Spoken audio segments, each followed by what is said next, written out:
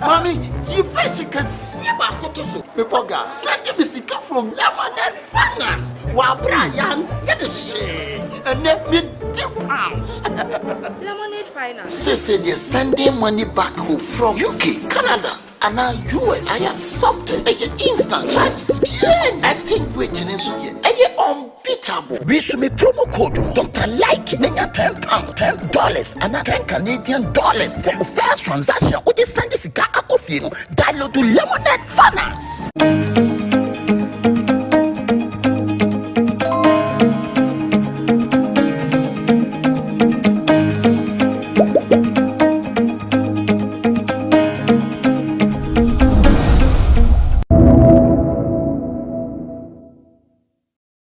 Mr. Speaker, indeed we are tired. Mr. Speaker, in this parliament, we have sat through to midnight considering issues and approving issues that have been brought to this house. We have adjourned at dawn before. Mr. Speaker, we do that when there's an agency. The approval of judges is not an urgent matter. Mr. Speaker, where a situation arises where the state is likely to lose revenue if an instrument is not passed, we are compelled to stay true, pass so that the state doesn't lose revenue, and therefore we can have boreholes in our communities. Mr. Speaker, added to this is the fact that this house is not rising today. We still have next week, from Monday up to Friday. We can take the approval on Monday by your orders. This house has sat on Mondays before. We can add on Monday, Tuesday, Wednesday, Thursday, Friday, available for this approval of judges. Right. Mr. Speaker, we are tired. Look at us, myself and Cletus. Unforce yourself. Mr. Speaker, consider the health consequences. Mr. Speaker, adjourn this house and ask us to come on Monday to approve the judges. I don't think that approving the judges on Monday will cause any or give any negative effect to the majority. Government will not lose anything if the judges are not approved today, but on Monday. Mr. Speaker, I humbly invite you. You indicated that you will yield to any of your deputies, which suggests that you are tired yourself. You don't want to continue, and therefore one of your deputies should sit in for you. We are your age. We are your age. The deputies are young. Mr. Speaker, don't consider yourself alone. Look at the others who are also as aged as you are, and attend this house till tomorrow. Sorry, till Monday. The speaker can ask us to come on Monday. It is his discretion. Speaker can ask us to come on Monday, and we will oblige. So, Mr. Speaker, you are humbly invited to attend this house till next week.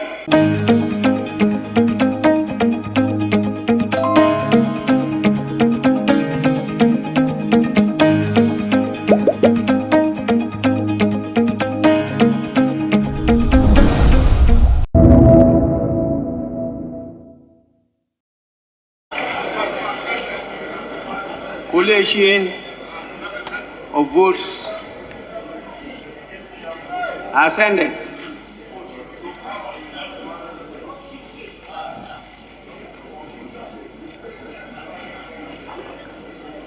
The register had 275 eligible voters. 3 voters were absent.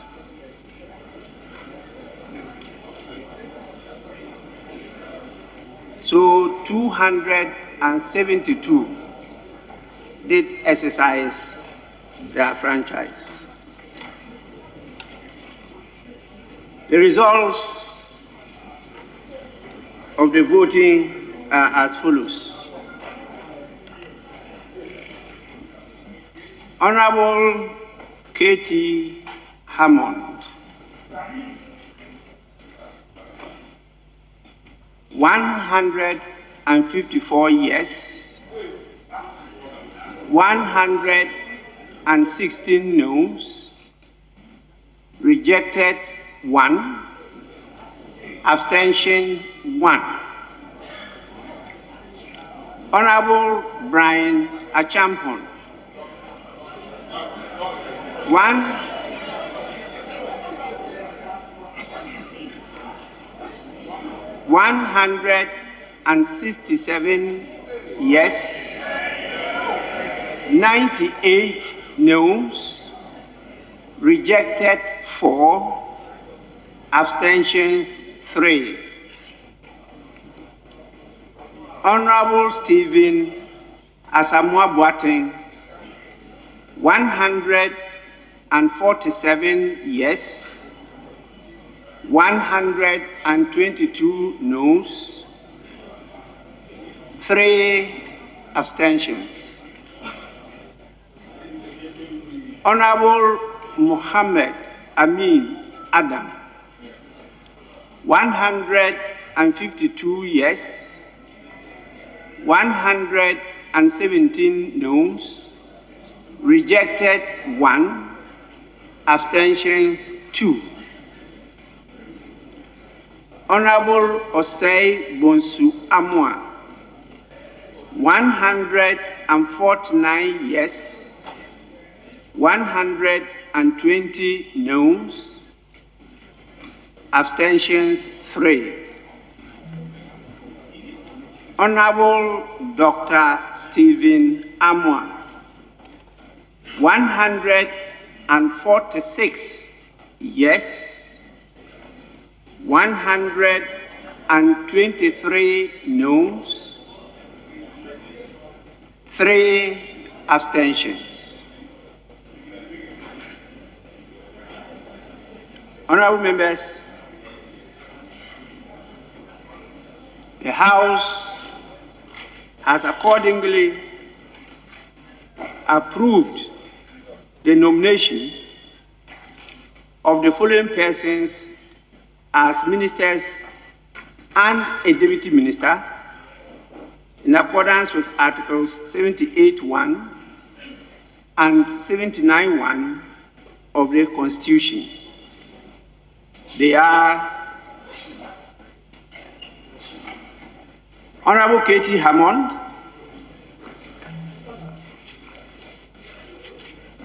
as eligible for appointment to the position of Minister for Trade and Industry. Honorable Brian Achampon, as Minister for Food and Agriculture.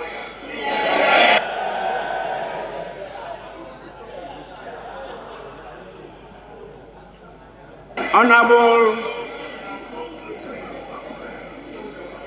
Stephen Asamoah Boateng, as Minister for Chieftaincy and Religious Affairs. Honorable Mohammed Amin Adam, as Minister of State at the Ministry of Finance. Honorable Osei Bonsu Amwa, as Minister of State at the Ministry of Local Government, Decentralization and Rural Development. Honorable Dr. Stephen Amwa, as Deputy Minister at the Ministry for Trade and Industry.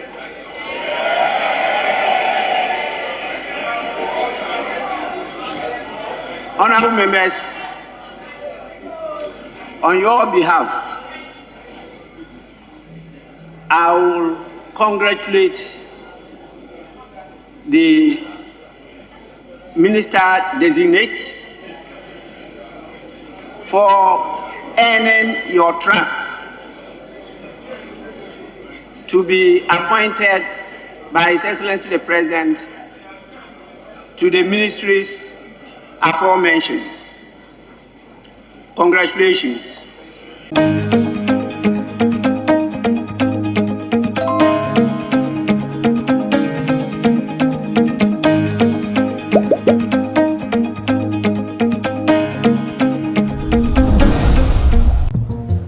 Now, oh, me.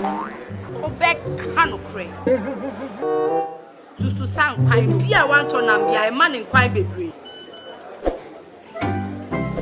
Mommy, you first can see my cotoso. Pepoga, send me sick from Lemonade Finance. While Brian did the shade and let me £10. Lemonade Finance. Say they're sending money back home from UK, Canada, and now US. I accepted a instant charges.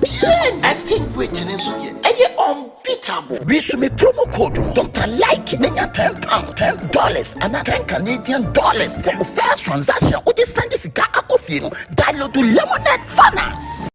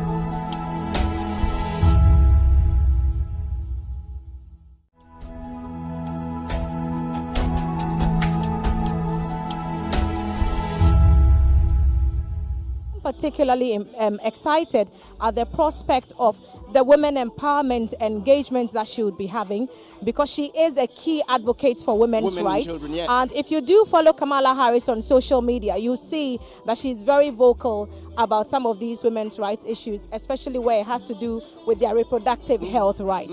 So she's been on a certain drive, hoping to make sure that women have the final say on what happens to their bodies when it comes to their reproductive health issues.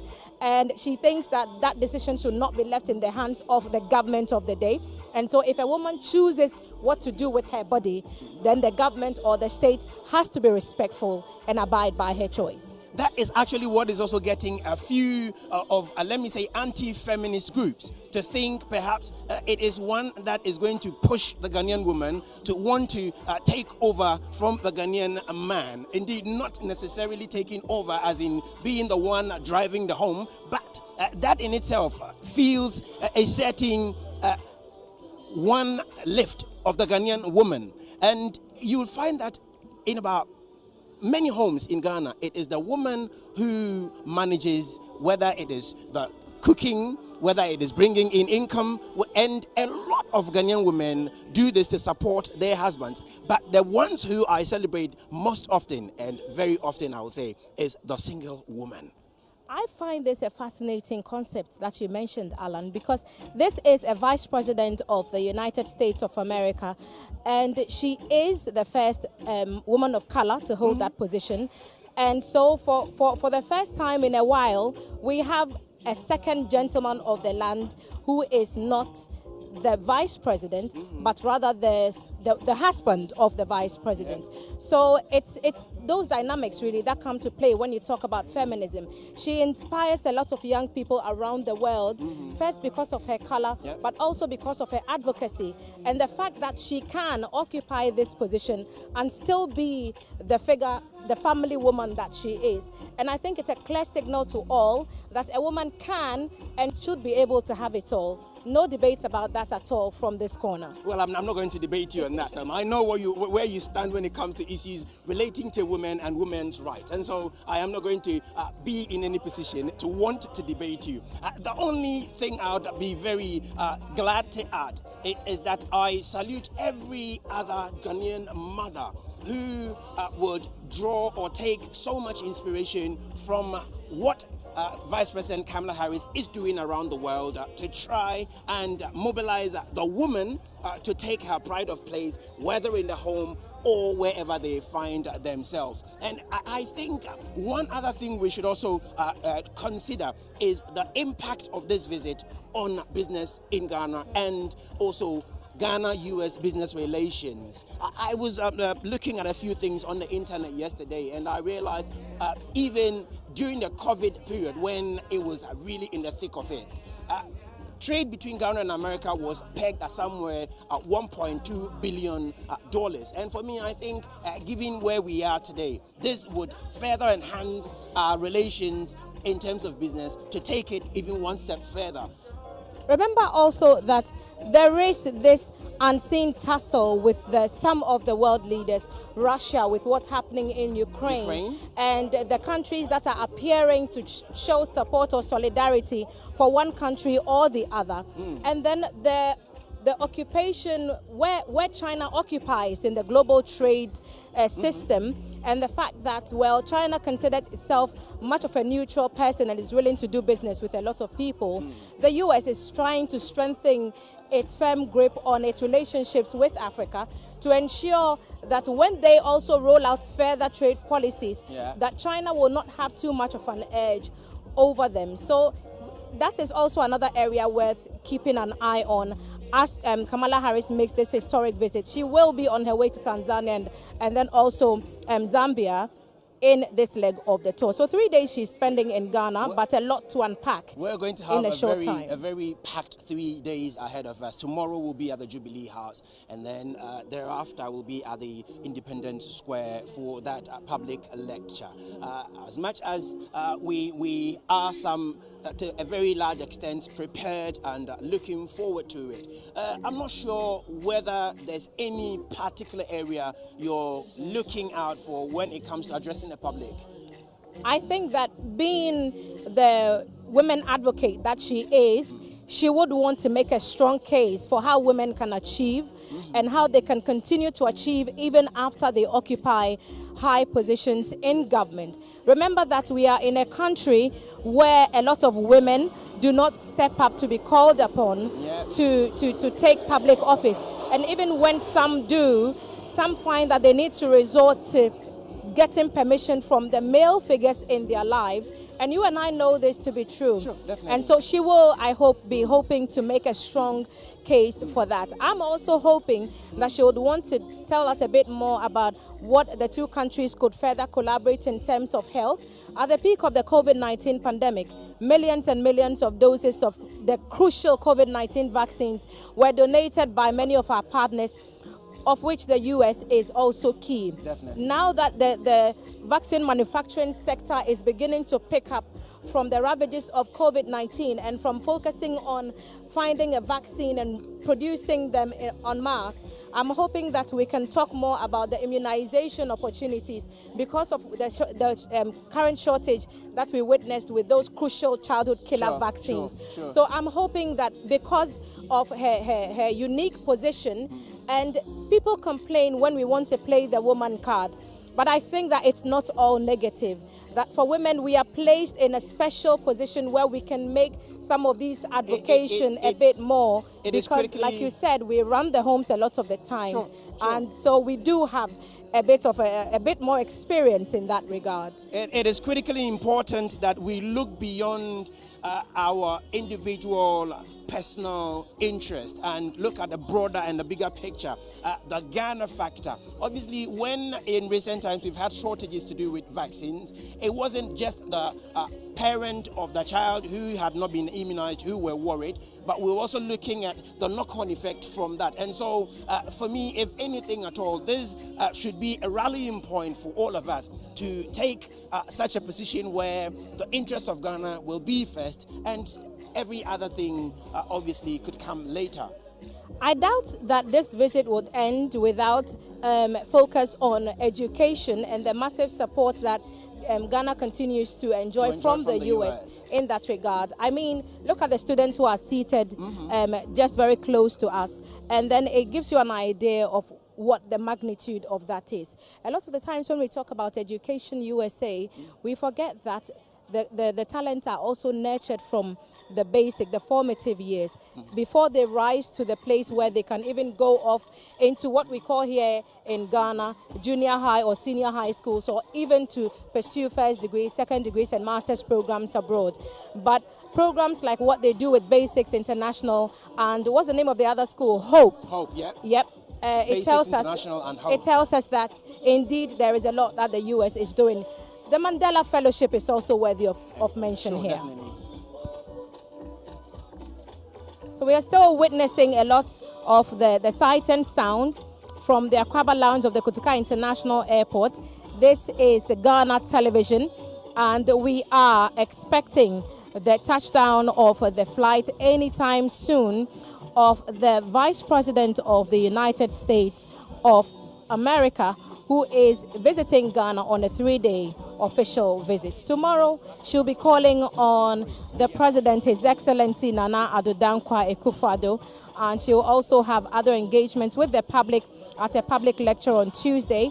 We understand that she'll also be engaging some women in some women empowerment activities while she is here. Alan, who else is coming on next? We also have some friends from the media who are also here. We're shortly going to be joined by Maxwell Ofori from the Chronicle newspaper. We want to pick his brains to see what this visit means to the media landscape in Ghana, and if anything, what are we looking to taking away from this historic visit? Okay, let's have him join us now so that we can pick some more thoughts. There's a lot of international media present here today, and so this is one of them, and we'll be engaging him. Alan, go on. Sure, Maxwell, thank you very much for joining us. You are with the Chronicle newspaper. What does it mean to especially our media fraternity, this historic visit? What does it mean to us? It means a lot, and I'm sure my colleagues who have the privilege of being here this afternoon and the subsequent coverage of all the itineraries would be proud adding it to their CV that once in their career they covered the historic visit of the Vice President of no mean a country but the United States of America. Personally, I covered the visit of French President Emmanuel Macron, and before that I had seen or watched senior colleagues cover the visit of President Obama. So for me, it means a lot that at least if I miss that of Obama, I have the opportunity of another U.S. president. So it means a lot to me, and I'm sure it means same to my colleagues who are here. Take us there. I'm not sure whether or not you have any recollections, but do you remember where you were when Presidents Clinton or Bush or Obama visited Ghana? I don't remember that of Clinton or Bush, but Obama, 2008 or 9, I was either in SHS ward or trying to get into SHS. Yes, that I remember. Awesome.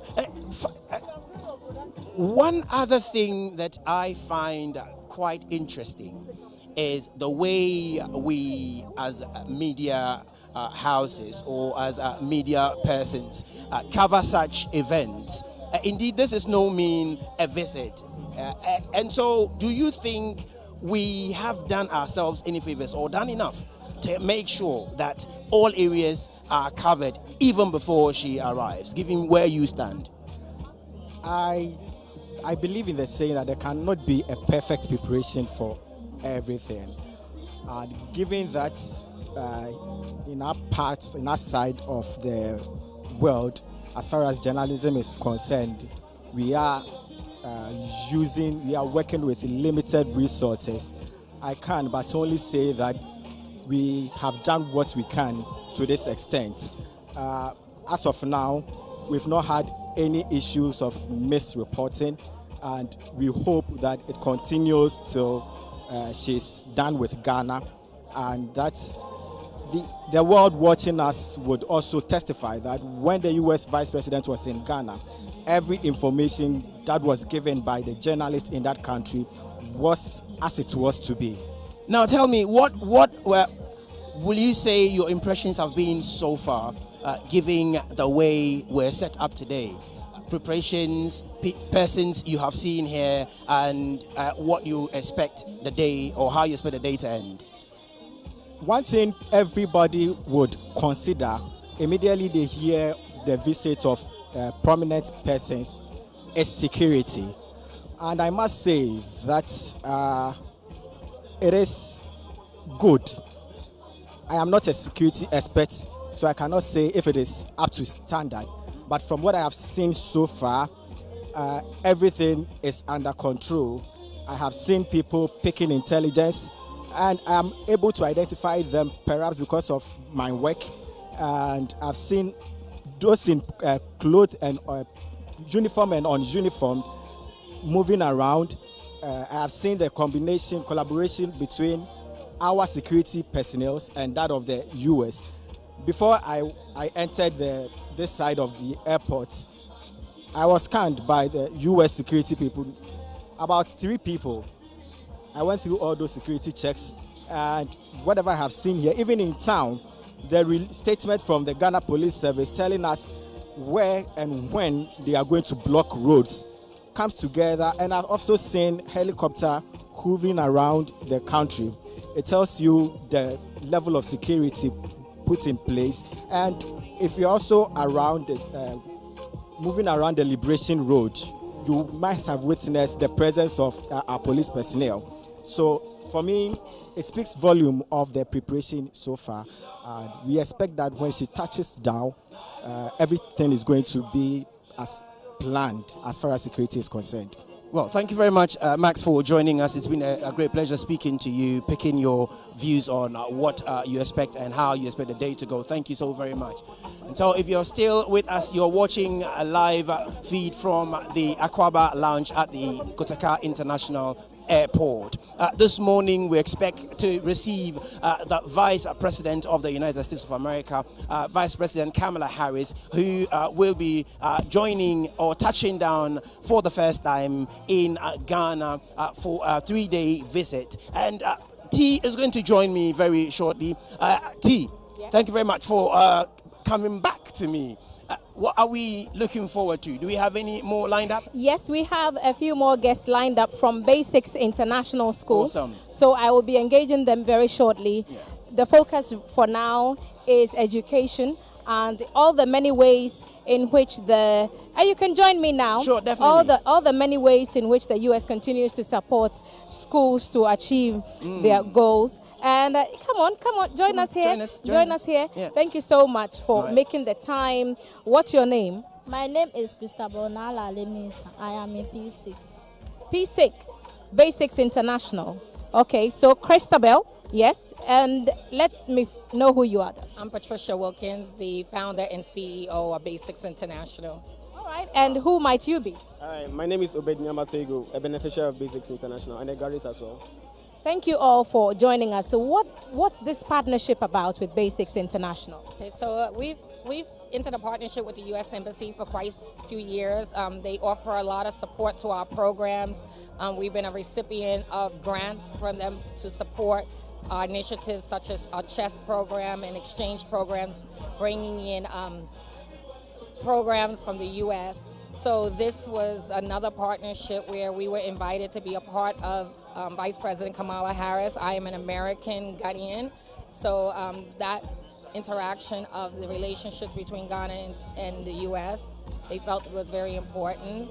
So yeah, so we're here today. Our children are here to be the crowd and to support and welcome Vice President Kamala Harris into Ghana.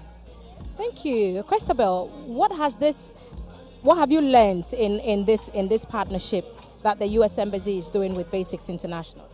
I've learned many things. Give us an example of some of them. One, like I came here to be seeing the USA president. I've not seen her before, but today I want to see her. So Hans Pat brought me here to come and see her. Yeah. So I'm happy to see it. I'm sure the Vice President will be happy to see all the many young women she's inspiring all over the world. If she should talk to you, if she should get close to you and talk to you and ask you, Christabel, what do you want to be in future? What would you tell her? I want to be a medical doctor. Okay, so what does Basics International and what do the things that you do at Basic International offer you to make sure that you can be the medical doctor that you want to? I think you would look lovely as a doctor, by the way. But what do you learn at Basics International which will help you to become a medical doctor? I learned so that I'll be a medical doctor. So I know like the things I'll go through and be a medical doctor. For example, you learn art and you obey instructions in class so that you'll be a medical doctor. Yeah. Thank you, Christabel. So you've had a young girl aspiring for greater things. Is that what the partnerships is all about? Is that the key focus for your work with the U.S. Embassy? Basics is a non-governmental organization, as our CEO said, and it's also trying to end illiteracy, hunger, and poverty in the society and where we are, Choco. Basics has been a benefactor of Choco in the sense that Basics is helping the people in Choco to be educated, to be able to be outspoken. That is in the sense of being able to speak for equality and good service to humanity. Ma'am CEO, what kind of changes have you seen since this program started that inspires you to keep going? Well, this is an example of a change. This is Obed, who you just met. Obed entered our program when he was about 8 years old. He had never been to school and he was a fisherman. And he comes from a long line of fishermen who thinks that should be where the child should be and that they should continue that legacy. But just 2 weeks ago, Obed graduated from KNUST. So this is some of the change that we've seen. Congratulations, Obed. What's the vision for you after this graduation? The vision is that to continue to inspire people, to promote what Basics is doing, and also to help my community as a whole, to bring change. That's what we want, change in the community. Because it's a big ask for a community. I know the place personally, and I know that, like you're saying, illiteracy is a problem and poverty is really a problem. How much of an inspiration is your story to people in your community, and how are you able to use that to influence them to also join programs like what's happening at Basic? You know, whenever I'm in the community, people feel like, yes, people look up to me and say, this is Obed. He went to Basics as a young boy. Right now, he's doing greater things. And what Basics is doing for me and my other brothers and sisters and siblings in the organization, yes, it has been recognized by the community. And so whenever they see me coming from school, whenever they see me going to the program, they always tell their children, I want you to follow Obed, do what he's doing, learn hard. Yes. And so that's an inspiration, a big inspiration. I'm sure that at some point, if she has the time, Her Excellency the Vice President may very well watch this broadcast, and she would hear you, and perhaps you would take a few minutes to give her a direct message, if you could. Well, I would say to her, thank you. Thank you for inspiring a woman myself, a woman of color. Thank you for inspiring so many young girls around the world. I think wherever a young girl is sitting today, they're looking at her and saying, that could be me. And this is something that we as girl children are not being afforded. We had to fight for so many things. And so she sets an example that anything is possible. And so I say thank you. I would say thank you to her. That's all I would say is thank you. Her partnership with U.S. President Joe Biden, especially coming on the heels of the presidency of His Excellency Barack Obama, became a positive black story to tell all over the world. How much of an inspiration is that to you as you stand here today, seeing someone who looks just like you step off of one of the most highly secured planes on the planet and occupying the position that she does? I think that's what today makes it so special, because we can celebrate that she's a female and we're celebrating a woman, but the fact that she's the first black woman, first Indian woman, for me as an African American woman, for our history, that we come from people that were enslaved, and that we're seeing somebody walk off an Air Force One and sitting as like the second seat in power in the United States in America. Again, say thank you, because it's inspirational. It makes us all wake up in the morning and say that we can do greater. We can do greater. So thank you so much for sharing some time with us. I see that your people have moved closer to get the front seats at her arrival of Her Excellency. Thank you for what you do for the Choco community. Keep it up.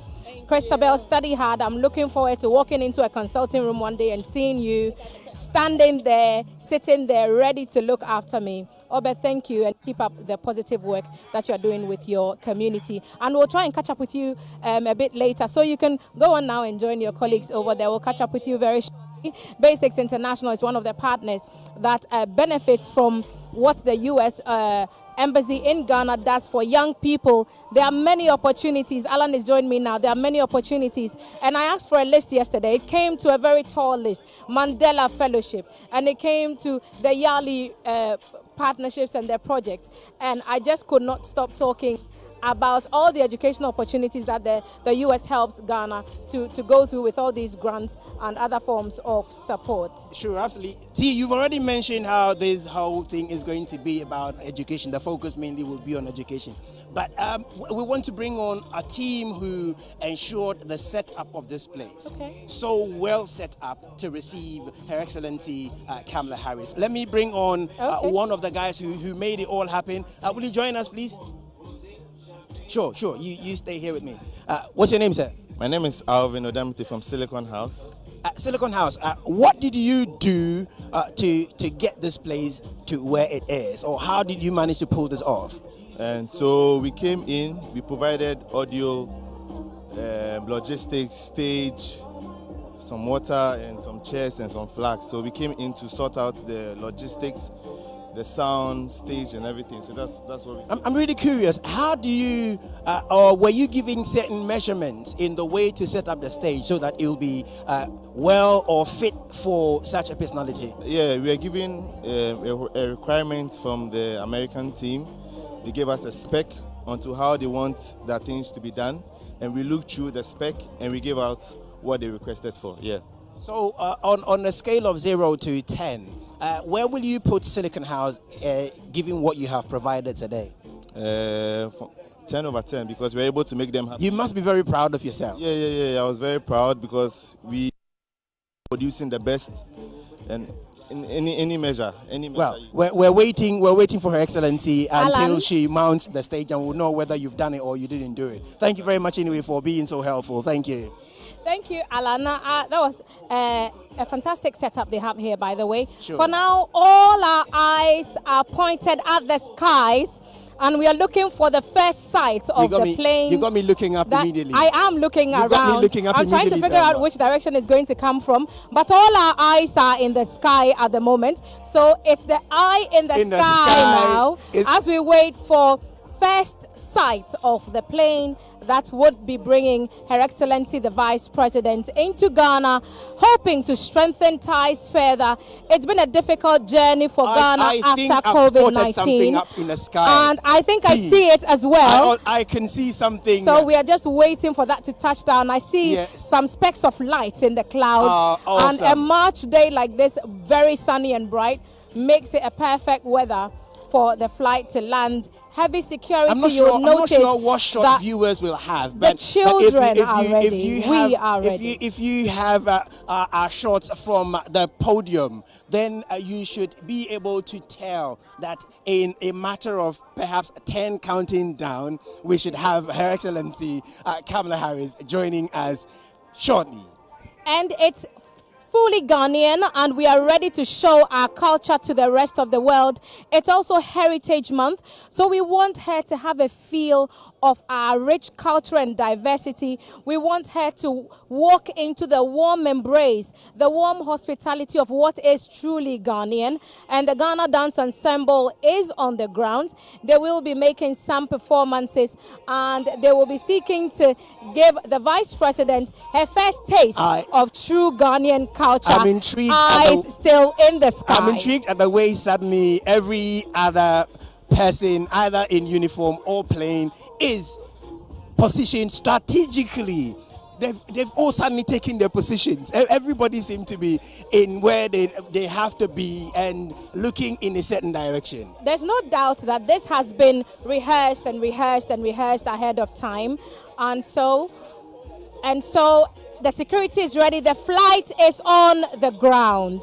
The flight is on the ground. We have Akwaba, Your Excellency Kamala Harris, welcome to Ghana. Henny Oje, I hope you learn to respond Genjo, as the Ghans will say. Well, welcome, that cans will go with the same Akwaba, baby Awufri, a hot dear. And I'm sure she's gone through her tuition with local languages, and so perhaps she'll be able to say, baby Amifri dear, a hoboko. And if there are any enthusiastic persons, they will go on to ask the typical Ghanaian question, what did you bring me? So she comes bearing messages from our brothers and sisters in the United States and Ghana, the culture of the people, the history of the people, one with the United States. Today, in Accra, Kamala Harris at the Kotoka International Airport, U.S. Vice President to President Joe Biden. Let's enjoy some of the sights and sounds.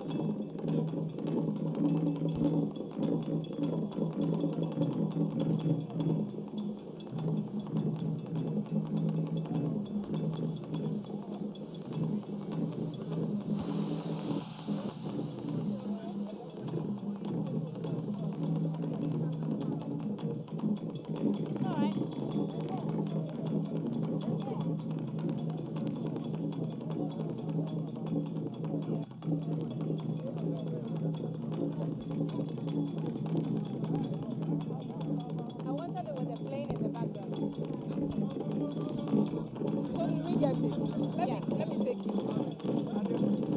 I'm a sharp. Yeah, I'm a sharp.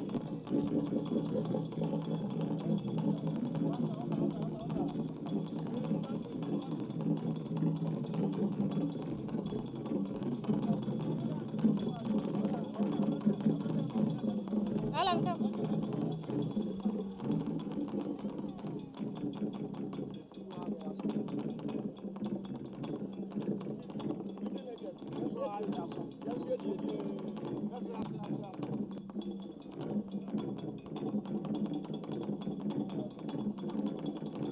Rachel, join us. Would you terribly mind?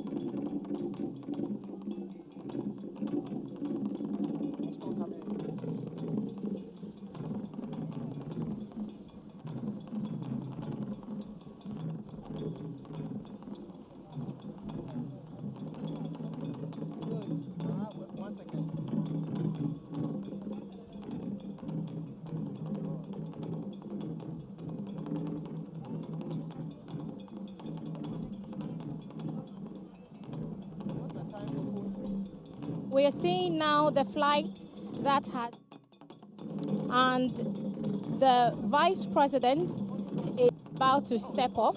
We've seen some state protocol vehicles approaching the aircraft, and we are waiting for first sight.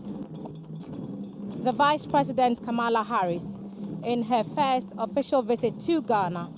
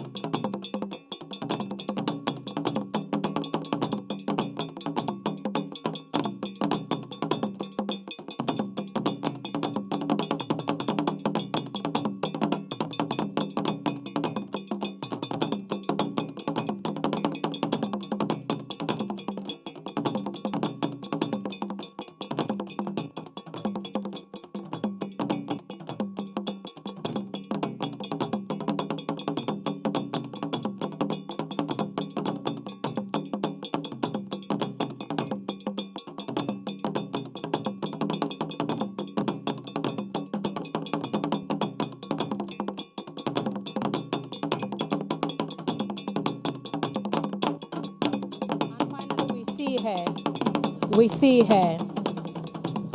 her stepping off.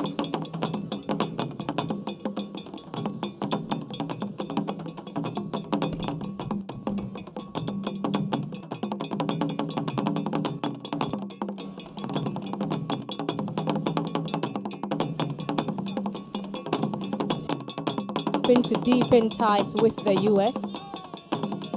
and now is the moment, a very historic one.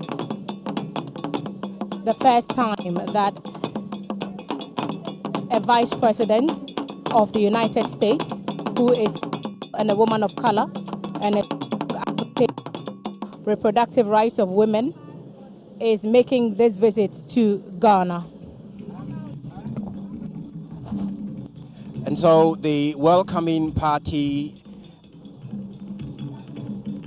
led by the Vice President of the Republic of Ghana, Alhaji Dr. Mahmoud Bawumia, is on his way to meet the team getting out of the aircraft in the company of Her Excellency Kamala Harris.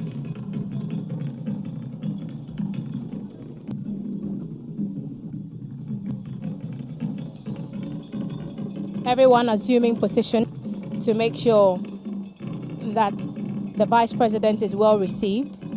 His Excellency, the Vice President of Ghana, is welcoming his equal from the United States.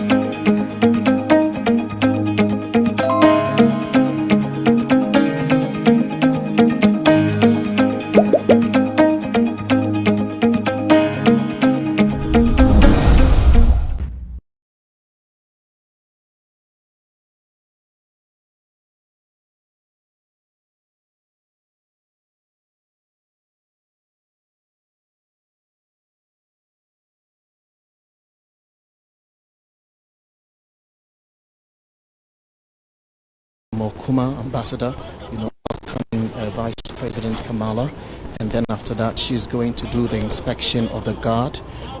Immediately that is done, even before that happens, two national anthems are going to be played, the national anthem of Ghana and then followed by the national anthem of the United States. In fact, after those are done, Kuma is going to escort the Vice President to the Jubilee House glass door, the ceremonial glass door, where President Nana Addo Dankwa Akufo-Addo will be standing to welcome Vice President Kamala Harris. Well, like it always happens, there is going to be the exchange of pleasantries, and then they move to the booth to basically have the ceremonial picture taking, what we call the official picture.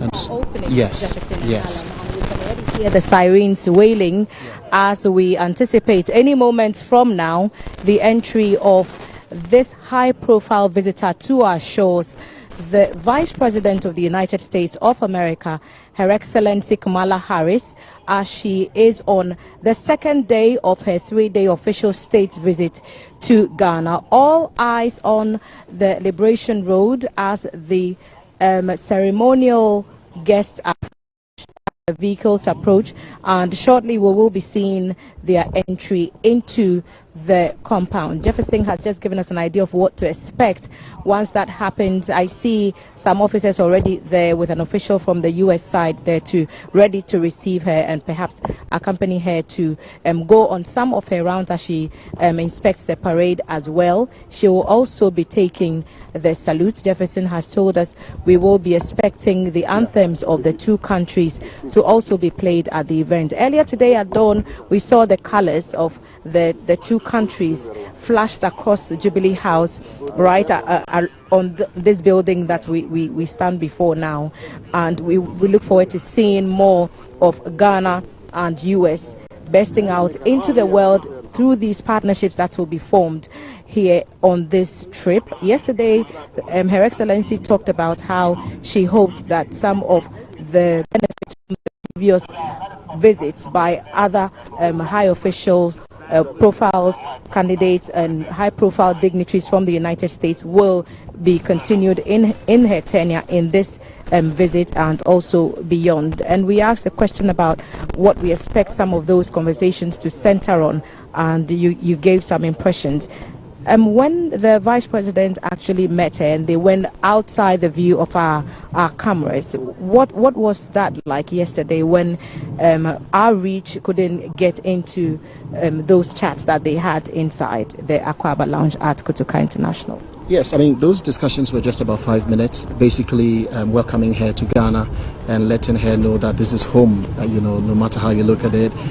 We're all from somewhere, so basically letting her also know a lot of the discussions that are going to be focused. For example, today, the bilateral meetings that two countries is going to focus more on women empowerment, is going to focus on digital economy. We're also looking at climate change and the things that we need to do as a country, especially in the areas of economy, at a time where the world is struggling economically. What steps, what ideas, what innovation or innovative ideas can all these two countries adopt in order to ensure that we have a very successful economy at the end of the day post-COVID? So we see more people approaching and more people getting closer to the entrance. The motorcade has already entered the premises at the forecourt of the Jubilee House here in Accra, the seat of government. And this is the moment that we have all been waiting for this morning. As the vice president is ushered into the compound, a delegation is already heading towards the entrance to receive her. So let's see and let's observe a few more of what will unfold in the next couple of minutes. We'll have the benefit of talking some more about it.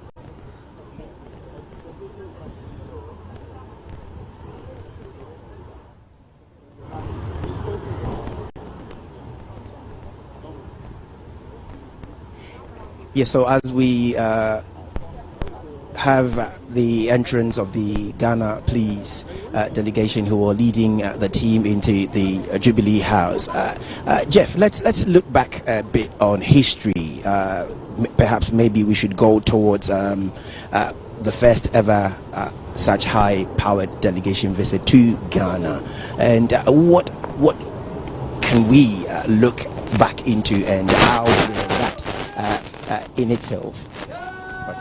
Sorry.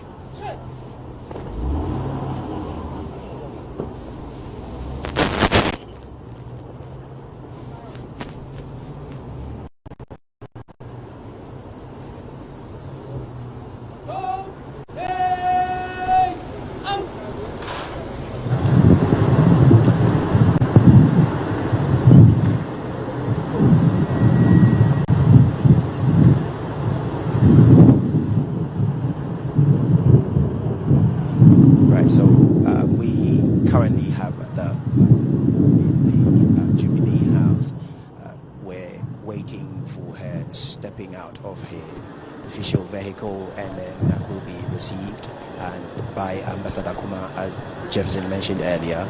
And then we will observe her inspect the parade, and then mount there and address or acknowledge the parade, and then we'll be heading towards the ceremonial glass doors where the President, His Excellency Nana Addo Dankwa Akufo-Addo, will be receiving her. There we have her. On the base now, about to take the salute. Presidential salute! Present arms!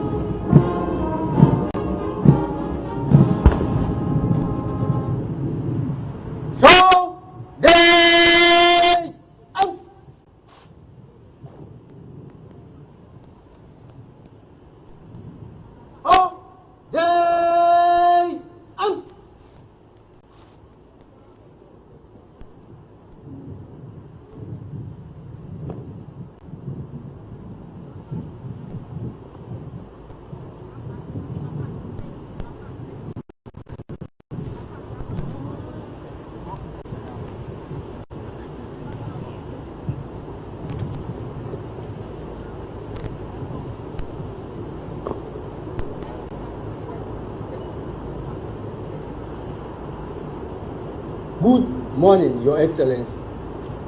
Guard of honor mounted by the Ghana Air Force. 4 officers, 96 rank and file, with the Armed Forces Central Band in attendance, ready for inspection. Flight Lieutenant Abdul Nasser Salia, reporting, Your Excellency.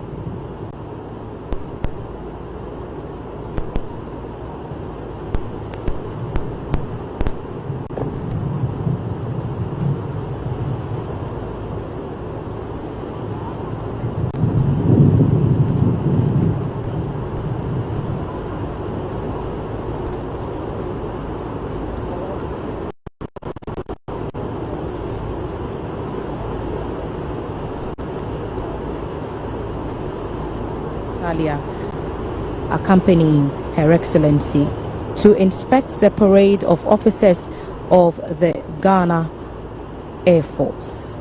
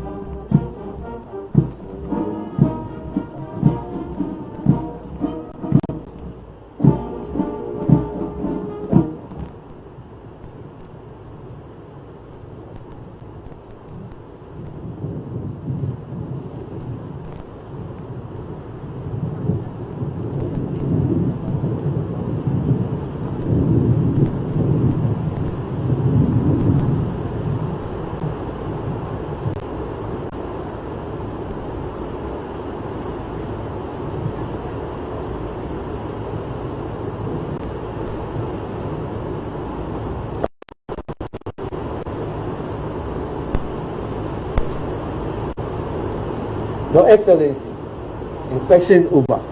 May I have your permission to carry on, Your Excellency?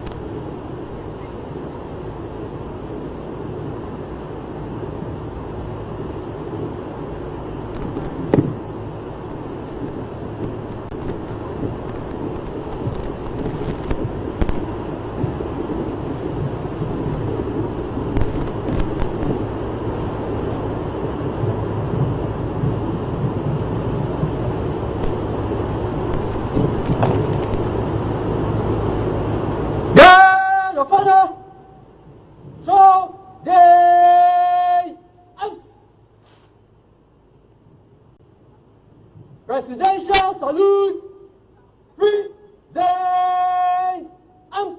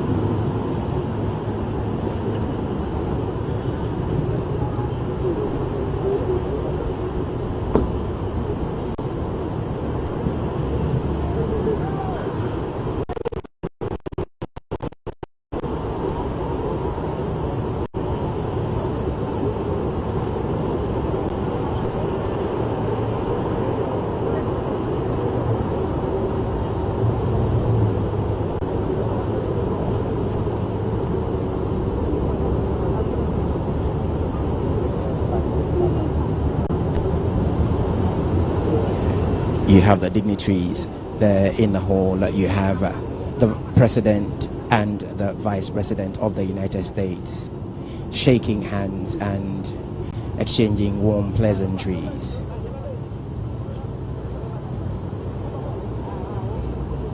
The First Lady, Rebecca Akufo-Addo, Her Excellency, has joined the party.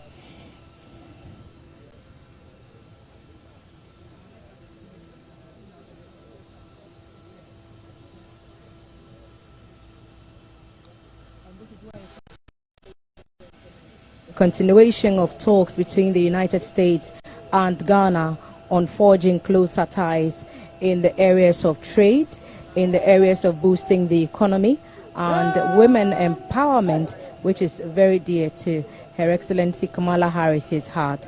The parade that just gave her that honor, about to be marched off, while she continues her interaction with members of the government delegation. We see in our shot now the Minister for Foreign Affairs and Regional Integration and other government dignitaries as they also welcome the visiting U.S. Vice President. This is Ghana Television and we are live at the Jubilee House in Accra. We're seeing the government officials still engaging with the Vice President, Finance Minister Ken Ofori-Atta also present, and we see pleasantries exchanged all round. And that's the National Security Minister, Honorable Albert Khan Dapa, just shook hands, and we have Ambrose Derry, the Minister for the Interior, and then we have the Minister for Lands and Natural Resources, Honorable Abdullahi Chinapo, and then the women also not being left out of the government delegation, and the interactions continue as they welcome Mrs. Kamala Harris home. Honorable Howard Kumsin and then Honorable Katie Hammond, the Trade Minister designate. Yeah.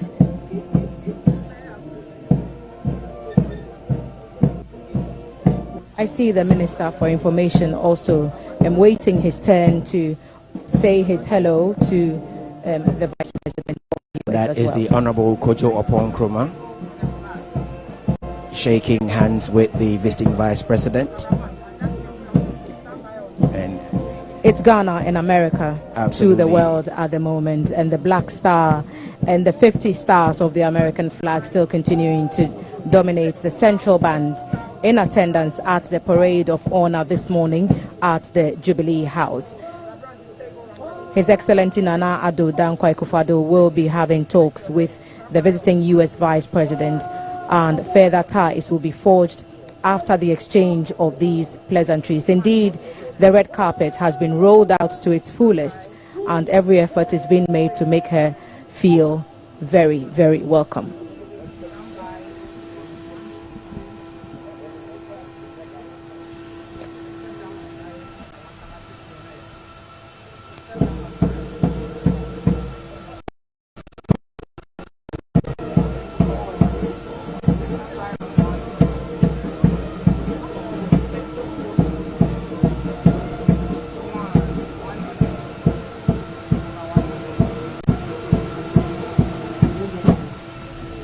And what a sea of smiling faces she has to wade through, Alan. It seems that her people also showed up in their numbers from the U.S. side to also welcome the Vice President home as well. And we say home because we are told by Jefferson Saki that yesterday Vice President Bawumia did indeed tell her that this is home for anyone who is of African heritage. Sure. Ghana welcomes people from all over the world every year in the thousands and millions who all visit our shores, and so talks around tourism will also be dominant at this conversation, because we understand, like U.S. President, former President Barack Obama before her, Her Excellency Kamala Harris will also be going to the Cape Coast Castle to also get in touch with that side of her heritage. Reminds me of when ex-President Barack Obama visited, and he went into the Cape Coast Castle, And in there, you saw that photograph which went viral of how humble he looked at the time, seeing the chains and the shackles that many thousand men and women were bounded in and shipped across the Atlantic to the United States. Remember, Alan, that America is also going through its own times with regards to racism and bringing people of minority backgrounds also up to be equal and treated the same, whether they are accessing healthcare or whether they are just walking into the shop to buy something.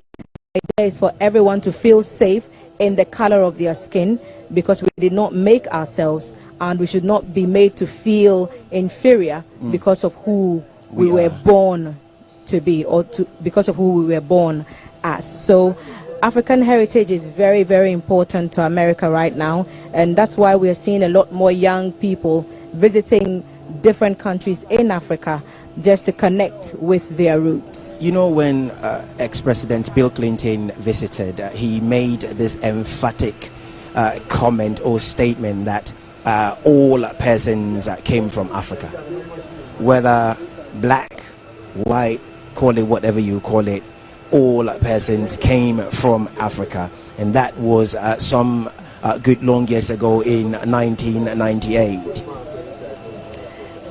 Former President, now late J.J. Rawlings, was president at that time, the March 23 visit of His Excellency President Clinton.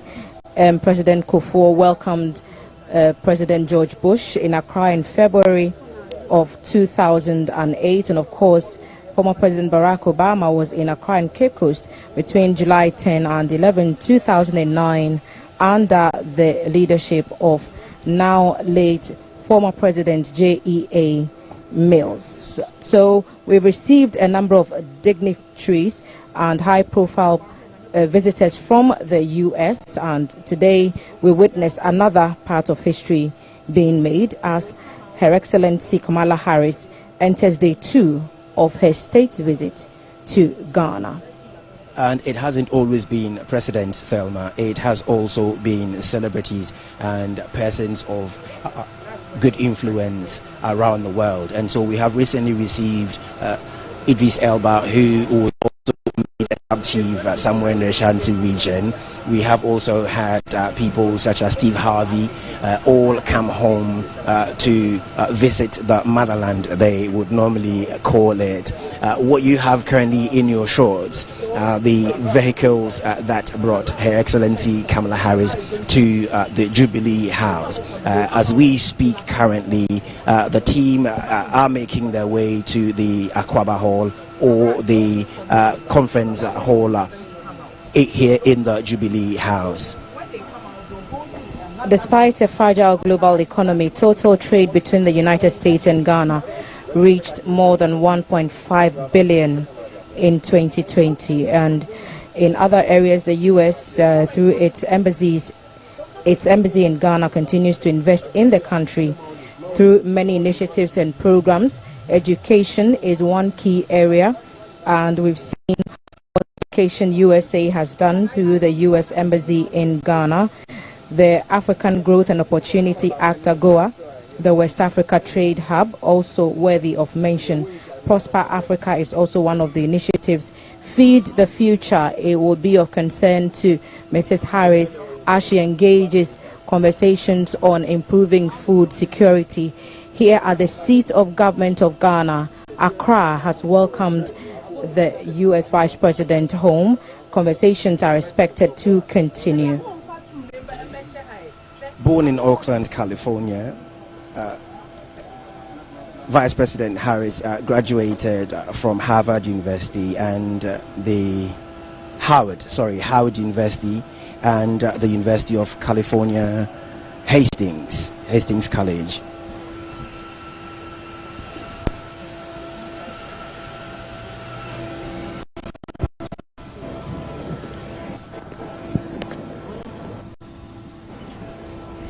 We expect that very shortly we should be seeing some more scenes from inside the Jubilee House, where the talks will continue We understand that the president will spend a few minutes with the visiting vice president, after which they will address the media in the banquet hall of the seat of government right here in Accra.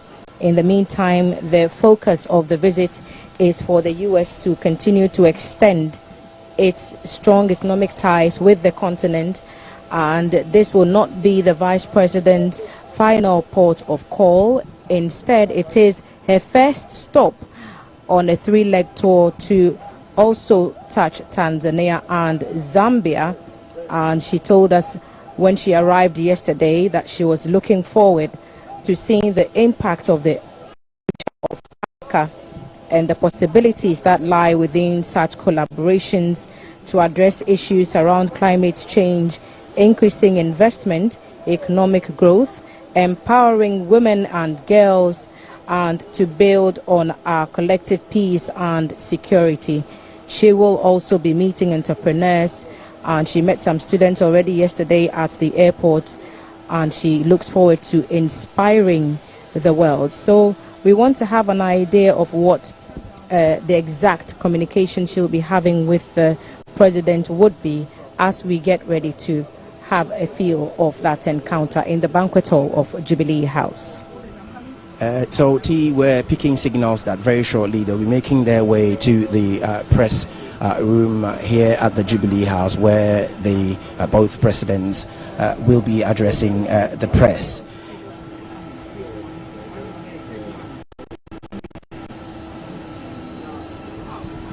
But before that, there will be, as we understand it, a little tete-a-tete between the two presidents before the president and the vice president, before they will head to the conference room where the press will be addressed.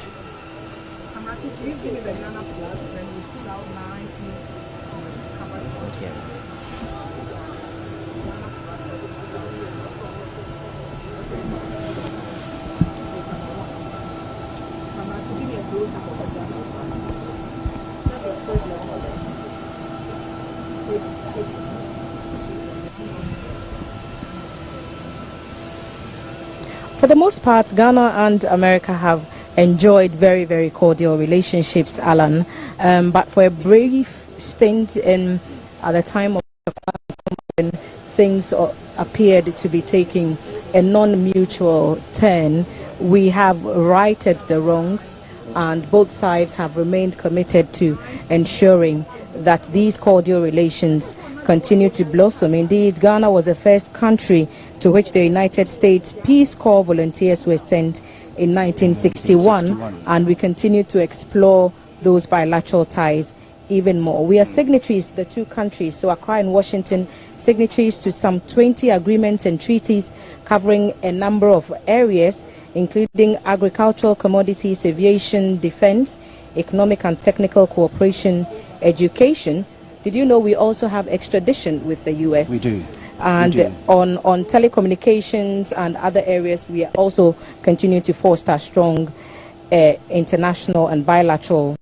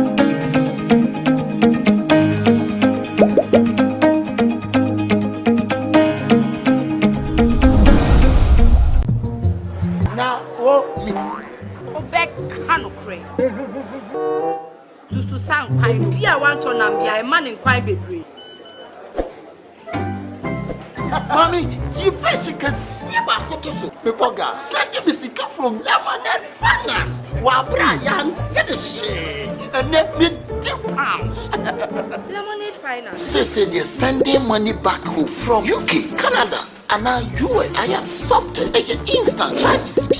Extinguishing in so unbeatable. We should make promo code Dr. Like Nanya £10, $10 and $10 Canadian for the first transaction. What is send this guy download to Lemonade Finance.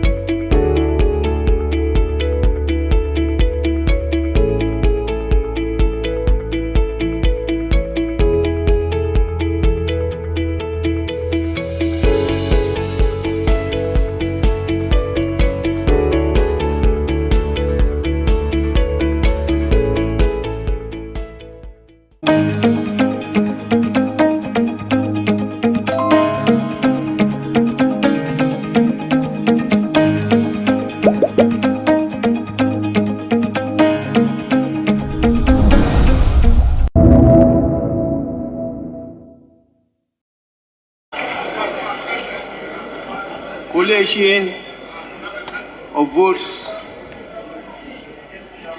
ascended.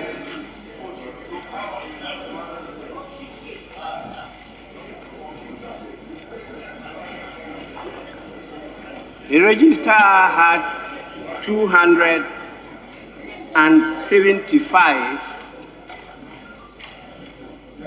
eligible voters.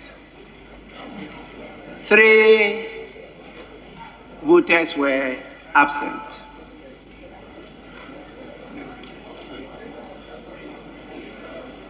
So 272 did exercise their franchise. The results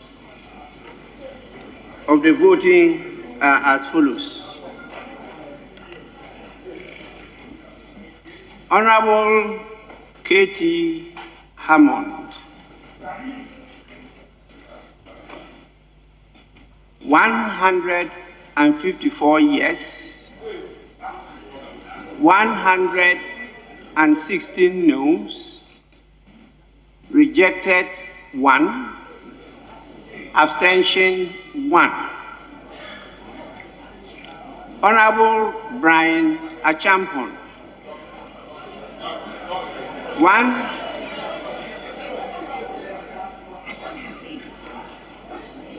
167 yes, 98 noes, rejected 4, abstentions 3.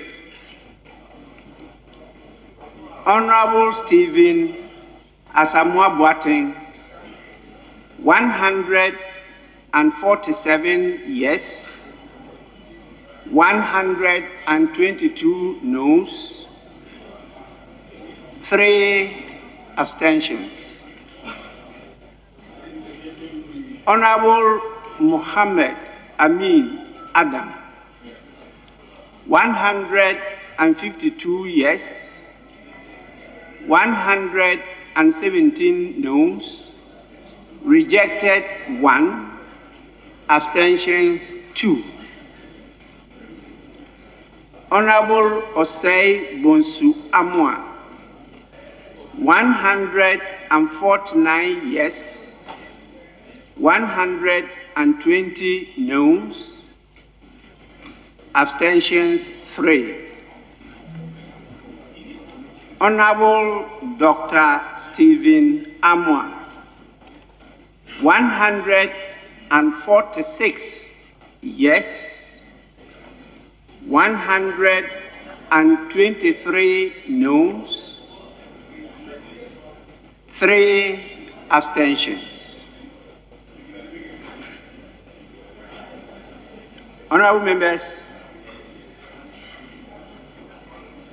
the House has accordingly approved the nomination of the following persons as ministers and a deputy minister in accordance with Articles 78(1) and 79(1) of the Constitution. They are Honorable Katie Hammond,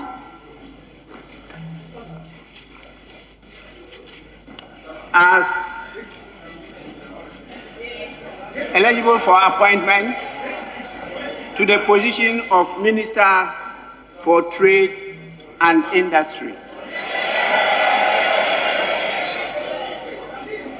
Honorable Brian Achampon, as Minister for Food and Agriculture.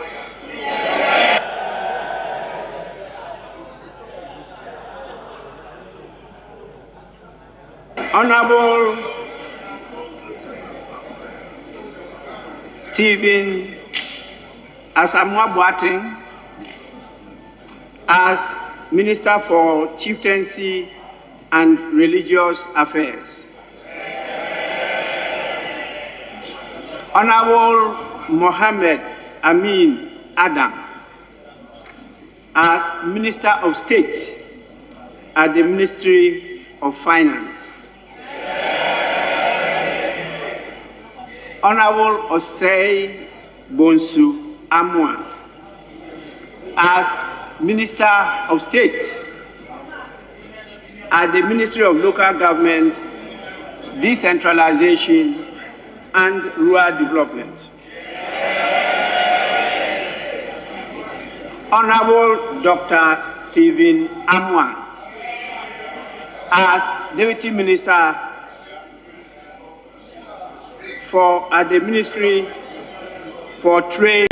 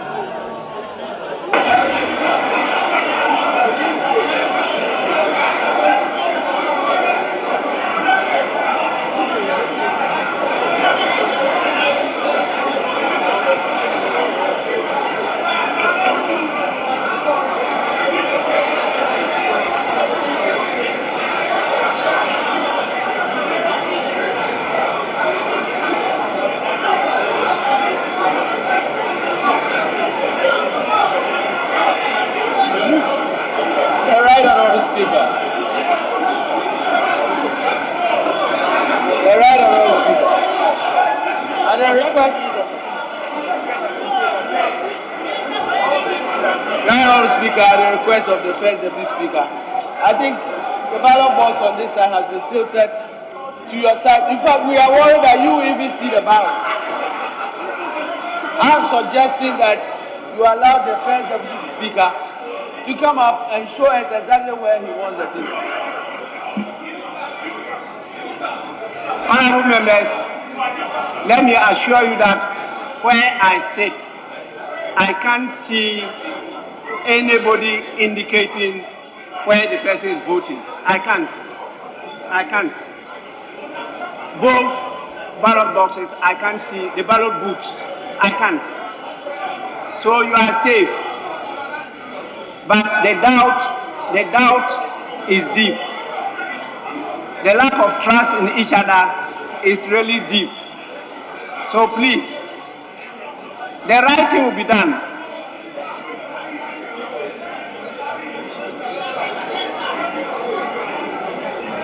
Yes, Majority Chief. Speaker, with respect, I think this is a point that we shouldn't belabor.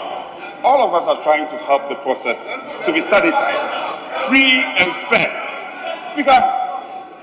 Speaker, one of the approaches that will help us to avoid things not being transparent is that we on your right side will vote on your left side.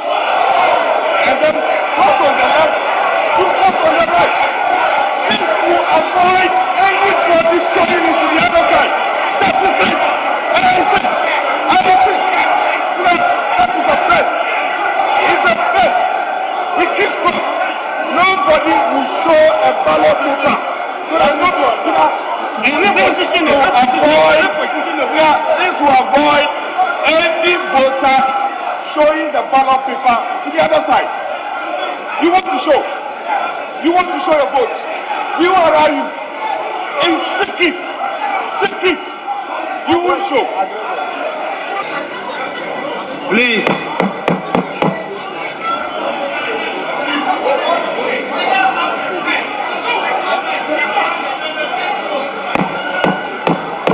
Minority Leader.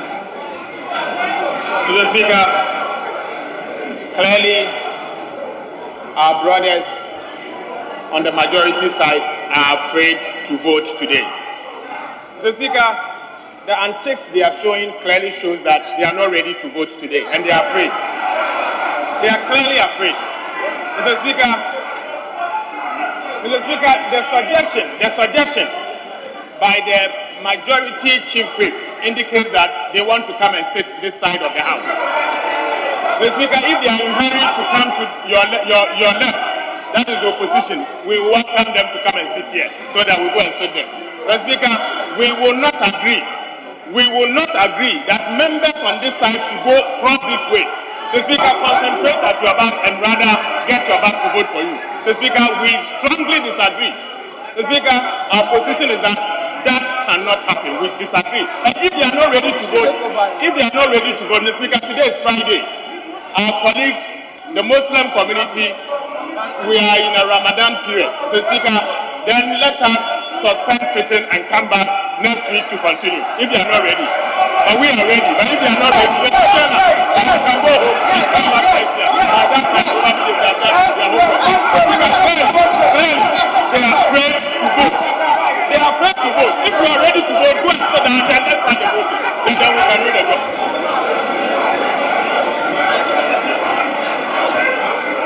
Honorable members,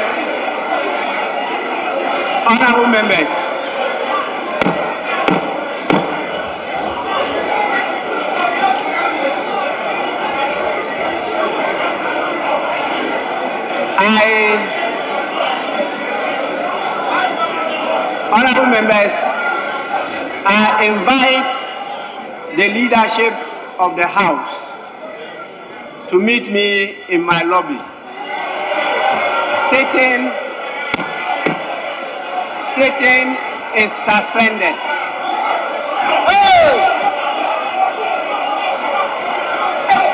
Mr. Speaker, today is Friday.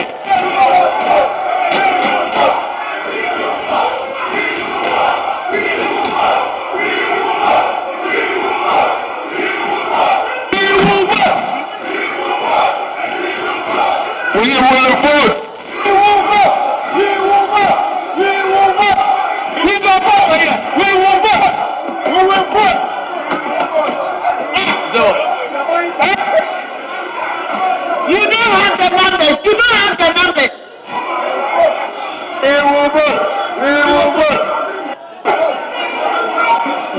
You are losing.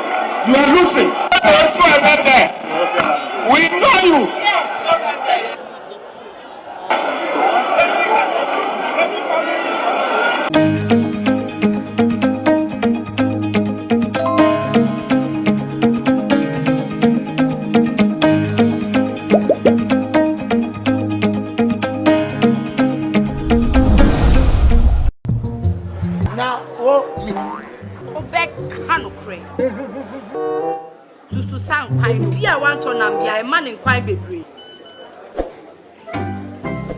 Mommy, you basically see my kotoso. People got sending me sika from Lemonade Finance. While Brian did the shit and let me £2. Lemonade Finance. Say they're sending money back home from UK, Canada, and now US. I accepted a instant charges. Extinguishing in so unbeatable. We should make promo code Dr. Like £10, $10 and $10 for the first transaction. Or they send this guy a coffee. Download to Lemonade Finance.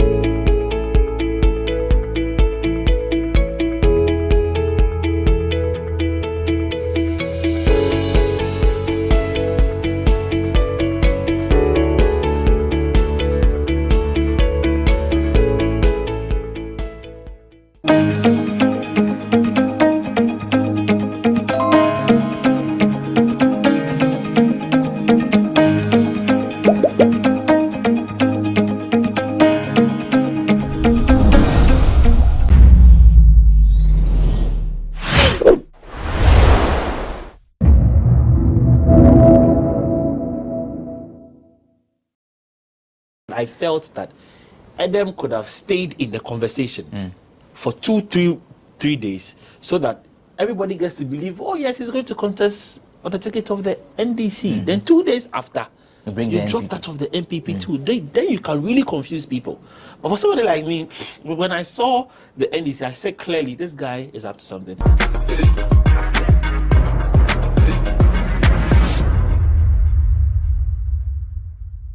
It feels good to be back again. Hello and welcome to eForum on GhanaWeb TV, where we discuss issues relating to the arts and entertainment. My name is Abrantipa. Today on the show, I have Nana Romeo. He works with Accra FM, Obosho, mid-morning, 10 to 12, and I 10 to 1, 10 to 12, every weekday. Nana, Akwaba. Caleb Boy, Black Rasta Frosty. Or born some, hey, Charlie, the fans, you know, be small. Son of Gamashi. Yeah. Akunya no more be say o media general. Charlie, the way the more he bounces, the more Akunya nya. Charlie. Black Rasta bouncer. Among for crap person omusia sa star na bi. But Akunya so na. No, you see Hey, Caleb Boy works with Media General. He's a host of Showbiz 927 and then the producer of Black Rasta, Urban Blend. Yeah, Urban yes. So, Caleb, thanks for joining us. Today we are looking at Edem, and then later on we'll focus on the VGMAs. So, Edem came out with a poster, a flyer of him, you know, purported to be aspiring to be NDC parliamentary candidate, but he did not add the constituency. So everybody was anticipating because he had said on that very day that the next day 4 p.m. there is a big announcement. Then in the morning the next day there is another flyer of him, MPP colors all over. Afia Schwar, Edem say he was using it for social experiment. So let me read what he posted, and then when I am done we will focus on it. It says social experiment 1. Are Ghanaians tolerant of divergent views in politics? And do media houses verify facts on information gotten before making it news? Are people excited to see more young people take up political positions? That's number 2. Number 3, how do individuals of different political parties react towards each other? Do people's political views influence their attitudes, behavior, decision making? 4, does intolerance, bias, and prejudice affect individuals and their interactions with others who have different political views? Fan opinion. Followers of both parties should use the same energy to support creatives on social media, and both parties are invited to Edem Fest 2023. I need same energy for my upcoming songs. Those way unfollow me on party line, I beg, follow back. I love you all. And that's Edem's post. His reason for confusing the whole of Ghana. Caleb, were you confused? No, I wasn't. You weren't? No. So you, when you first saw the NDC flyer, did you ever think this is what he was going to do? Like a prank? When I saw it, to be frank, I knew he was going to release a song. Okay. Because in 2016, he released something similar with Akufo-Addo's head with a crown on it. Yes, I remember. The title was Nanayeba. Now, if you listen to the song, it had nothing to do with Nanado. The song that had a Adwa or hip hop feel. Yeah. Was it Nanayeba? Yeah. So, the very moment I saw that NDC picture, I said, look, this guy's up to something.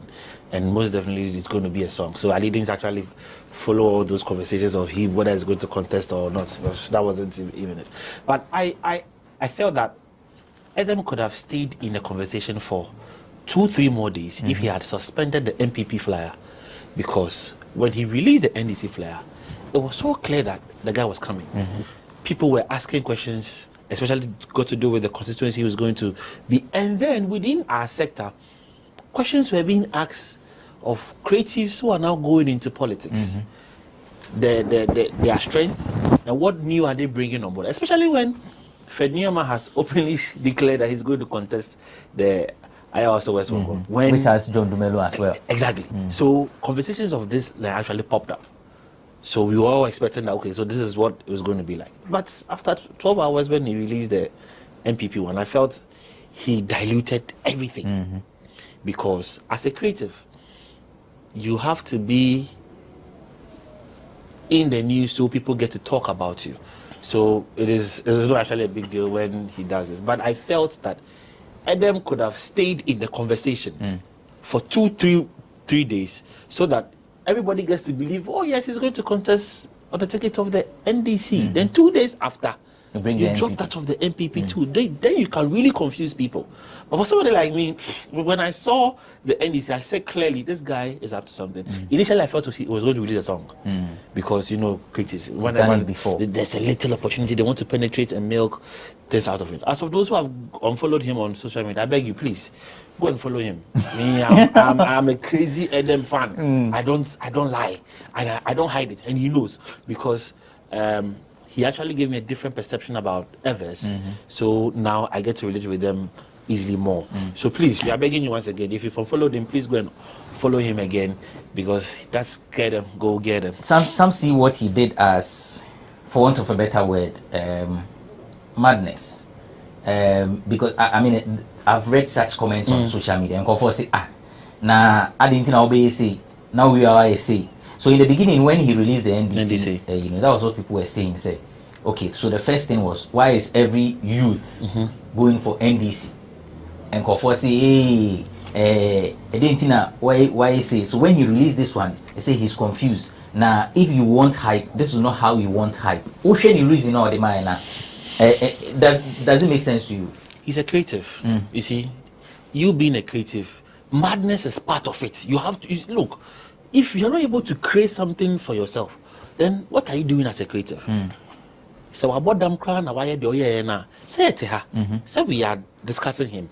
Exactly. I'm sure if on yes, I didn't before, and I'm sure so on other platforms, that conversation here because but me I'll suspend the MPPDN for some time, so that conversation on creatives or moral politics anymore. And then I'm deba.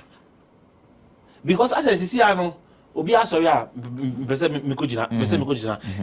people actually feel so. Yeah, your work critics, you know, we're not too strong to go into politics. You're too weak. So when you have a conversation, you remember at the time when Dumelo, Obi referred to Parliament to for concerts, which I felt was a very bad statement. So if Edem had suspended the one from MPP Kakra for like 2 days, and can see the conversation would have been creatives now more politics no. Then a modeba, and then phone a modeba, and I think that would enrich conversation in a way. Say we can use that to even judge Yanko Fona Afi and next election. Afi you be from Aba, it be some Munsem. But I think the MPP one, it came too quick. A bantam dodo. Into a mad diluted. But at the end of the day, yes, achieved what he wanted. And we are discussing him. Romeo, I mean, to submission on this one. All right. First of all, regards to everybody watching us. I think say one point I Caleb make here, Depa was say no kase no senka Edem suspended kakra nanka NDC no ejinam kakra na ye discuss here. Honestly. Menso me who flyer no. I was enthused say wow. Ebe kakra ye nyina ebe kwa preview because say the youth no anya vin. Ti me kra medwin say looking at how say position be da ho man panyifo na omuntumi make good use of it yeah bread na ho kire wo man government bia ba yesu na momwa ye onti now no am say youth na hu say say ya sorry na ya vie for positions no enya positions na na use ni ye e de abo man no. So I was happy me who NDC there now oka say a big announcement to be made soon no. I think say Otro Bibisa 4 p.m. good. I was like okay Obabe declare constitution oko nti no na me na me twen. Honestly I didn't even think say a prank and I say bia he was up to something else. No. Okay, said the woka no. So omade na yede. Now people were discussing him. hey, wow, Edem, wow, that's good. With the Bami say, me cry them can voter. Bami so be voter because Accra had the me who be important. Ya start teach voter. Dina me hwe baby. Because what type of voter so how? Dina ma start cry hwe baby free. Na ya analysis na hwe say baby free no. Google say. Dina ya start cry yes adwuma no. Enti said the kind no. Anche bia na yesan hu MPP flyer no. Now or say now, a person who says media no, you information you verify answer. No, now verification maybe you not Idea no is from the horse's own mouth. One will post the flyer no, so definitely we also break the news because me cry me who you know. Me say no, we dey be no be na flyer no. Ti me call the page eko hey. Me call am panso so no. The flyer was on your page, so meaning you posted it. And so being pokran so na hack your account. And you could have come out and now release a press statement say the account has been hacked. But there was nothing of that sort. We saw the flyer, everything was happening, we were all enjoying it, watching it. Now, the attorney said there's something I've noticed in Ghana. Ghana hano, my study who say MPP near Yambashu be brave. But we were himself buying this year. So omo follow no dodo na I can confidently say omo follow Edem no first flyer no the buy out no NDC person say MPP for na on follow person say MPP for dodo na on follow no Ghana ha no say bebre na and your research and observation me research bi amaye.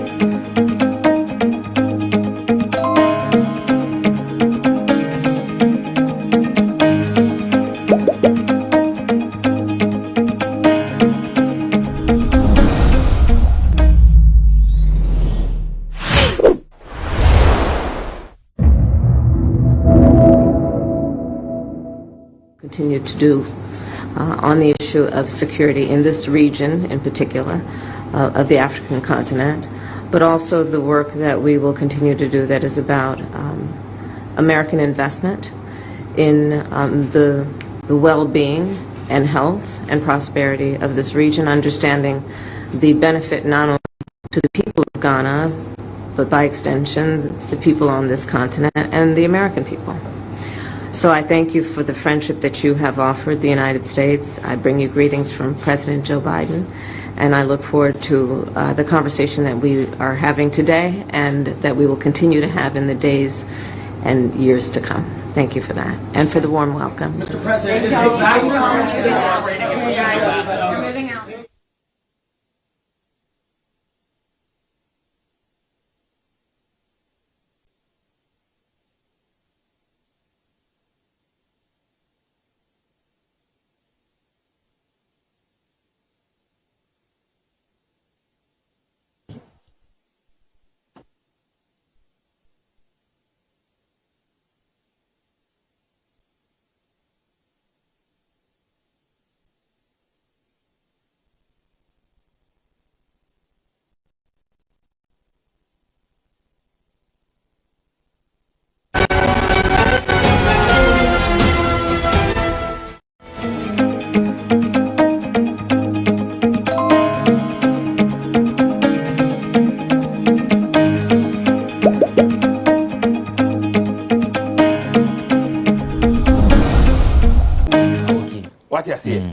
Enye dem kwa dumelo mu nyina affect ni pa bebre me nim ayaya ho research di ho nkomo me tu osesi yi me yi manim se me MPP ni sesi a ahwe kwa menya more followers ba se me yi manim se me NDC a me followers kakra na mo no eso beti party no mo ho afro nkofo ana ase de nipa bebre fi se NDC party ni yese bisirim for party enti se we akani na o join party na wete akwawe pa onya guy kra na o sirim sana amanfo adwene yo but you see ade ba ko so ne say Ghana ha no yepo yempo obi a wo party the party say yenyi ye nibro nkire say ye ni party me no mi no yete we obi a wo bi oto abako there's nothing wrong it say Edem kra post say okojina in the name of NDC kra na why should somebody even unfollow him I don't even understand that conversation in the first place.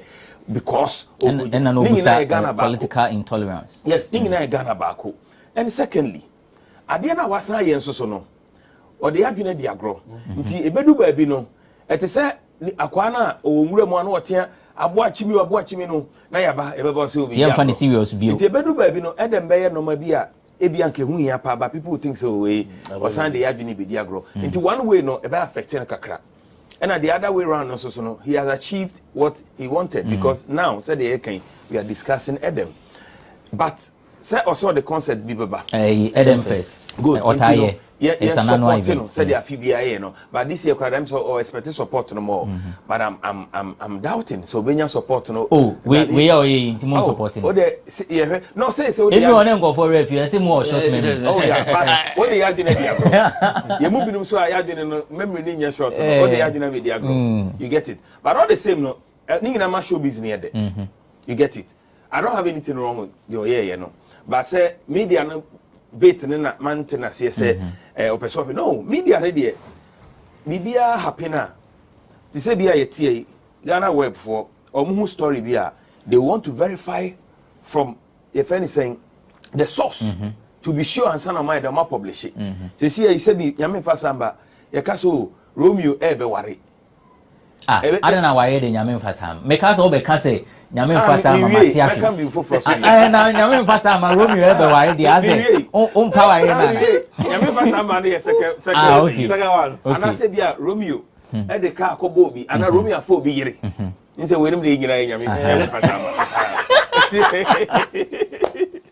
eti GhanaWeb 40 say Romeo afọ obi yire na no ma publish no because e bia GhanaWeb for me contact you me free if you are Romeo, whose story be about you? Oh, Mumbo no cre. You get it. But when Romeo na be post, he say, "Wakofo be here." I didn't think I said GhanaWeb for investigation. Well, I think say it's good, but the Caleb kind no, let's say suspend the NDC for some time. MPP. Sorry, NDC no MPP no good. Yeah, discuss ya. We are not there. Na ko the way na be wum. But as of pray no, but I'm saying na pressure be back. Episode it was clear. Sir, you read from a no, because I mean, so Usra or announce say 4 p.m. the next day, and he say Usra.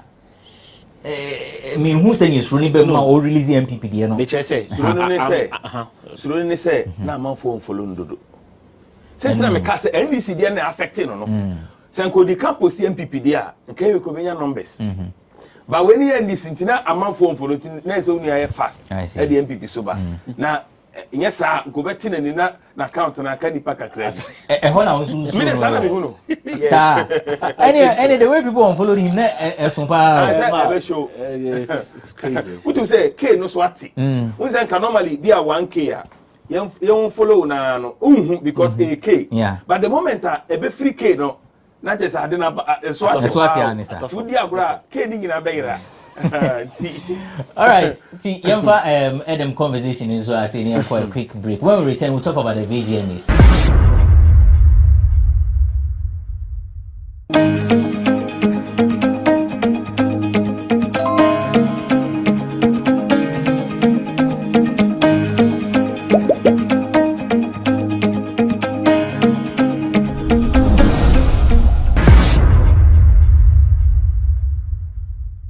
Welcome back. You're still watching E-Forum on GhanaWeb TV. My name is Abrantipa. I'm doing this with Nana Romeo. He works with Accra FM. And then Caleb Niboy is with 3FM Media General. Well, before we went on the break, I was saying we're going to talk about the VGMAs, the 1 week window. So, according to Robert Clark, who is the spokesperson of let me use the correct designation. And yes, he's the head of PR, public events and communications at Charterhouse. So this is what he's saying. They have introduced a 1 week window which will allow the general public to contest information sent out to organizers for consideration in this year's edition of the VGMAs. I quote, he says, after this announcement goes out, we have a 1 week window where we are opening up for the public. So what this means is, if there is anybody contesting any information, if there is any information that has been submitted to the VGMA, if any information that has been submitted to the VGMA is inaccurate, we are open to receiving information from the public to be able to address that, because individuals make submissions And sometimes you get incorrect information. After this period, everything as announced stays as they are. Caleb, good step. And I say, bad step. With I feel say a excuse because you see, a new VGMA, as in the following year's VGMA, starts the very day the old one ends. So you find say I feel idea no. So you read VGMA night, you know, like is it on the 5th it's on the 13th May. You read 13th May now. The next one I did change now. The next one no, I started. And I know say VGMA a solid research team. Does it not start at the end of the calendar? Rather? No, me just say, say you preparing for the show. So the show. The next one, okay, because the show now ended there. The show. Yes. But me just say, more a year calendar, which means me no till I have bomb come next year. The no, I feel I started some 3 months ago. No? I started that out. Yeah. So resetting, you bring out this. Now what's about my 1 week? Say yen fan shame na yen raise issues. I think if the research team had done a proper, well detailed work, you know, Anka, you only be giving us a week to come and petition again. Because, and I'm saying this because I know, say I don't know, it started from 1st January to 31st December. That is your calendar. Within that, the first 5 months now they prepare for events, you know, into year event now. The following year they etwaso. And a research no so any 1 day juma. It comes in and out all the time. Moreover, one particular way after the go for air contest that's got to do with JBAD card the Grampona. This is the issue abe. And JBAD on kwamba ko crash o. I'll reveal it. We share JBAD na. JBAD anya nomination it was scheme no so before. Maybe open say on cleaning na. Oben so say enyo no angasa nenyom na ode koye. But obi nyoma official no. But once you've been nominated, the song has been nominated. Everybody on the song, one way or the other, has been nominated. If not for anything, that particular will Ghana collaboration of the year. And many would him say, VGMA say, it's a collaboration of the year, and you're not be winning. Every single voice on that song gets a plaque. So what are we saying? Oh, mommy, 1 week, I think they should come again. Romeo, yeah, that's will be revealing. Okay, the attorney said, Oko, best, I think, is it best new artist or something? I check there for me. There's this lady there, Irabna. Okay. Lady not bought this far, no. The gospel artist, no. Good. This is an artist who has been in the So the best new artist has last made DJ Malcolm Nuna, J-Bad, Irabna, DJ Azunto, Chief One. Yakasa will be a best new artist. Can you please help me explain it? So I don't know how to explain the best new artist. I don't know. Definition. I say it is adjudged by the Academy Board and the general public as the most promising and talented emerging artist. Good. The awards goes to a relatively new artist who released a single, EP, album that establishes the public identity of the artist within the year under review. All right. Irabna is an artist who was seen since 2009. 2009, she released an album. Album not title Kama. 2009 under the management of Nasi Records. 2009.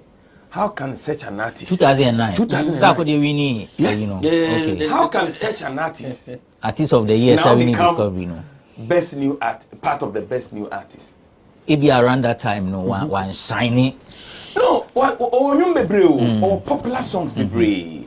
It could be say be a team no, and name no. Omanyo research ye. Just because on Ghana or London, they almost say Afia Schwar. So that means a whole crime they failed. You get it? Because a rap nano crampono, may sure say nominating or Quebec say, ah, na hina nkofo di mi akoshe ba ja ba any den. Wenye bi. Oba say one submit omu nominate. No, but you will be also you don't submit. Of course. But do you think say if I say black sheriff and black communal they say we omo adaje sa. You nominate them into this obia ne submit here. No. They can pick your work. Yes. You pick your works now. Now say you know share nomination we will reach out to you say hey, Yafa we know. Would you want to be part of the scheme? Or say yes sir, we are good to go. Wow, okay. Until you need to confirm from the person. Until you see there are a lot of mistakes. Erabna de no kwan pokra de. Madwene wa mentia say how? And I say you nominating Dantino still now. You knew because we are war since 2009. Now 2009 and how many years in it? Almost 14 years. You get it. So VJ me ankasano I think say you be fan say omakwa nipa na wo hoidie year after year bia say yenya omo asem ka. So by looks like this year no ankasano de o hwe adwuma na omaye na negatives near kakra be no dey true. Yeah. To be honest, negatives no so they said previous years no. Until let's at least into 1 week window no here. Oh, na necessary. Now that be now here dey bit. I say bia wo Rabna dey say obetimi dey akwa catch am say wa wom say sa ko dey artist of the year. Na so what come na omo yin free man. Na window near den. About the joke keke o. Omo dey abakeke but necessary. No, but you release this, media houses are carrying, website, blogs are carrying. Are you going to release that one? No, no. Whose time are you wasting? Nothing will change, bro. But the only said, I mean, cry Romeo, I mean, coca, near you getting free. Then I said, I'm in the bronze. But because you discuss a quarantine, I can come. You see, VJ media, to be honest, I do my but only nipa. Into your there. But honestly, it looks like this year the controversies are low. Very low. It's not like very low. Was it 3 years ago or so? So when they release the thing, they say, wait, you release it, I don't know. Be as a complaint be a more doesn't mean say like they are learning. They are learning. No, but so what I did for 23 years. Yeah. What do you expect? It should get better. So if this year we have less complaints, it means previous years, and we hope that conversations like this will have an effect on next year. The number. Category being our shout to say, wait there, it's spot on. Nobody should be out. Nobody should be in again. Yeah. Like what you said, this category is. Ultimate question, I see. What do you like? I be beer, yeah, which means say yes. This category there. Okay. Caleb, who you are not remember? Yeah, for 5 minutes anyway. Yeah, because me so far no. Anami Musa category I would say category when our person come once. Oh. Say Koyu say very tight for you. So say very open. Me try compare two. Okay. Right. High Life Song of the Year and High Life Artist of the Year. Oshé sa two now. There are 4 each. Categories. We know. Apart from Kofi Kinata, Ninyom appear or High Life Song nim. And now ono ankasa enya High Life Artist no. Omo amaka nyina no. So Bamenfa High Life Artist in the person. The 3 other musicians are more High Life artists no. Their songs are not in the High Life Song of the Year. Okay. So I think this conversation I think is about that. Kwame Eugene wo Abiana so wo and I think so best High Life artist Kofi Kinata Akwabua Kwame Eugene and Abiana. Then you High Life song. Okay, sorry. Best High Life song episode Atia featuring Kwabena AK Songstress My Proposal Adina Adi Dede Adi Dede Kwesi Asa Adom Kelvin Boy Down Flat Kofi Kinata Have Mercy. Good. So last time BBC by I don't know, I think either George Kwe and Nancy will be and I can't say your song may not be in the song category. But as an artist what born who more the year under review even though single now release the song will not get to be in the song category, but artists no. The where you are, why you no. How do you measure a Juma and artist like how do you measure it? Maybe our boss show. Show bay. So shows. Which my boss show old songs. I performing old songs. Old songs now, old one. It could be say previous years the song has been nominated before. It could be that previous years the song has actually been awarded. Nothing has changed. Onye Bibi Fufrobia. Oh, Bibi Fufro performance no. That's the artist. I am saying, so one nominating will be for artist of the year. On what basis? A Juma Bain and a Wujina so, and they are nominating the panel for that particular category. First of all, there's only a single. Then the reviewer. Thank you. So all things being equal, it was a single. No, that single now, original somebody nominating. No, that single should be up showing in the highlight song itself. Okay. Because and also na bet ejina e dey amount nomination. Share Kwame Eugene last year chairman high life number Kwame Eugene release here. When they were playing the high life artists we no more Kwame Eugene bi into cat fio ya ko chilia. That song was released in 2021. Abache. Na mo Kumase na Abrante de be promo ho me ne Slim. Yeah. Over here, promo about Radio 1. So, a young bang, dear soon, Mujina, and man artist, high life artist of the year. Okay, Nana, I mean, yeah, I think say Nanka a Hoana me but say Caleb Akohodia, my main artist of the year. Okay, Raskuku Busa say, na Joe Metal, no, VGM, no, or come Raskuku said the problem oh we are seeing now they said Joe Metal no omumbra out to my announcement say ye na ye adwuma nti wada kra because all the Joe Metal ever artist of the year again party na the Joe Metal abesha artist of the year and also so question mark one is last year namesake Romeo also had an issue with Joe Metal. Now that I'm dreams are on your day because when you go to the churches, Joe Metal is a big deal, and the church is a big constituency. Like I know they're true. I don't know how and go Joe Metal lie or moving say the why. One year she amount. Till and yes, I will say. Argentina Black War na yankasaye. Argentina Camido ho na yankasaye. Sa akode mu Stoneboy Kim Promise. That means when they are na they are okay churches here. He's the odd one out. Churches here okay. How will I know? But they are kanyina PSC Esther. So on so called churches. But we saw she was out there. We saw her. But Joe Metal there no. Honestly, me nim de ntia omde na behye ho.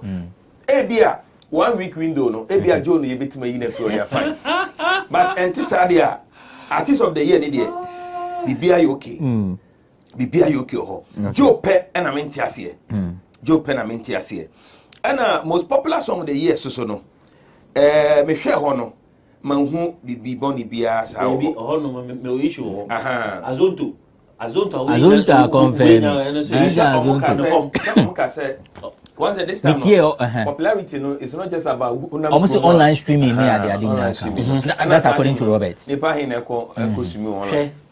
but honestly I don't know which metrics that will be used so because fan form was not a popular exactly actually I think on this one fan form master master no in America feel so say a matter but fan form there that's all on the brand no I'm just saying say what the fan say pay matter na o say na fan form because the camera guy crave bonus nko ono kra Movado enyo kra nya nomination ha na fan form so nya shey no tia say ubisamia Kiddy, the champagne crowd was bigger than on Movado. Movado, bless no. No two ways. And even if they are using streaming numbers to show, they can go and check the boys' the social media and then the YouTube. They can see champagne was bigger than on a winner. And you choose that one ahead of this one. Thank you for coming. I hope you enjoyed yourselves and the conversation definitely continues in your homes. In our subsequent editions of the show, we'll talk more about this until the VGMA is held and any other issue relating to the arts and entertainment. Of course, every day, every time we meet here, we do it with a touch of wit. My name is Benefo Boabin Abrantipa.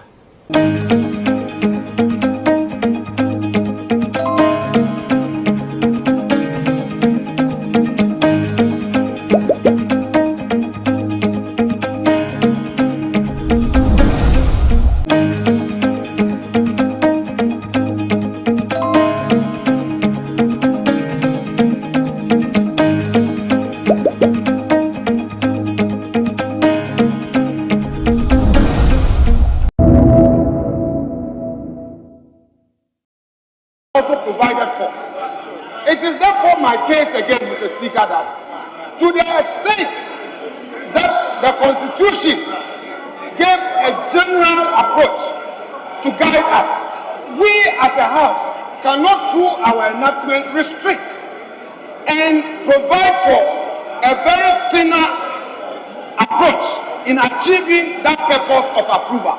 We are not elected. And anywhere the Constitution has talked about electing a public officer, it emphasized secret ballot, and that was the case. So, Mr. Speaker, I shall land. Honorable Deputy Majority Leader. Yes, Mr. Speaker. You have landed. You have landed. And you have landed very well. Yes, you have landed very well. I'm sure you know one very popular former member of Parliament called Filibuster. You know filibuster. Mr. Speaker. Do you know filibuster? Mr. Speaker, I know that you have not prejudiced my submission. Mr. Speaker, I know that you enjoy debates and you always want us to learn. Therefore, Mr. Speaker, if you are putting the question to me whether or not I know Mr. Speaker, my submission does not in any way amount to he was a well-known member of Parliament, and by his practice, the word filibustering was formed. You are the filibuster of this House. So I have elevated you to a very high position, because that was an initiative and a practice that has been adopted all over the world. And I've seen that in you. And so that is why you just done. Definitely, as Speaker, I'll just overrule you and we'll proceed.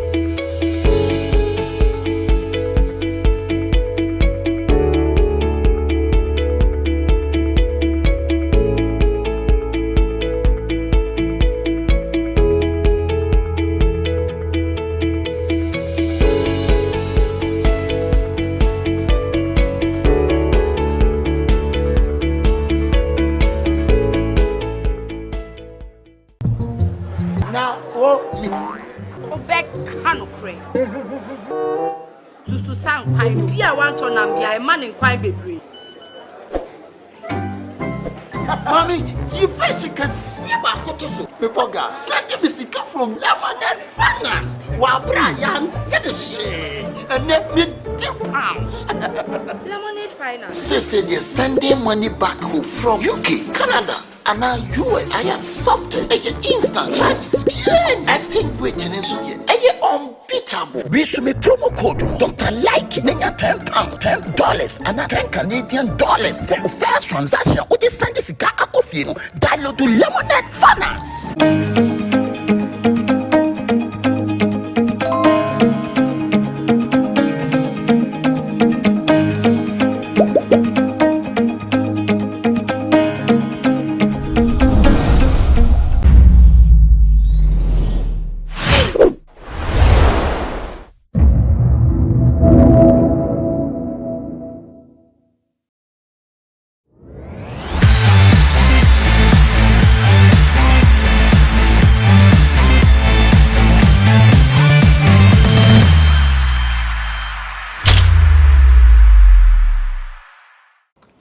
share on Como Hope about GhanaWeb TV. They will say, one my bonidia.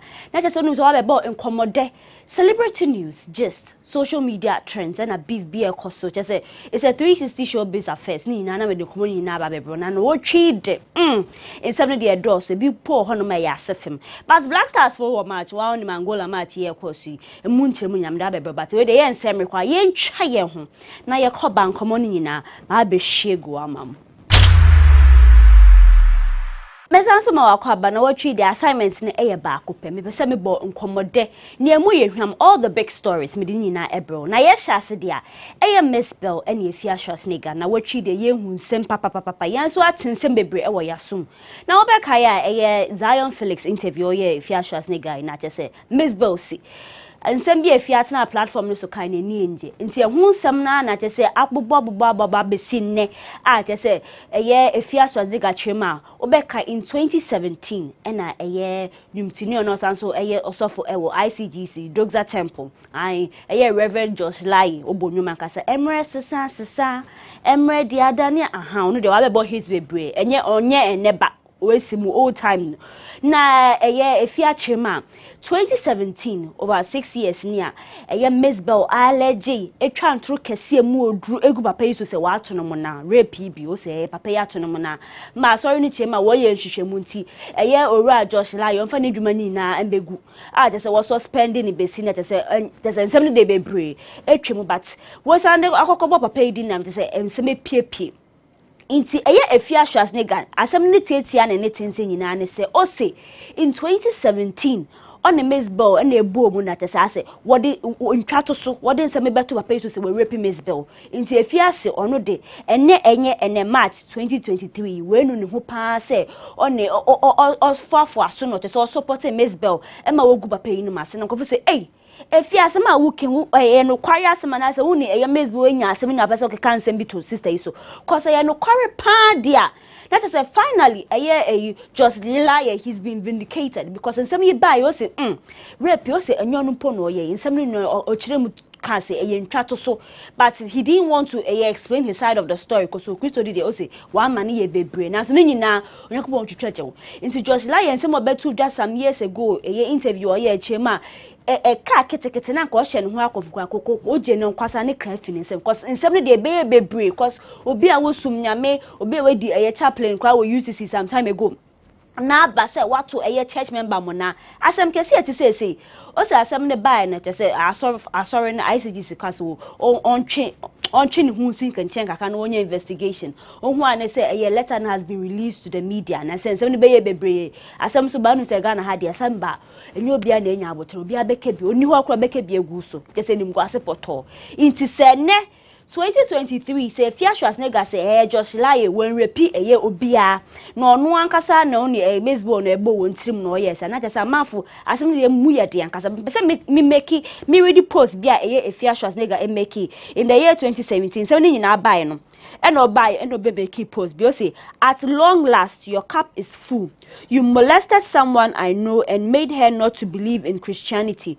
God truly answers. You see your life. Where the na Josh Laryea kutiana na some dem ko be a twa wa adwen na mafo chema some Mzbel pa say no kwaresa wo yes ade na say wanya ade nipa beye bi wan bayi na ba we de eyenim guase asem nkasa se si besi na yente se ICGC akasa ho asem na Josh Laryea nso no so beyi na ano ye Mzbel no so efiade asem ya to no so beyi na ano emanchiremu bi aye but ama bonu nim se nkomo pade ya na ye adweso a mede mani die ti na se na nsem ne beba na ebeye bia na mede mu nchemu nyina ebebro but ma minka Afia Schwar ne eye Mzbel nsem ya nsem ikọ bayi na be se beef ye koso social media na eye Afia Schwar ne ye video bi ewo TikTok no chemo so no obom paigu Mzbel triso nti ni papa wu no ai ono so ogbo ni dua na oka se Mzbel ni papa wu no Afia papa wu last year honum so ono no so Mzbel se da no ono de sero no kan dada mase no se Afia se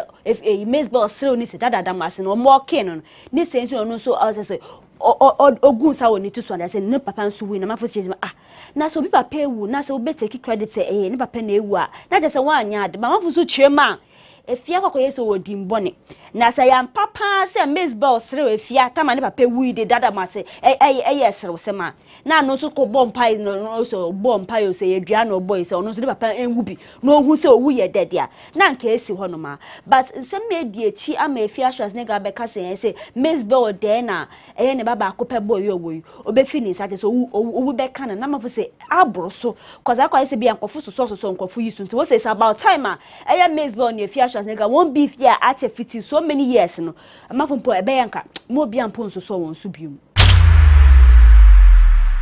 ayo na se na watchi yet wan common so VGMA Vodafone Ghana Music Awards and what the nominees edin aba betudwa na nyankofo bebre die ni tie chipa ya artist of the year hifu na wondi wom wonte ya mamembo mu this year artist of the year no Black Sheriff ewo mu bi Stone Boy ejina ho Sarkodie ewom Kim Promise Kamido Kidi Pesie Esther ena Joe Metal na fi the record mu odin gospel musicians bien enewom Pesie Esther ena Joe Metal Pesie de wenya 7 nominations Black Onsunso wo artist of the year onu so enya 9 nominations amafo chema it's going to be a very competitive awards this year na awards yi by na kofo hwem so minipa one don Shatawale oh mi chiao se bebia obia no was na fi so one sanso nominate Shatawale ba me num say artist one abe submit na say board na hwehwem na say obe nominate wa nti akakurute ya ni tintin ni tete no so an submit ni din for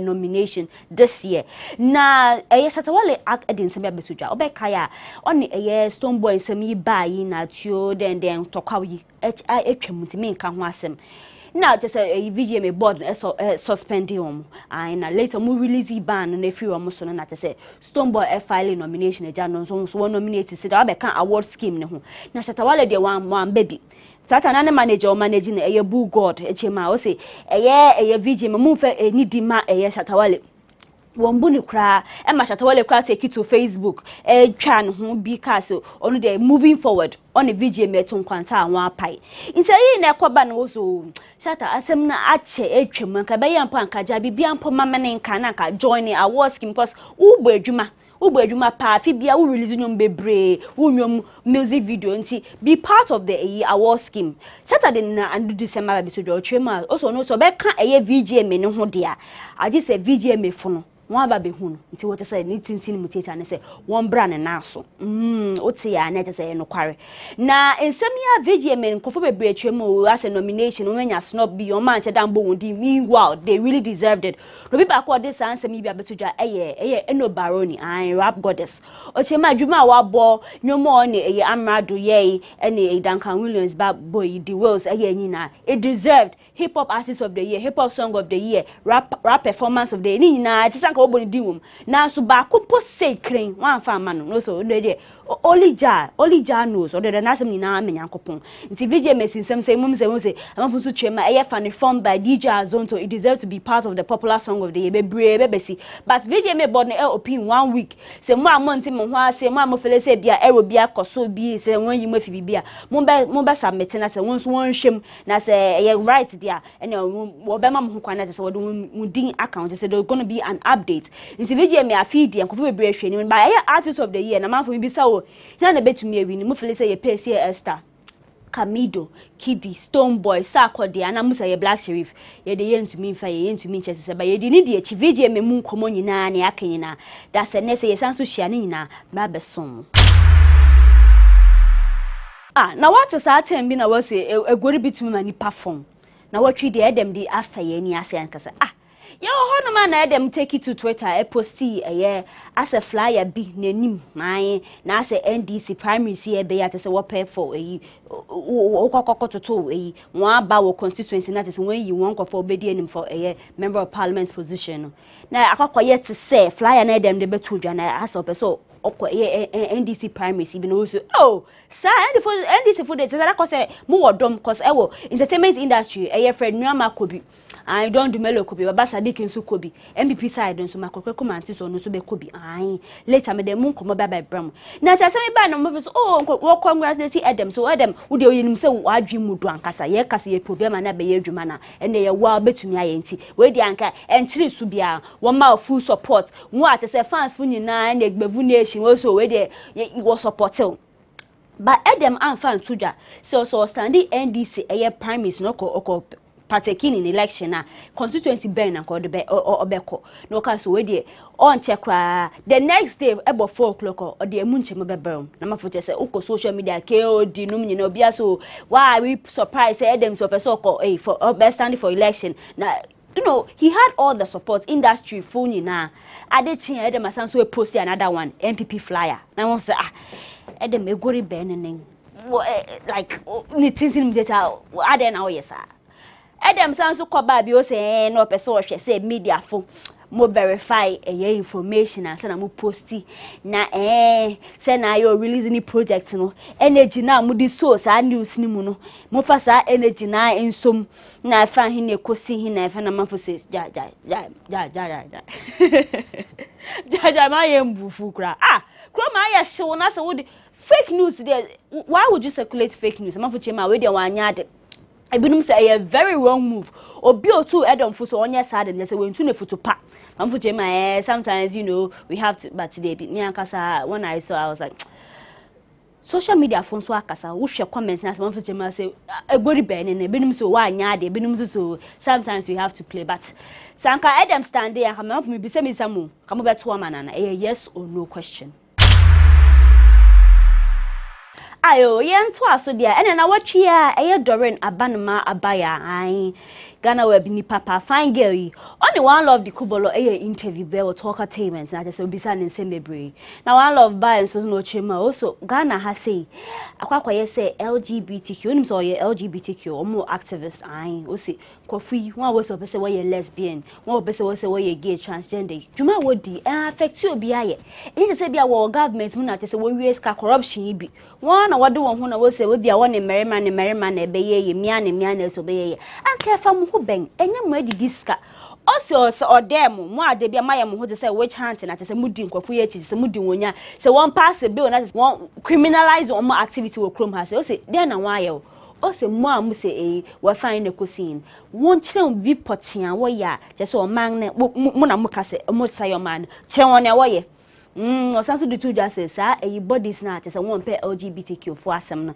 and some Christian bodies bi no churches bi one ya bang na say abom as a partnership na say wo kutia sa minority group no queer community no wo kutia won no they say be two on the park of LGBT asem no chemo say ne bad girl cry say or feeling bika krama ne yonko bia but no de ono no ye parent no so if he finds nothing wrong with it and then ya age na kwa ho ye de na se ne yen kan obi abusua asem ne ba na de say wonso why den wanya abochere na one love kubolo during bisa ni so cold and trophies no man medical a feature ne sister Deborah one love kubolo ni sister no o say nyom no hu ne say no so onopode no onim hushi o se ni sister Debbie enti humpo anche no ono de wo ho na adamfo bi esene ne flyer ni so mo afrika say medical ni sister Debbie won abomo abeye project na ye no kware na no so ono de ontie ho hwe nti wakobisa ni sister o de flyer send Debbie na Debbie no so send ne nwum ni tese wa record nwum ni kwa ampo de dada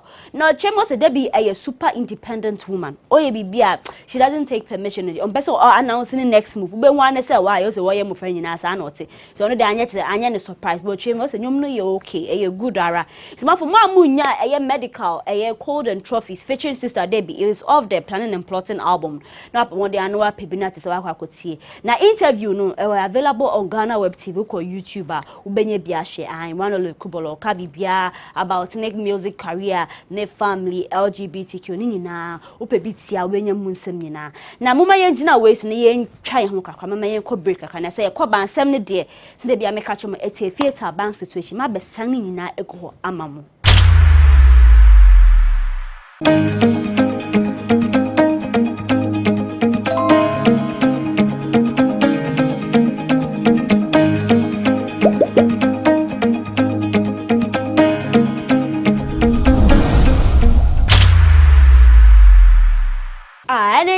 just say won say komo ho GhanaWeb TV ama broni me bom komo pa Nemu ohwam, nemu ode ani na mede aso.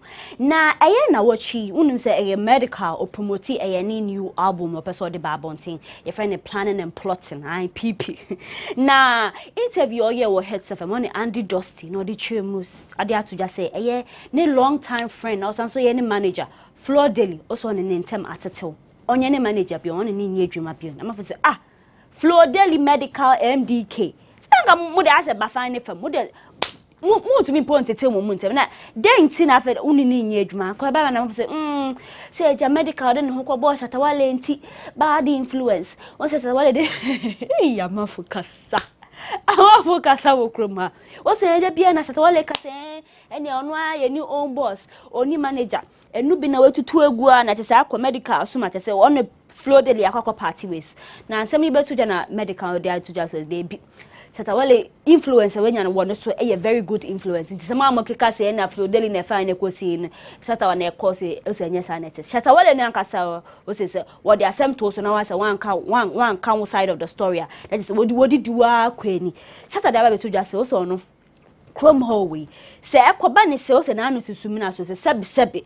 Say a fella macafui and a medical jaya or becas or no shatawale ne. O say any no crampo. O say just say we are sure by a medical baby. Be a cospeno will say your nose or your no. Shatawale say a flow daily no cross or no who say any brother. Not as a medical aquanin being abia he wants to do other things in China say a coquesabia on an age but or chima they still remain friends also on a flow crack. And say bad blood means more fun say a chinchini beam or say sanity. Now a album ya medical goes to promote and to say interview a course a HSFM no do to just or say a no baroni no barroso or a hardcore rapper cause or say or a stubborn or tell you man say hey Obiana rapper just a member be broke but me a battle but my one little cry no kaka who say other rappers bet me a blitz but me I one little but or you or no MDK won't to me no. O say no won too many crackers on any flow no dey very tight. Me say me bi samu. Etiefo. The medical si ho na the eno baroni si ho no ma hina e na ne rap mu den ankasa. Medical kro ya there to just some time ago bi amrado pese na nko bi fi no bi. As a person ojabe no say. Ne enti a wan reply ne say na amrado endu ye. Undu ni level ye. O medical so level 400 ro kwa fe na ye ba be matriculation. I didn't know big wasting time about Jabel. Inti, okay, cast and put we are suspect to be between a year and a barony and a medical. It be to me if I am mad camp, cause as I'm not to a year medical cocoa trony shade because I now say chrome had a debia, Kaka cannot be in him. Semafu, ya pay violence, ya aggressive and cassa yet snazzy train. Send to be I say a year a yamad of Felicity to me up, I say, or bed jabby and I saw better reply medical. A moon in Amabun, Babeson. Ayo na ya to aso dia battle because of social media between Osebo the Zara man and Osofo Ajagraja Block Nation president or no na say was a combination. Fashion is a calculation. It's just a combination. Combination and kasa is a calculation. A mood terminal there. I say could be so Osebo. Na Ajagraja chemos or no net drip very tight. Osebo say mafocus old dress and but oriental.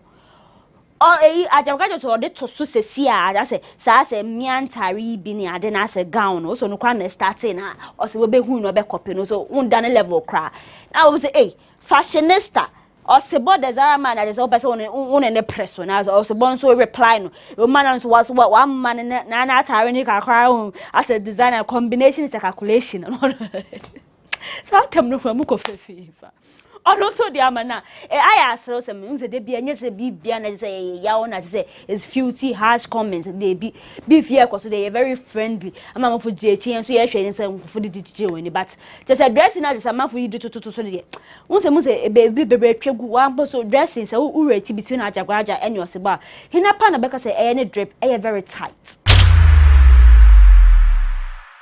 say ya to aso de obeka say me de betu dwa say eye na nama Meg Brown na first no ye host of United Showbiz na UTV so de adwuma di ni ba begu Despite Media so de ni atwe media general abanfo chema say management say media general chema akodi ni dwuma Onua TV na some betu dwa mkofo bebre de wan dwi betu dwa na eye ohima wo ye che radio presenter with over 20 years experience in radio ono so ba de ordinary abeto so no de oti say eye queen of Despite Media efi eye say a station ono say ne ho papa because wanda wan so da so be fi but ochirema eye personal decision inti aya mo aya ti so be ka so fi ho no manata ni colleagues be say waja benu di na say as sabotage be say ni nyina say mfata so no ko fi multimedia eko eye Angel Broadcasting Network sa na wode ye no ka ne ho ansem sa na fa ne ko sin so wode biedin na kasa o say enjiri ho okọ ikwankofo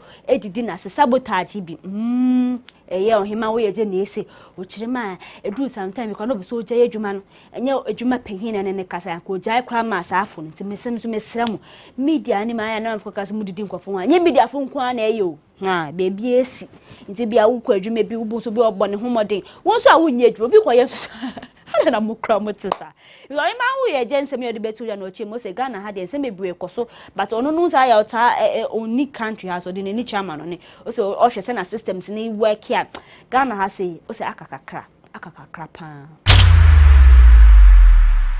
ayo Nigeria ni sinitweni omotola na watchi dia also ni kunu mark 27th wedding anniversary also one ba last born kra we 21 years is our food dey was ase wosi mu enye neba na in honor of omo anniversary na ni kunu ni celebration na just omotola posted some picture bi ase won shatari bi na wodam paso ochimo se de won mananyi we de won politician ma ho se na wo be na sex na na se wo betudwa na ye hu se ni kunu ne nsa ho no wa tattoo eye na reading wo ho no me ye omo sexy wo de ato no se odo ye mu de de but unu se ye omo tola de ye kan wo anwo ye sini twafo ate se wo abobra won di jeze edi kan fo ne de wo de ne be kan ma fo chema ye omo tola ni kunu o ye captain Captain Matthew se wo ma congratulations a emodin na watchi answer na mesore so ewo nkomo honum no eye Davido na njoni numtuni obeka in October last year 2022 ne beto just say ne bad boy we lose no just say drowning mean kai mo ya swimming pool incident on Choma Bay before fi mo ya ayi numtuni ode ne ho kotewo kakra no mbo shows ne nyama just say shows akasa obe no cancel ni nyina because we say obi di yawa yes o man kwan wo di yam also say die or coming out busumi ya match ya last day of the match obe release the album be what in timeless I also there's a time to grieve, there's a time to cry, and there's a time to what heal. It's a form of encouragement. I also just say na mafaka say hey David wa ko break for this long months so o drop project he just say album we do betu na album bianca dem is going to be a very massive hit and only the David the fans there was supporting him more than kasa but I some David betu ja mo fanye in cransence say bia wo ya mu if you've lost a parent, if you lost a loved one say bia ye wukunu wo yiro say na eti bia na ye pamucho usu yesusu kra ye den ye ja him to find strength because one ma weni anya den areho na bedi uso be wan say it will lead you to early grave yes ramara mo amukwa ye oha mo atetima ya mu ntwa kakra na watwe die nkomo GhanaWeb TV amaboni me di munsem na ebrem na won say me she me just dan Nigeria. It was in support of the Ghana Black Stars me the number one supporter every day papa mo boni mu me Black Stars na newu it say na ye kan say ye new coach ye crazy ye we show the very best na bo modern na say te we nim AFCON ye bo modern na ye qualify na ye nkọ na nso ye nkọje AFCON cause ye je bia che papa na World Cup in so the next one and then so say there say bia ye mbo quarter final and then the semi final ye pese ye je World Cup ni bi so time is up it's na watchi say na ko buy ni nyina celebrity news, social media trends, 360 showbiz entertainment news and I'm doing na babesom nti ye nche kra ye besan so atwan ye ho I'm says some few days now what trade nim minimum san so ehia amabroni makram.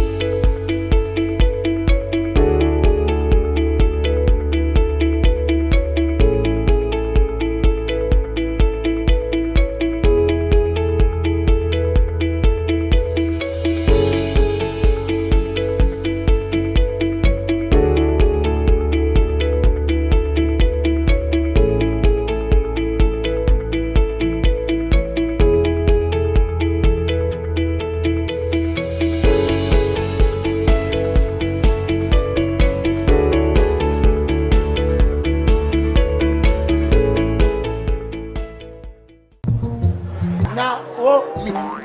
Obek Canocre. Susan Quine, be a want to be a man in Quine Bedry. Mommy, you basically see about Kotoso. Bepoga, send me Sika from Lemonade Finance. While Brian did the shade and let me £2. Lemonade Finance. Say they're sending money back home from UK, Canada, and now US. I accepted a instant charges. Extinguishing in Suya. Unbeatable. We should make promo code Dr. Like Menya £10, $10, and $10 Canadian for the first transaction. What is send this guy Akofino? Download to Lemonade Finance.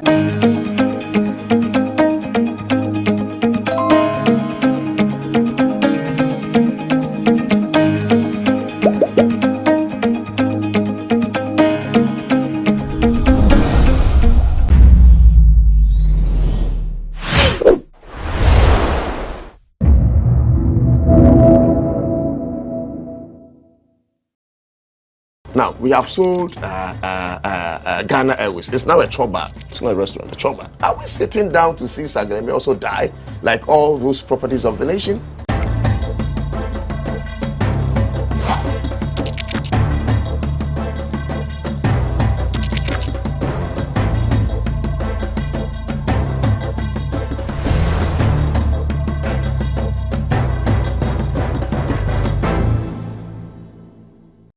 In the last edition of the Lowdown here on GhanaWeb TV, we had an interesting conversation with the Rent Control Department of Ghana and the Tenants Union of Ghana regarding the acute housing deficit in the country. Today, we continue on the same trajectory, except I speak to a group of young men and a group that says it is called Team Sagleme, not for sale. The team says it is opposed to the government's decision to privatize and sell off the Sagleme housing project, which was started in 2012 by the government. The government says that due to inadequate funding, it wants to privatize the housing project. Is it such a bad idea? And why is the group opposed to the decision? My name is Daniel Ojo. This is the Lowdown on GhanaWeb TV. Today, my guest is Nana Otu Dako, who is a member of the Team Sagleme, not for sale. Good day, sir, and welcome to the Lowdown. Thank you so much for having me. You're wearing your beret. Exactly. Usually, that's what the comrades wear. Yes. Are you a comrade? Like you are. But tell us, what's your position regarding Team Sagleme, not for sale? What's your official role in the group? Thank you so much for having me. Except to add, GhanaWeb is a delight to work with. You know, you have been engaging our minds a lot of times, and I personally have had several encounters, you know, picking information from GhanaWeb. So thank you so much for the kind words you're doing for this country. But let me build this foundation with the greatest of respect, and with your permission, I want to go into what the 1992 Constitution says, and specifically, I want to touch on Chapter 6. Which talks about the directive principles of state policy. Maybe Article 36(1), and at the tail end I'll be doing 41H. 36(1) says, the state shall take care, take all necessary action to ensure that the national economy is managed in such a manner as to maximize the rate of economic development and to secure the maximum welfare, freedom, and happiness of everybody. So it means that we have a stake in making sure that at least we put whatever the state does into proper perspective, but it shouldn't be injurious to the social political health of the nation. Let's do 41H that says we have a stake to defend Ghana and render national service when necessary. There's even a part that says that whatever any government has done, successive government will have to build upon it. And that brings me to the question you ask, that what is our position? We are making sure that the spirit and the letters of this constitution is lived to the latter. In that, as individuals, as leaders of now, whatever successive government have done, we build upon it.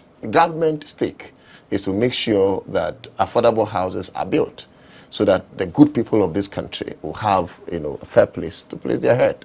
Has government done enough?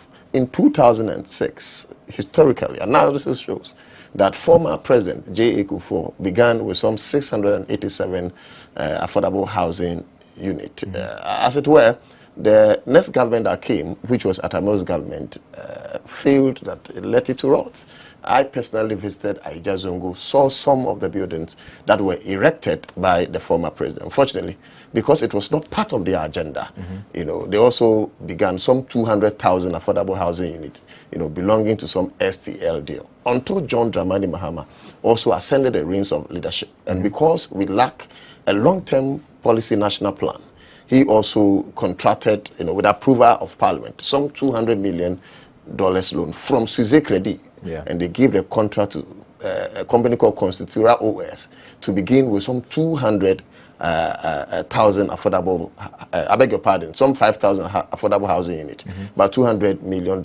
And initially, they wanted to start with 10,000, but reduced to, you know, 5,000. But record shows that by the time they left office, they were able to build 1,506. We thought that government would have finished this project and handed over to the people, especially why the reasons why that very land was given was to help erect affordable housing and to help especially the security forces, in this case the military, you know, to have comfortability, as in where, you know, they'll place their head and all those ones. So if government should tell me that they do not have money to continue the project, that they are cash strapped, and as a result of financial bankruptcy, they will want to sell the project off to a private individual. Ask yourself, brother, when did affordability becomes a friendly word to a private-oriented businessman? Of course, they are into business to make profit.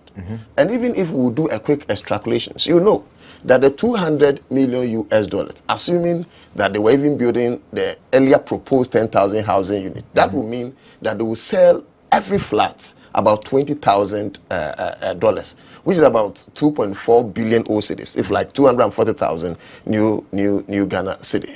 And that if they were able to finish 1,506, the new extrapolations will be that every flat will be sold for at least $40,000. So in the first place, it's not even that affordable. Yes. So that is even government selling. So if it is given to a private entity, mathematically, how is it going to be affordable? So if government should say that they want private, you know, entities to come in and take over, we think that, with all due respect, they have not been fair to the good people of this country and the Saglemi Township and the Nime and Name in Saglemi for giving them that very land for, you know, for projection of affordability. So in the first place, they are defeating the very objective and purpose for which that land was secured, which is building affordable housing units. So we are not agreeing, and that has been our position, because we think that government should rather go for loans, if they need be, to finish the Sagleme and hand it over to the people.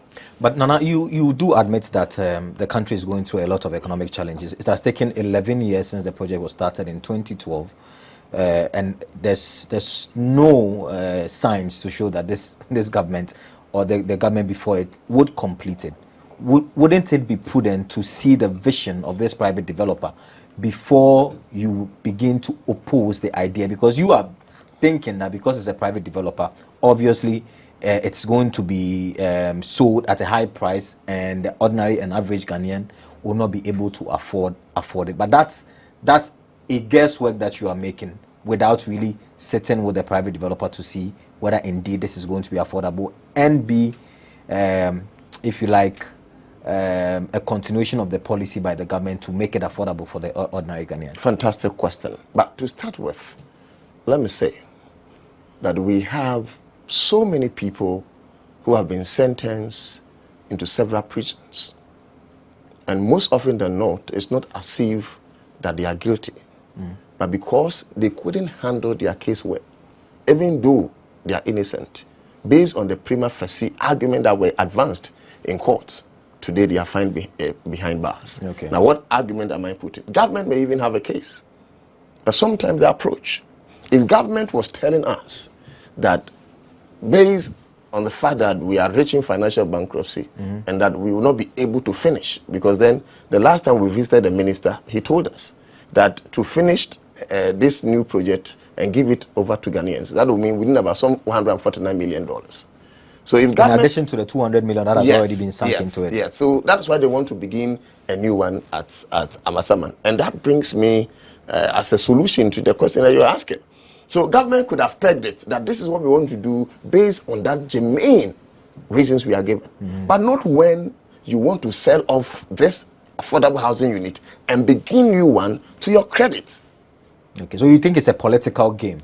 Beyond it being a political game, we look at the substance of the matter, the available evidence in hand.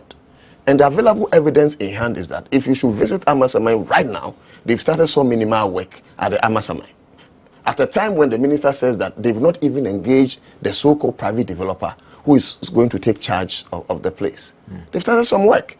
They tell us that they have not approved the funds that are supposed to be injected in the new work. So who approved the new funds that have, energized them to start that minimal work? So the point I am making is that government cannot tell me that they are selling off Saglemi because they are cash trap, and at the same time building a new project. Build a new project with some new resources. If government have any money, they should use that money to complete some few they can, so that when that is completed, they will sell it and make sure that the others are completed. But you do know that the Saglemi issue is also a contentious issue in court, because the former minister Atachi had said that some mismanagement and misappropriation of funds happened under the NDC administration, and they were trying to reconcile the figures, and so that matter is still in court. Don't you think that that could be a reason why they do not want to put in money to complete the Saglemi project? I think that you have even put the matter into proper perspective. Reasonably, why do you sell a subject matter that is being contested in court? Okay. So when court finishes its proceedings, proceedings, I should say, and comes out with a verdict that what is his name? The then minister, Collins Dawda, because he is the victim of circumstance now. Yes. If government should say that Collins Dawda, is culpable or misappropriated the funds that were given to him, and so he should be arrested or whatever, and Saglemi by that time is sold, what will be the evidence that will be tendered in court? Okay. By then the private developer would have developed afar. And so the state at which Collins Dawda may have left the affordable housing unit cannot be the same exhibit that will be tendered in court. Okay. So the point is that it is even in court. So you would have waited until the court comes out with its final submission, so like verdict. Then we can say that this is the true position of the court. So henceforth, this is the directive of the court. Okay. But you see, in as much as I believe in some justices in our country, I don't even believe wholly in our justice system. And as youth and as leaders of now, because we are not leaders of future, we are leaders of now, we need to take a keen interest in how our court is reconfigured. Our judges and judiciary is reconfigured. You can't have a situation when a certain president keeps packing the court and journalists are silent. The president keeps packing the court and the Chief Justice smiles. The president keeps packing the court and Parliament hasn't called anybody. The president keeps packing the court. And that there's no cap ceiling to how many people should be called to be Supreme Court justices, justices of the appellate courts, resonating through all the other court ranks and so forth and so on. So chances are that on this matter, because it is government position to want to sell Saglemi, I'm not saying, because that would be prejudice to conclude that will be a determination of the court, or that will be the verdict the court will come out with. But based on some precedent, a historical antecedent, you understand, I can conclude without any fallacy or hasty generalization that chances are that if this matter should even finish in courts, the government can even be given the go-ahead to sell Saglemi. By then, where will we be standing? We have sold almost all the very important things in our nation. Now, we have sold Ghana Airways. It's now a choba. It's not a restaurant, a choba. We have sold the Black Star Line. We have sold Ghana's drill ship. Almost all the important is Ghana Telecom is now Vodafone and whatnot. Are we sitting down to see Saglemi also die like all those properties of the nation? Now, what has the government added to the facilities already built, especially at a time when there's a 1.8 million housing deficit in our nation? So, my brother, we are not leaving this to chance at all. And this is not the normal MPP NDC youth matter. They go behind MPP, they go behind this, and the matter die on the way. No, they can't sell Saglemi. Not because they don't have the authority, but because Article 1, Clause 1 of the 1992 Constitution says that sovereignty lies in the people. Power emanates from the people. We are the people. We gave them the people. They are living on our proxy. They dare not sell Saglemi. Okay. They will sell it even to themselves. If you just tune in, this is the Lowdown on GhanaWeb TV. My name is Daniel Odro. I'm here with Nana Utu Dako. Nana, are you a president of the group?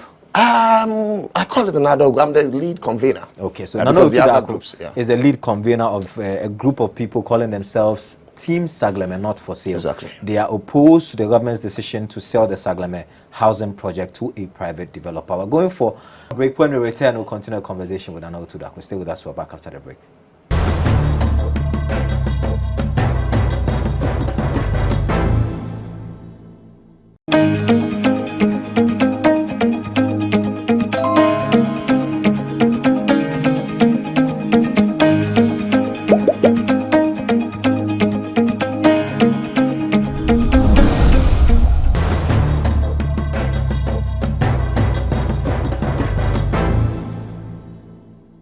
Welcome back from the break. This is still the Lowdown with me, Daniel Odro. I'm having an interesting conversation about housing again. Last week, if you tune in, you realize that we had a conversation with the Rent Control Department and the Tenant Union of Ghana about the housing deficit in the country and the need for the country to have a proper roadmap in terms of how they are going to fix and solve that critical need of the citizenry. Government has decided to sell off the Sagleme housing project to a private developer, and a group calling itself Team Sagleme Not For Sale is opposed to that idea. Nana Utu Dako is the lead convener. He's been my guest the last several minutes. Nana, you want Ghanaians to have a place to lay their heads. Exactly. How do you care in what form and shape it comes, whether it's a private developer, whether it's from government? Why do you care that it should come from the government? Government has proven over the years that it's really incompetent in terms of the housing issue. The likes of SNET, the likes of Greta, they've done some amazing work in terms of, building a lot of these housing units. Why can't a private developer help in that regard? So I think that your question will help us clear the doubts, if like ambiguity, of somebody thinking that we are against any private developer making ends meet. Of course. We also have family members who may have entered into other fields of endeavors, maybe including but not limited to real estate. Right. So that if this private developer seeking to buy Sagleme, for instance, is my uncle, somebody will say that wouldn't you be joyous that the proceeds definitely will come home to take care of the family and all those ones. So the argument must first be drawn and put on record that Team Sagleme in its entirety is not against the progress of any and every private developer, especially when most of these private developers are Ghanaians. Of course, when they get the returns, it will not be repatriated. Yes. To be used in engaging, if like companies that will give even jobs to the youth and all those ones. Only that we are against a certain principle that is being broken. And I earlier indicated that the foundation of contracting that $200 million loan was to build affordable housing unit. And premium, my brother, must be placed on the word affordability. Even that is subjective. Many have said that it was not going to be affordable anyway. Exactly. So I did the maths that even if government is selling, it's not too affordable. Yes. So when a private-oriented businessman comes in, won't it even defeat the purpose the more? Maybe government is willing to write off half of the loan and said, okay, we are going to take 100 million instead of the 200 million we invested into. So the investor... The loan that we have contracted, that we are paying interest already? It's a bad debt. It's bad debt. Sometimes you do business like and you are going to bad. China to cancel your debt. Exactly. As if they did not fight for their own... Exactly. Maybe that's the arrangement. No. So those are assumptions. Those are assumptions that we can make. But I think that we will belabor the point if we conclude that maybe we are against some private developers somewhere or not. But what we are against is that, what we are for is that government contracted a loan for a purpose. Yeah. Because if the foundation was not built on affordability, chances are that Parliament wouldn't have approved the loan. Yeah. That I agree. So Maybe, and chances are that the chiefs would not have given the exactly. Land.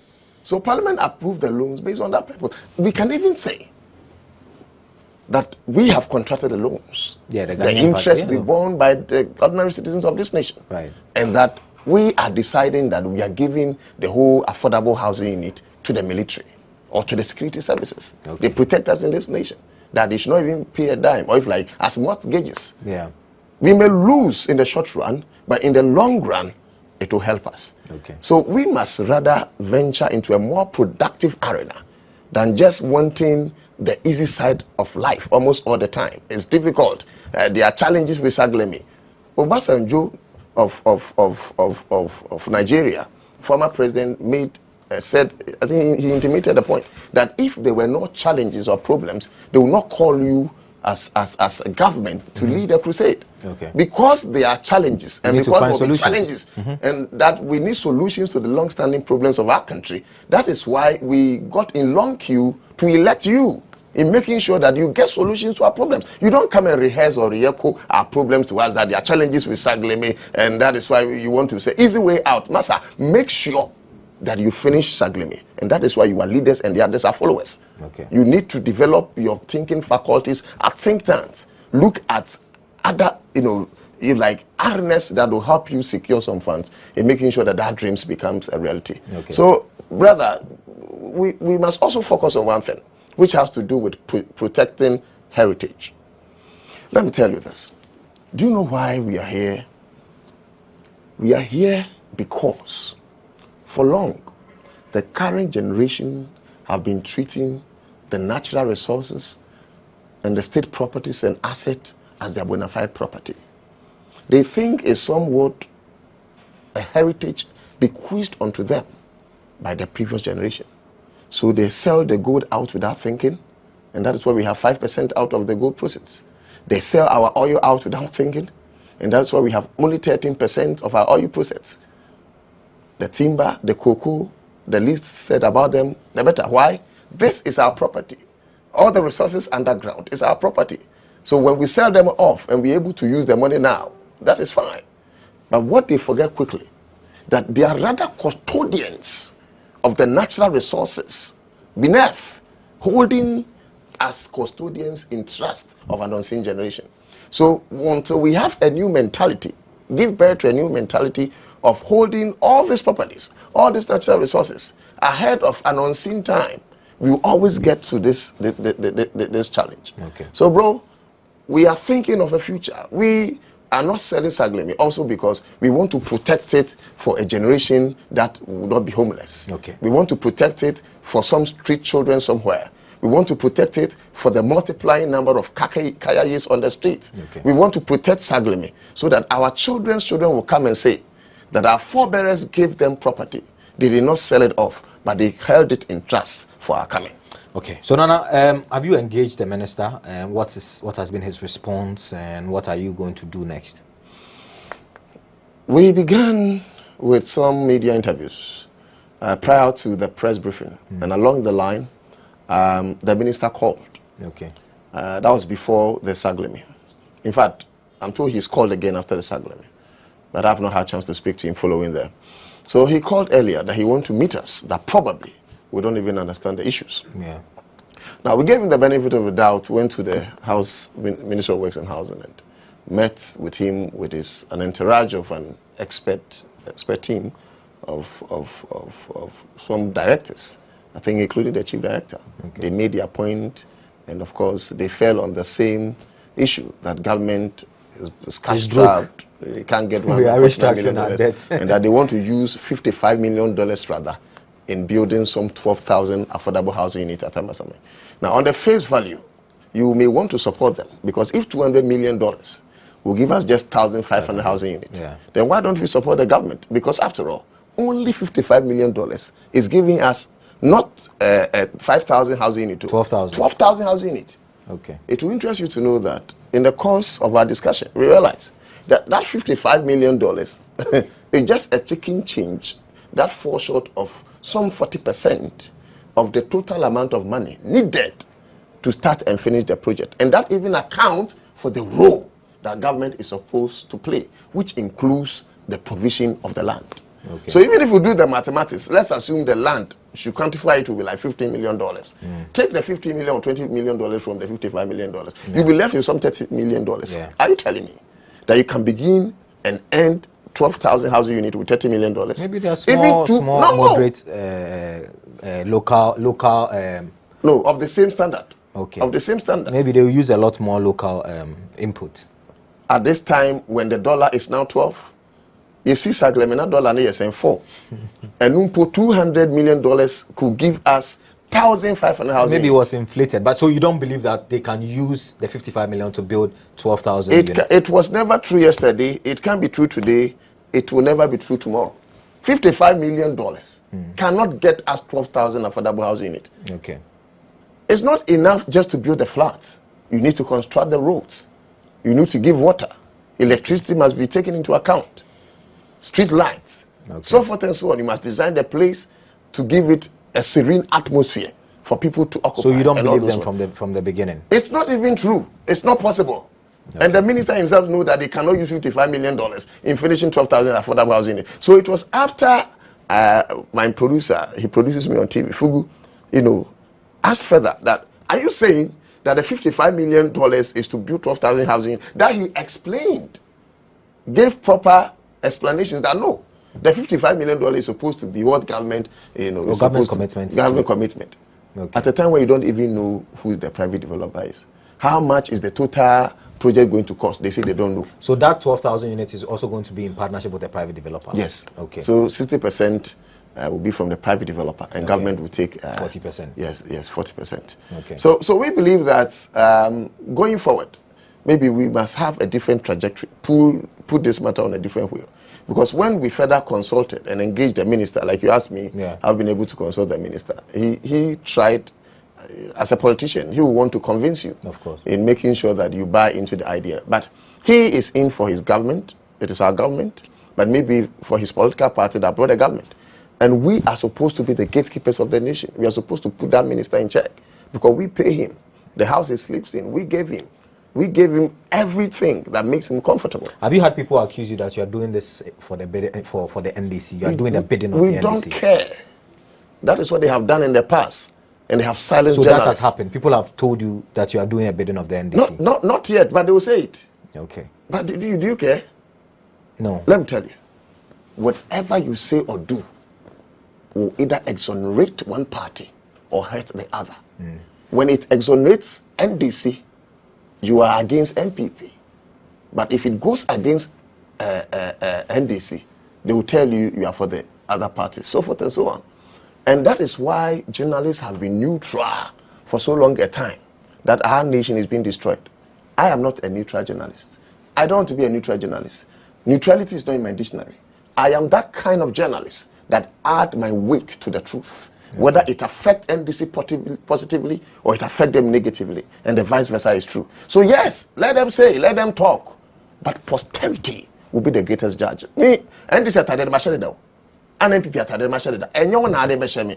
Stay your small corner. Allow me lead the crusade for my people. Many years after, when we are dead and gone, the children that will come after us will say that these people did it right or not. It's not within the quarters of politicians to decide our fate. Okay.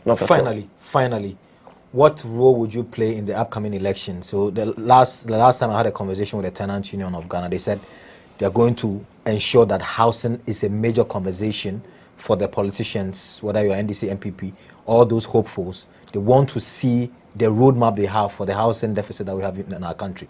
Is your group going to play such a role? Are you going to insist that beyond Sagleme, because 1,500 units will not plug the whole of 1.8 or 1.9 million housing deficit that we have in our country? What role is your group going to play going forward? Yes, I think that it's not only going to be a role, but a major role that will play, insisting that any new government that takes over governance will have to prioritize, this affordable housing thing. Right. We have a lot of our people displaced. A lot of them not only wallowing in poverty, but they do not have, a place to lay their head. So that whichever political party that you're demanding the thumbs or votes of the people, you must make housing your priority. So based on that, we'll be able to massage, the issues, draw conclusions that between or amongst this political target, we believe that based on the manifestos that have been presented, because currently we fall short of a national agenda plan. Right. So based on the manifestos that have been presented, we believe that this is the, if like, political party that will help us going forward in 2024. This government, except they change, you know, I don't know what their manifesto will talk about, you know, in the coming days. But they would have a different candidate. So definitely, Nanado will not be the same candidate. So maybe a different candidate will have a different plan. The candidate will inherit the successes or failure of Nanado. So that if Nanado did well, chances are that the candidate is the next president of the country. Now we have to wipe the slate clean for all of them. If the Nanado failed, no, we will not do that. Okay. We judge John Mahama based on his father Atamils. Okay. We will judge whoever ascends the reins of MPP's ticket on the performance of Akufo-Addo. Okay. It's about time. Would that be fair? It should be fair. Because your ideology about housing may be different from mine, even though we may be No, in the that same is not political limited party. to the confines of housing. Okay. I'm opening the argument up for leadership. Okay. For instance, if Mahama should be elected or re-elected to lead NDC, he was in government before. Yes. We gave him some quantum of money. He borrowed in our name. We will assess Mahama. What did you do with the amount of money we gave you? Then we go back to whoever leads MPP. So that, for instance, if it's Alanche Martin or Dr. Bawumia, for instance, is the head of the economic management team. Right. Alanche Martin is part of the economic management team. A great minister, they are cabinet ministers. Right. So it's not as if that they are now going to be tried. They've held several portfolios. Right. You can't come and tell me that, judge me on a clean slate when you are part of a failed government. Okay. Certainly no. What I am saying, my brother, in entirety, may be away from the housing unit, but it's so important is that it's about time you and I and all of us rose up to defend our motherland.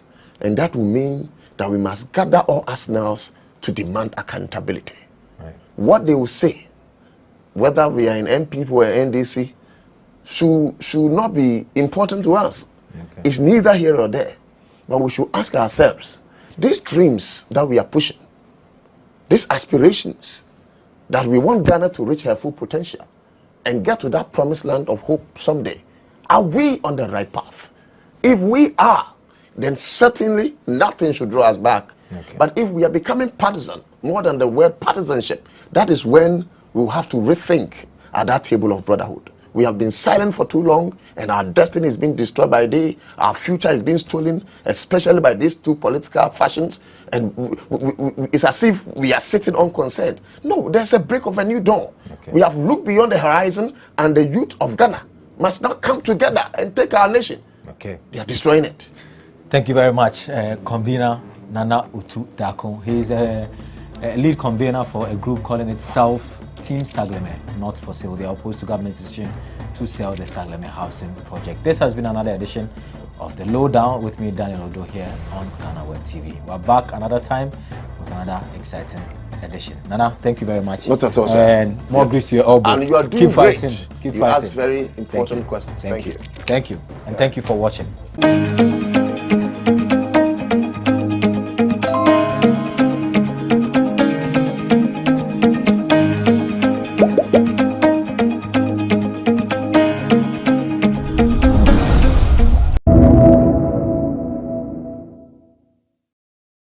In all sincerity, we are receiving, a good number of us, including my humble self, is receiving this report for the first time. I do well to go to the mails room and to diligently follow up on every report, every document, every official report of this House. Mr. Speaker, as you know, some of us really take these matters seriously. This, Mr. Speaker, is the first time I am laying hands on this report. And I have just noticed, Mr. Speaker, that it is a 63-page report. I observed that a good number of my colleagues are now receiving their copies. I will humbly appeal, Mr. Speaker, that we are given some time to go through this 63-page report, even if an hour, so that we can study the report and be able to make meaningful submissions on this report. So, Mr. Speaker, my humble appeal to you is to create some space for us to study this 63-page report. It's a very voluminous report, and we cannot be reading as the chairman presents the motion numbered 8. So, Mr. Speaker, my humble prayer, my fervent prayer to you is to allow a good majority of us who are now receiving this 63-page report to be given some time. Right, Honorable Speaker, this is something we've been battling with. It was late in February, which is a fact. You gave a referral, a directive that the paper was duly laid and it should be distributed to members. That directive that you gave was not complied with. And right, Honorable Speaker, if you will can observe, just as we started speaking, the paper was being distributed to members. And Mr. Speaker, what the Honorable Okujato is saying is that when you gave that directive, based on your directive, he has been going to the mails room thinking the paper will be in his pigeonhole. He never found a copy in his pigeonhole and he was never given a copy. It is just right now that he has been given a copy. He glanced through and realized it's about 63 pages document. Right, Honorable Speaker, the statement that, oh, consultation is being taken with leaders. I'm in the leadership, but I'm not a member of the appointment committee. But I've been conferring with my minority leader. I said, oh, there was a draft copy and he was going to make his input, and that was the minority leader. So, Mr. Speaker, that was done before the paper was laid. But your directive was not complied with.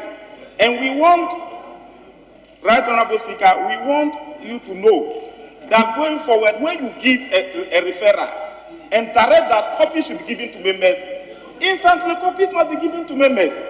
Right Honorable Speaker, my good self, I'm in the leadership. This is my copy. It has just been given to me. This is my copy. I even had to call Kwachi before he brought it to me. So I'm going to read through. Based on that, Right Honorable Speaker, I want to make a plea that if we will suspend for members to go through the document. Mr. Speaker, our orders are clear. Order 75. Speaker 74 says a paper may be presented to the House only by Mr. Speaker, the chairman of a committee, a member, or a minister.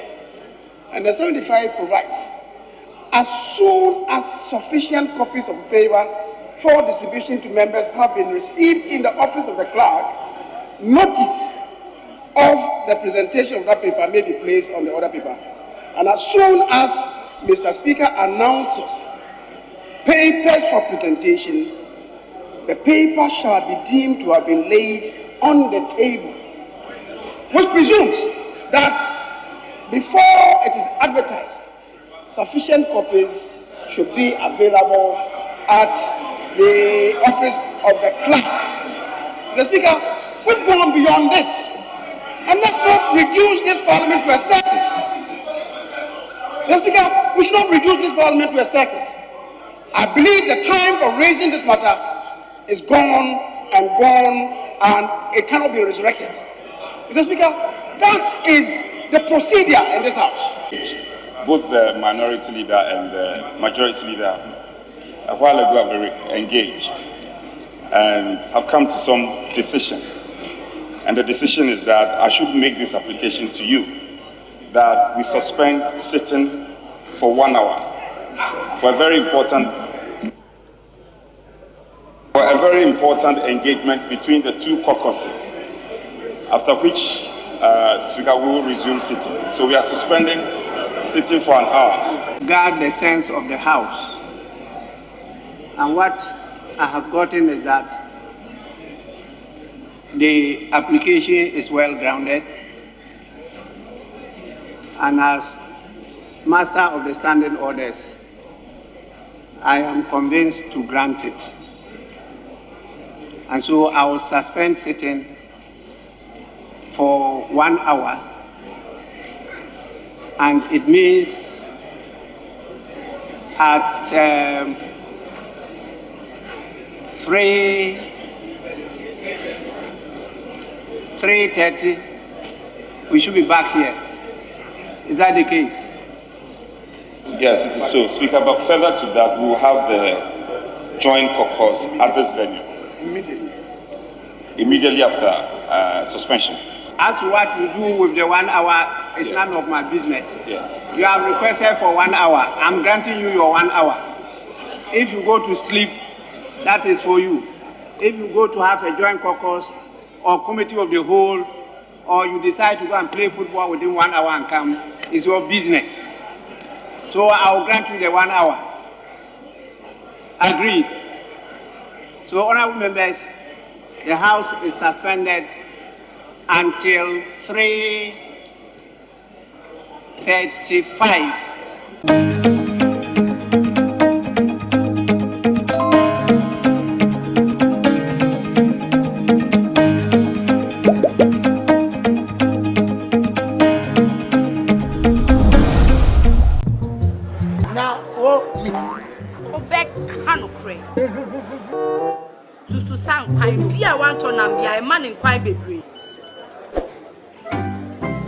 Mommy, you first can see about Kotoso. People got sending me sika from Lemonade Finance. Brian did the shit and let me £10.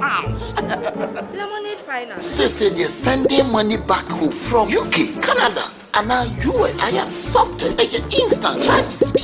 Extinguishing in so unbeatable. We should make promo code Dr. Like £10, $10, and $10 Canadian for the first transaction. What is send this guy download to Lemonade Finance.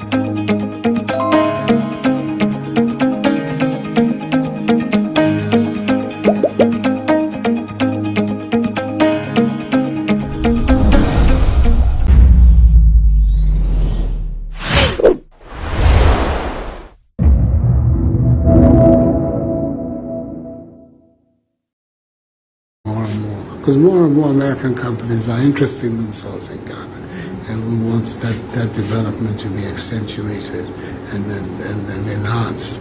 And your presence here, hopefully, is going to be a good signal to the American investment community that Ghana is a good place for them to look at and everything.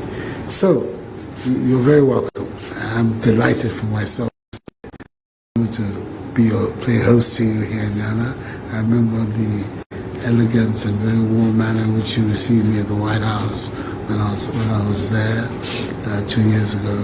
So it's an opportunity for us also to reciprocate and return that hospitality. You've met already all the people here. We don't have to go through that again. So welcome. And I'm hoping that the 3 days that you're here with us are going to be fruitful days and memorable days for you and for us as well. So thank you. Thank you, Mr. President. And it is good to see you again. From the first time that we met 2 years ago at the White House, you and I had extensive and constructive conversations about the importance of the relationship between the United States and Ghana. And I must say that it is of particular importance that we are able to continue to work with you as President of Ghana. You have been very courageous and forward in terms of standing for democratic principles, and we have shared commitments to those ideals.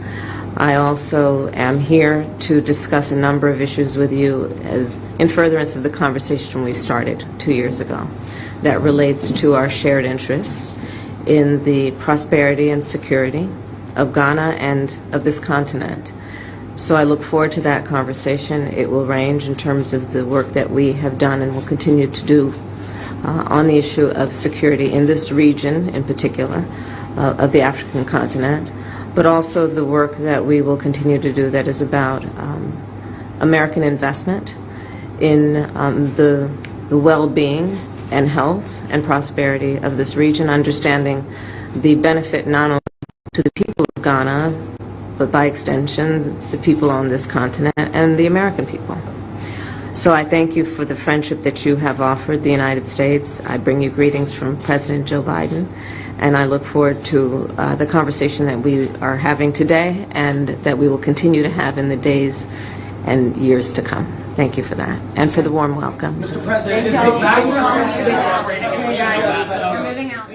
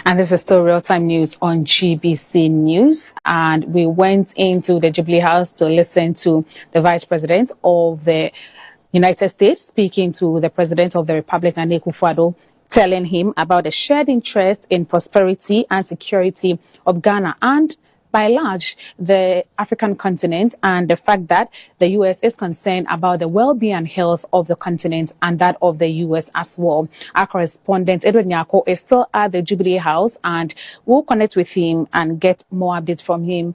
Edward, welcome once again. Thank you very much, Winifred. Now, if you listen to the Vice President, he said we are interested in the well-being of the African and also promoting security in this part of Africa, that is West Africa in particular, because of the coup d'etat that is.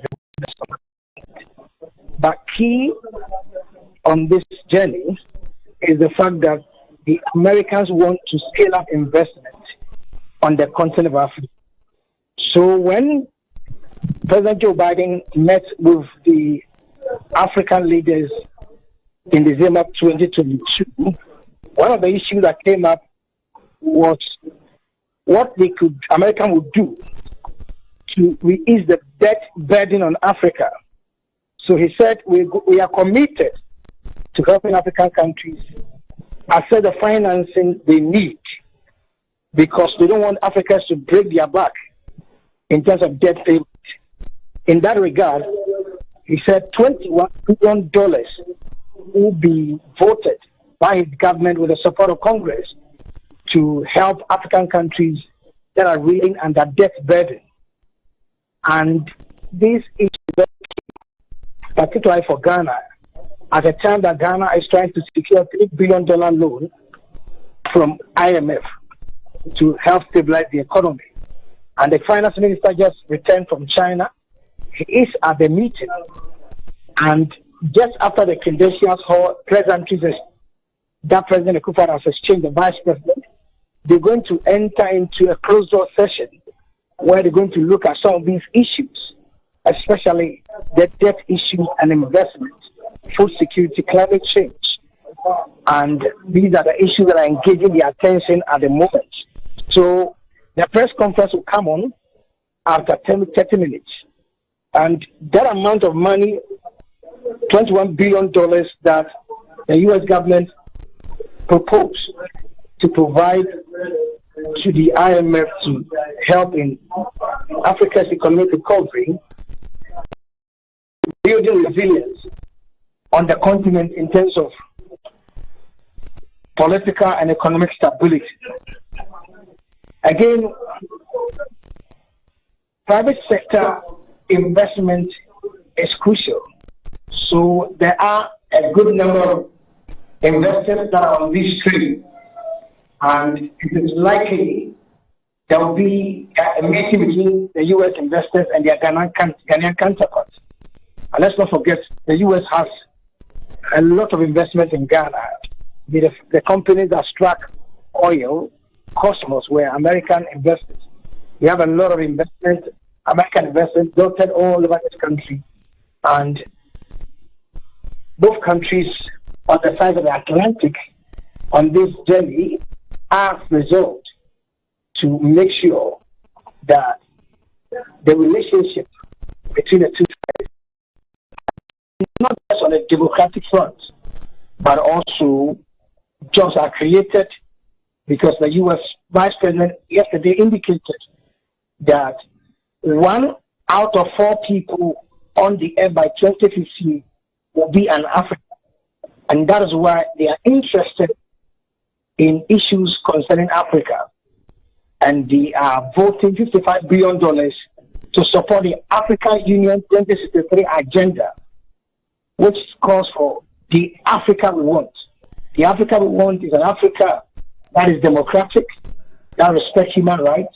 Africa we want is an Africa that has what it takes to harness its economic and material resources to improve the lot of its citizens who are on daily basis fleeing the continent to cross the Mediterranean Sea to go to Europe to seek for greener pastures.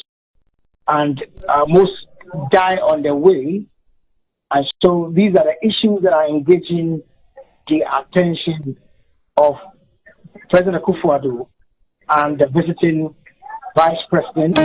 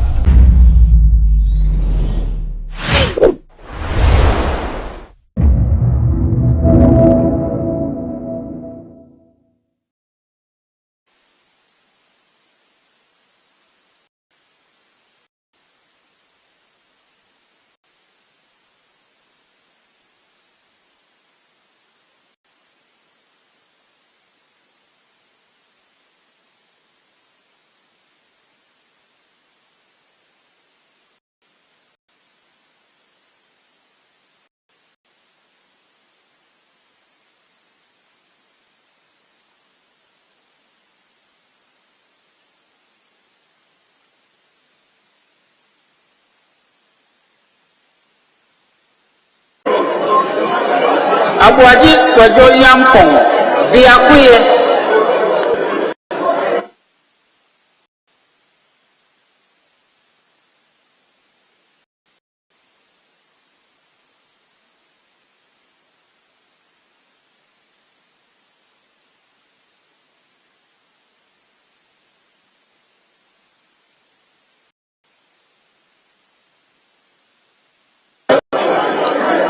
Abdul Lariba Zuera Wale.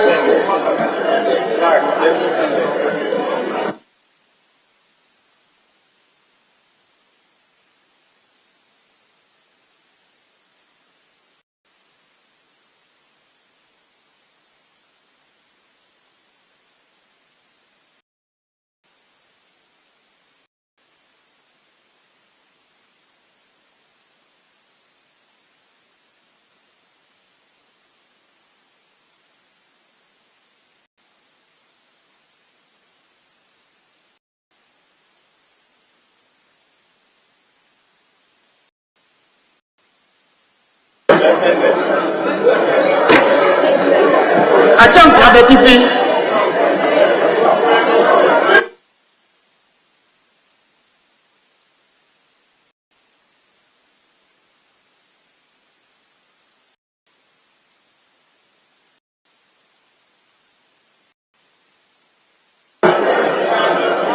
Ajam Charles Low Akim.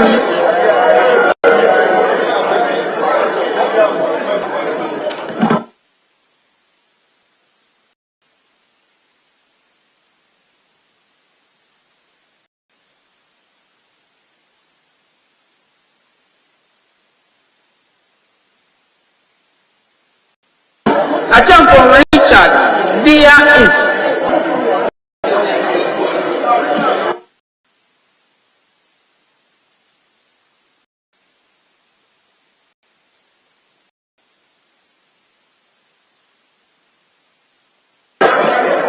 Akuaku Sophia Karen Edem. Domia Bra Ogbom.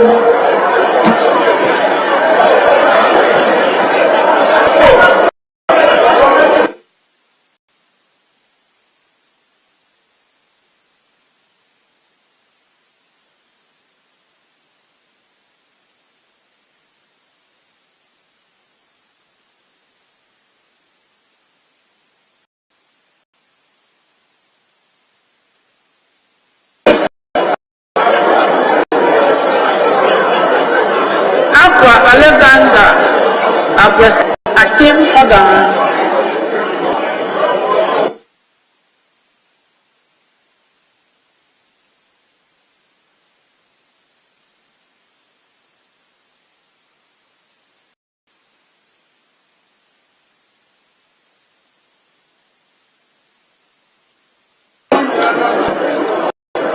Adam Hamza Prof.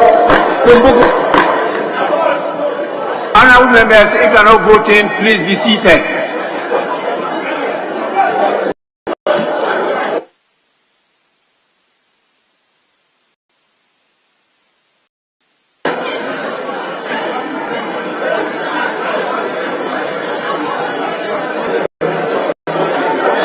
Adam Mohammed Amin, Doctor, Karaga.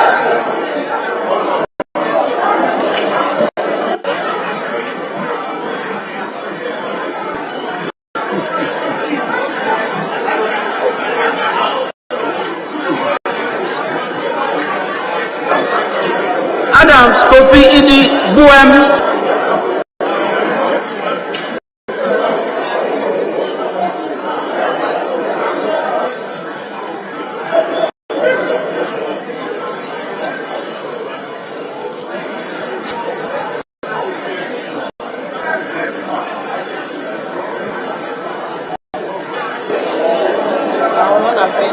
Edi Jadi Safori Ayensuano.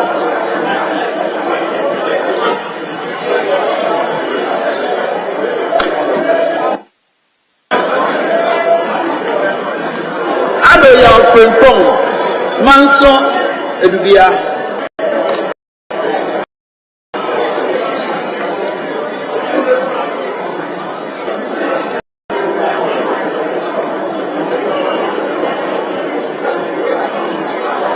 Adam Frederick of the Upper West Akim.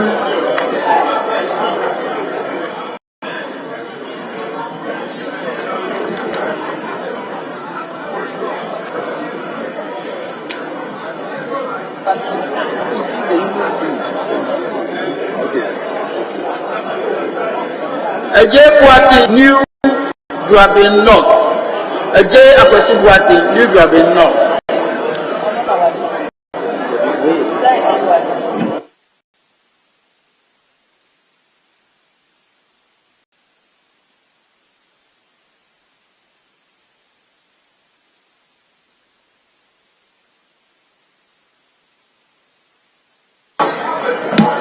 Adumaku Mensa Alex Dr. Setira Farm Place.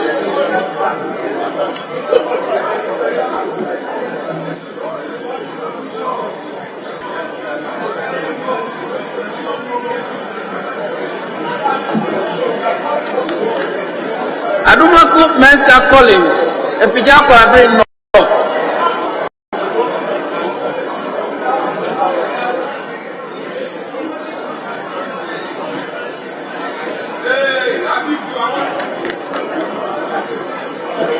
Adongo Isaac, Bokatanga Central.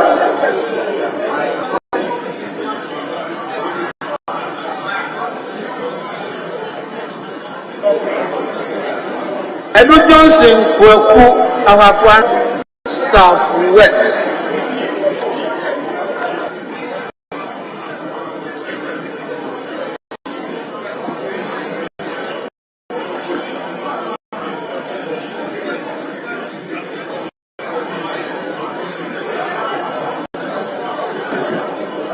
Edu Chumi Yao Osei Dr. Bosompi.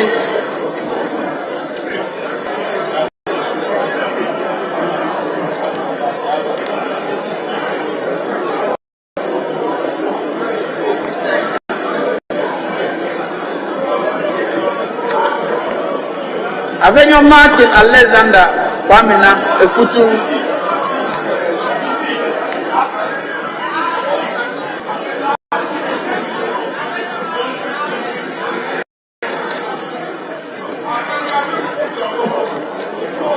Apple Eric Amenfi West.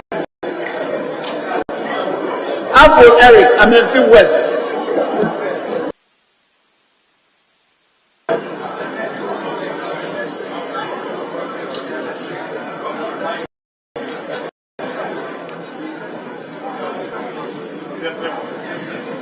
Afrifa Mensa Kwesisu Amasaman.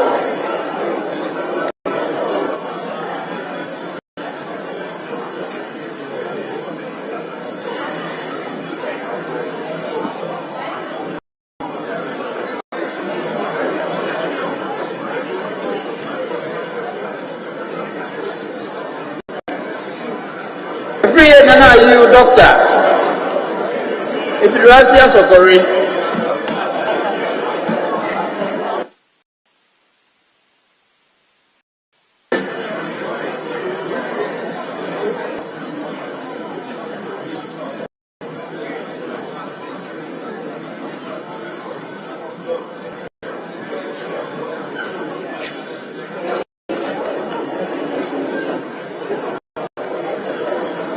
Every year, doctor, Sefivi Osu.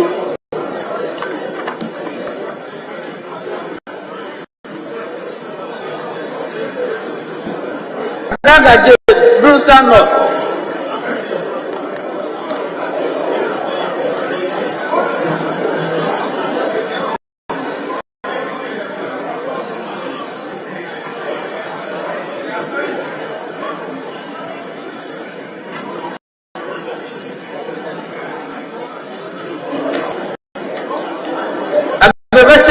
I got him as your pay.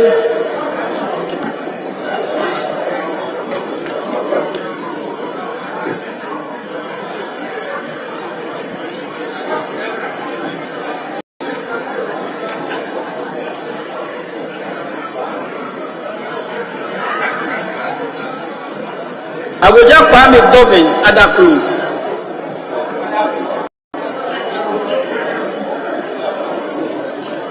A Japan Ken on him as in Central.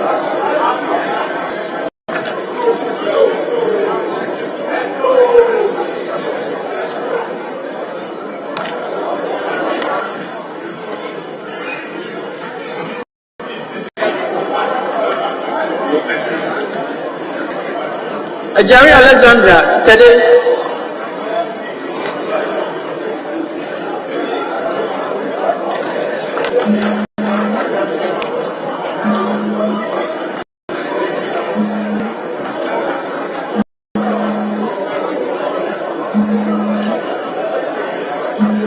Ejekum Emmanuel Pajo, Granza South.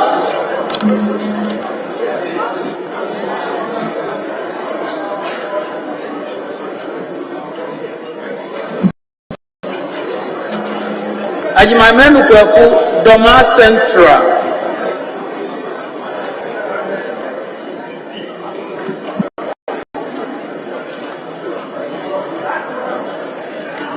Ajimai Rollins Zenato, Dr.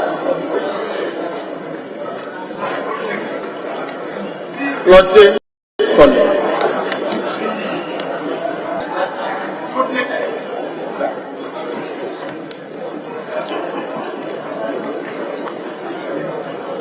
Ajeni Mbwati Kwaku, Brekum West.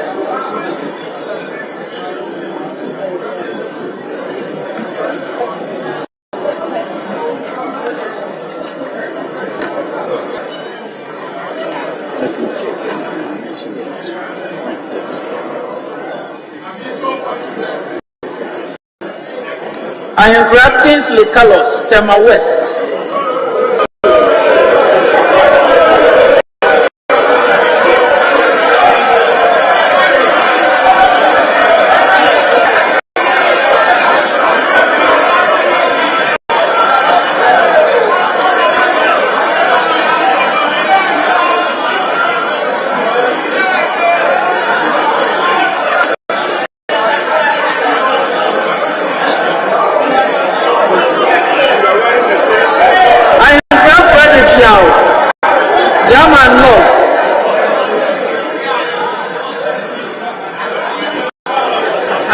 Credit Yao German Lock.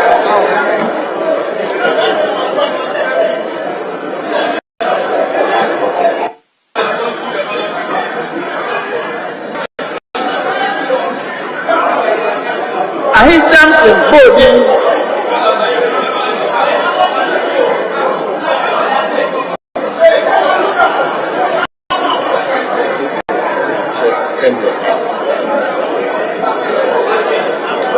I have not. I can't see South. Adria Oreku, if you jump a bit South.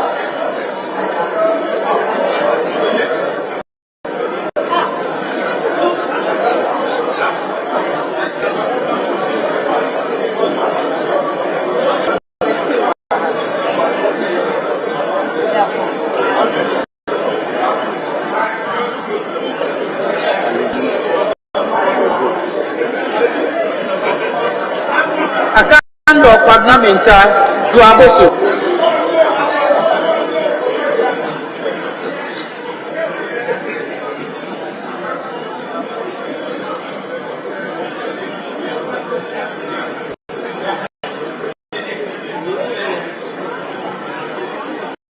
Akamvariba Lydia Bamisi. Tempani.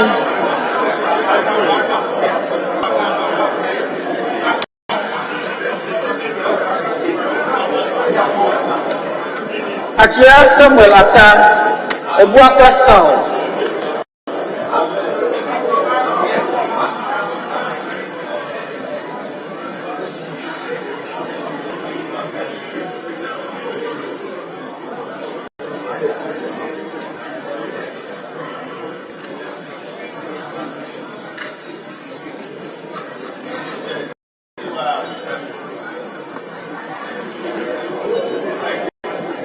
Alazuga Albert Akuka Garu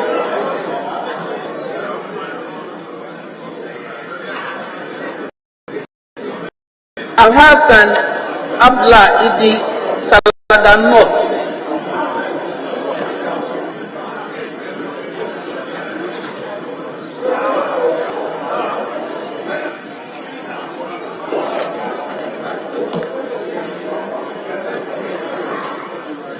Al-Hassan Bashir Seni Al-Haji.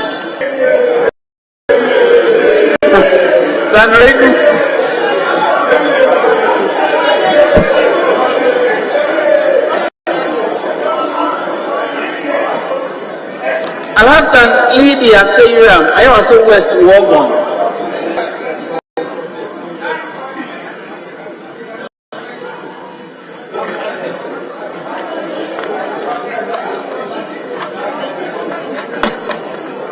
Alhassan Shaibu Suhini, Tamale North.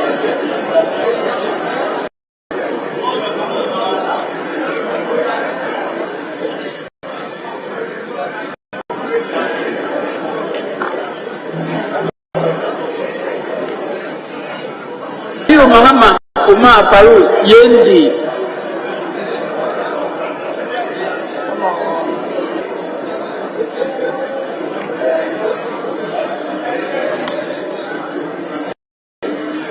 Alaute Angela Furu Afaja to South.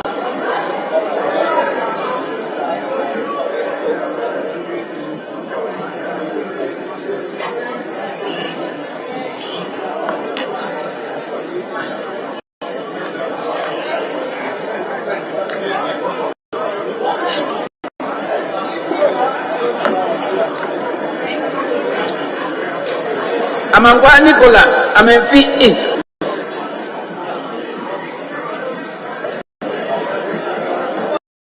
Amangwa Menu Kofi, Ekima Wang.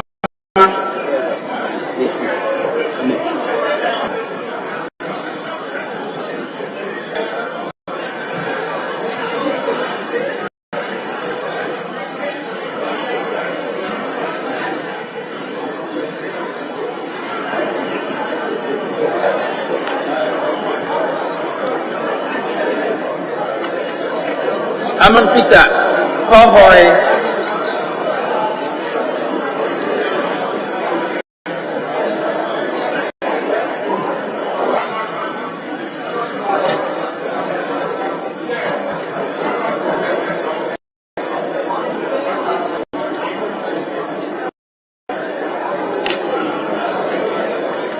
Jeremy Percy, Sunyani East.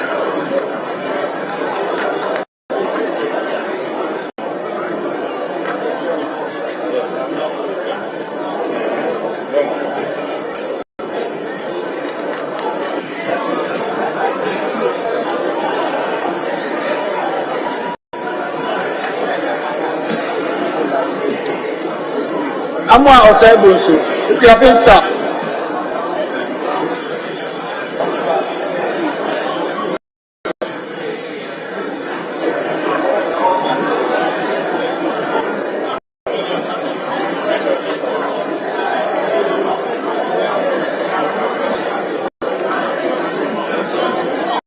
Amwa Stephen, Doctor, Ishiayesu.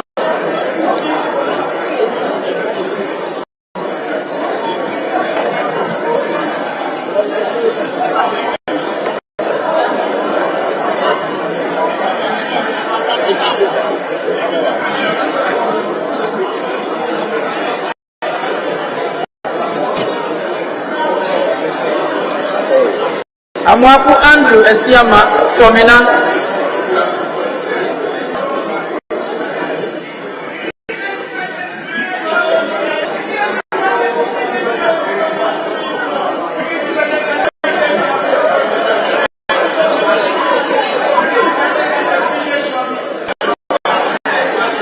Amwaku Atakwesi Etiwa West. Ampin Thomas Nyaku, Eso Jaman.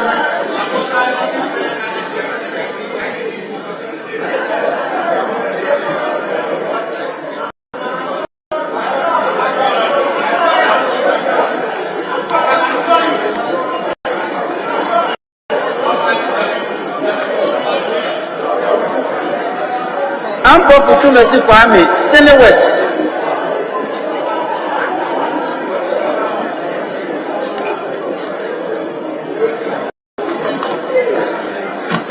Sapon Kofu, Mampong.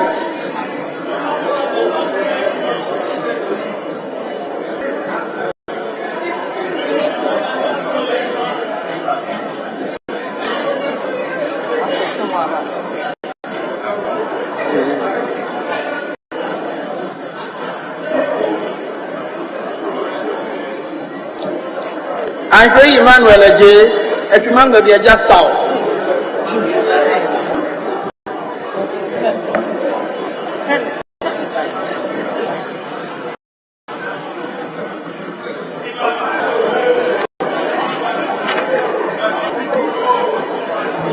Any Moses, trouble,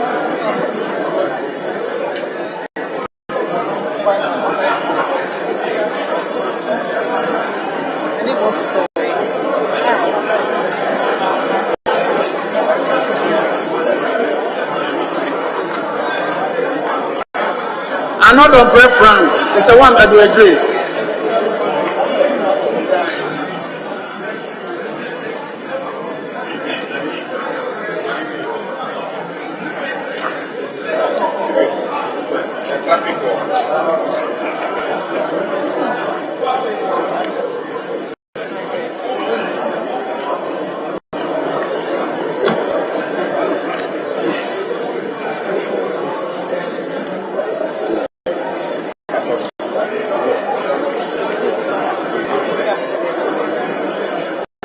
Entry Eugene Boachi, Subi.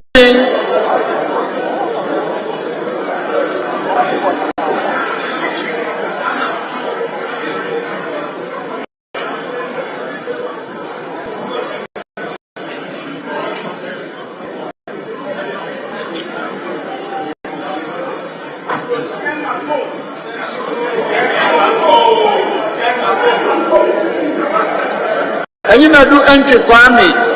Asante Achim Central.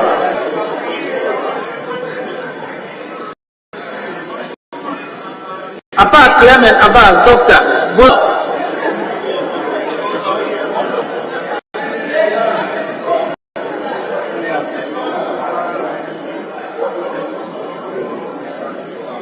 Afia J. Patricia. So kwa boss.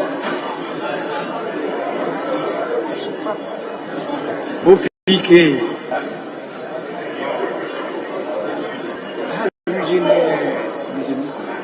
Let's go PK.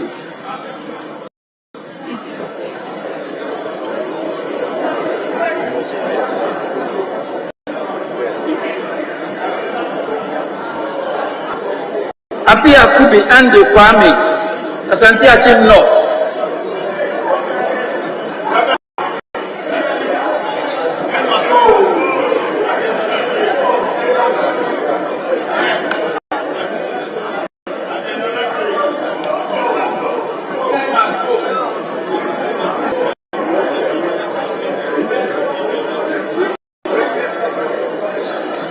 Ama Prince Hamidu, Doctor.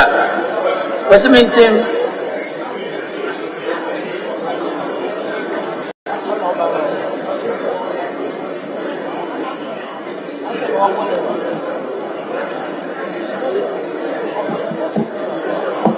As a Vincent upon Doma West.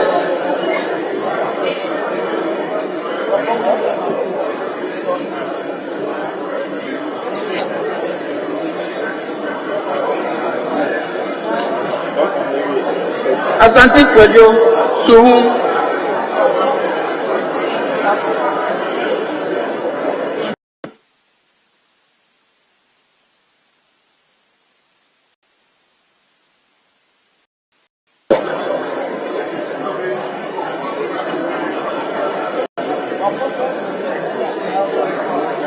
Asante Boate Kwaku, Asante Achim South.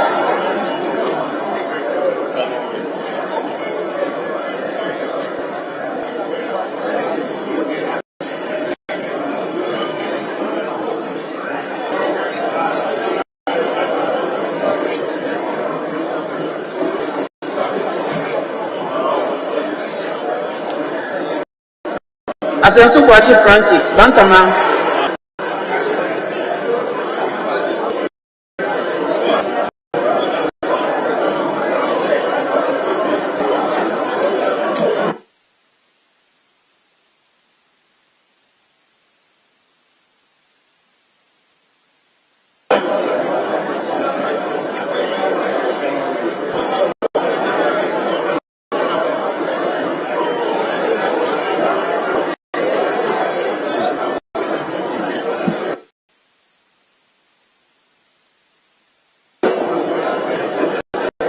Esiama Isaac Kwame, Tumampo Noa.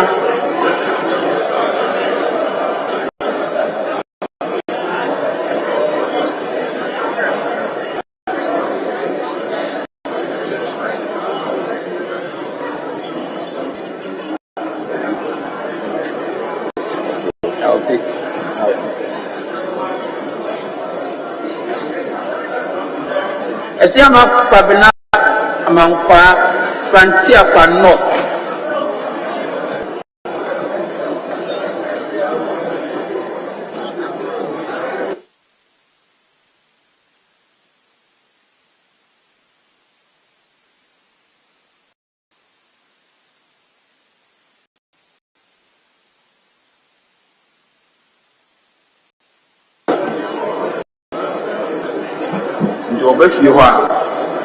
Siama Eje Nana Amadukua.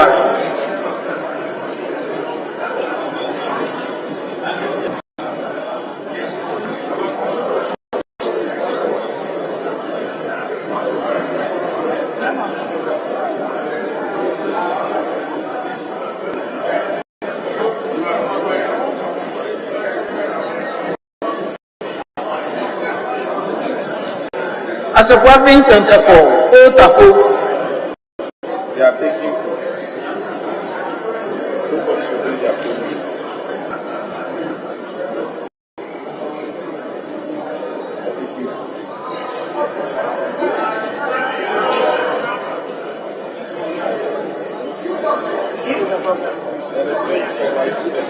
Asafwa Vincent Eko, Otafo.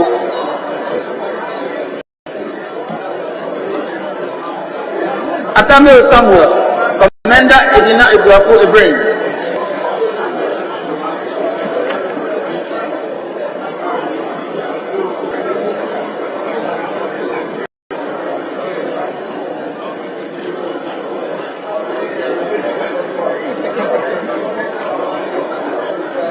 please pause.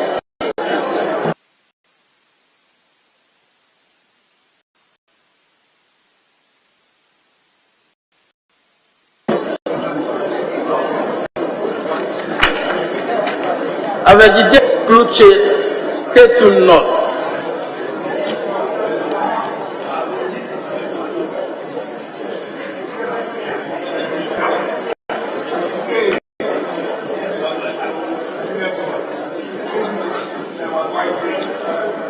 Avocat Cletus Zebila.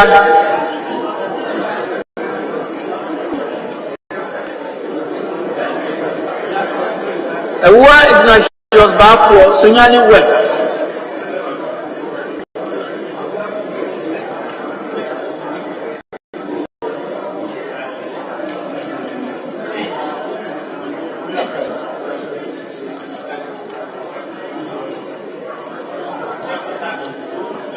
Ewuni Teresa Ladi, Ukaikwe North.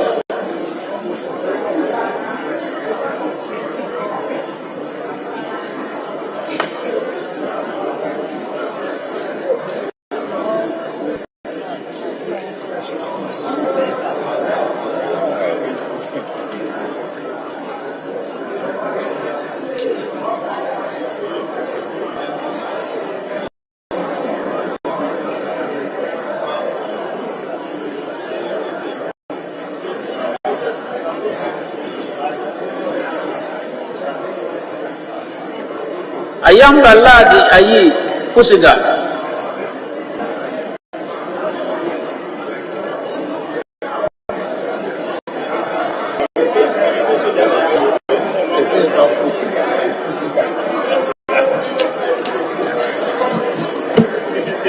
Ayaga Mama Boku Central.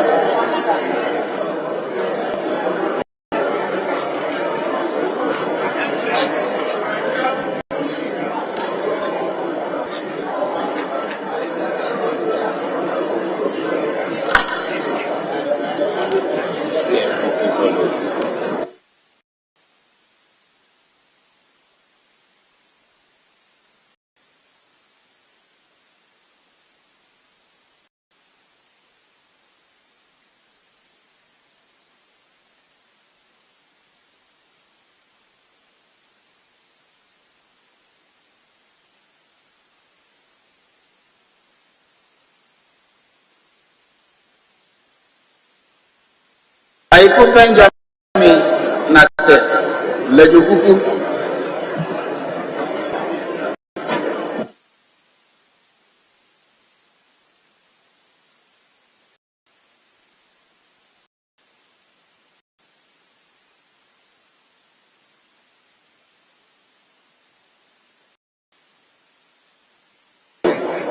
Ayine Dominic Bogatanga East.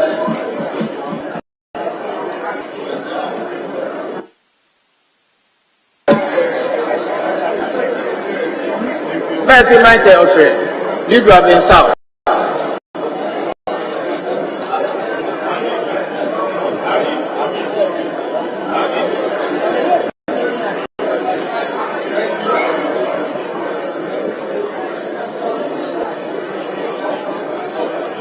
Baba Benson Tongo Talensi.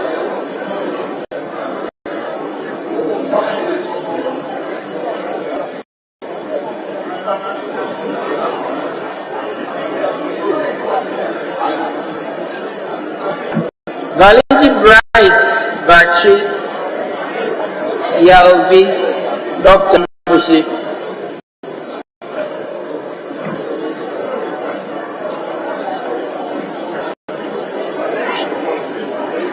Bandin Azuma Abedebu Bunkurubu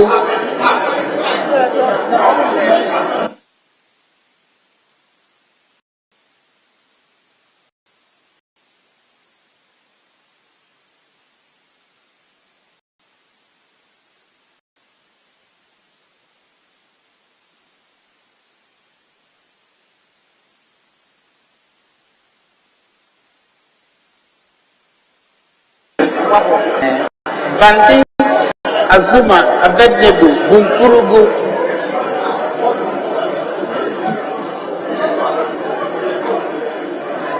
Bano Patrick Associated North.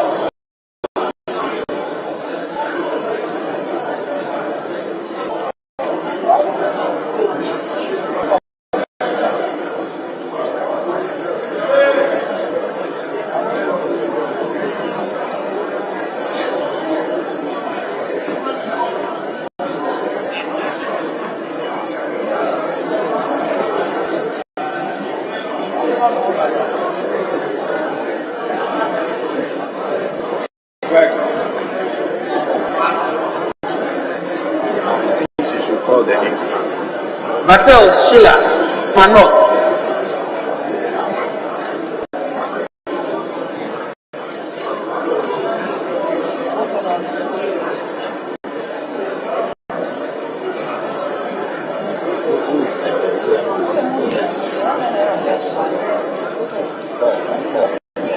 Basua Philip Kumewu.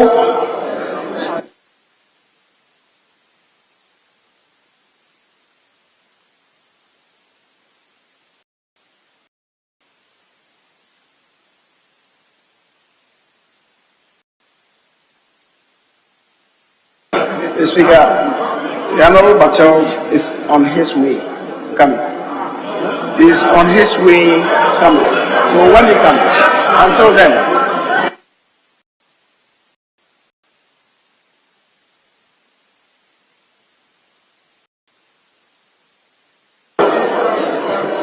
Edward Abambari Bongo.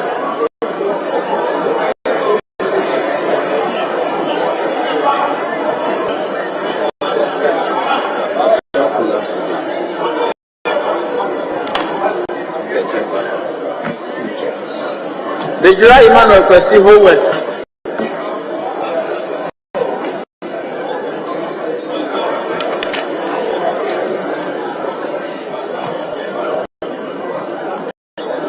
Bettino Joseph Swaman.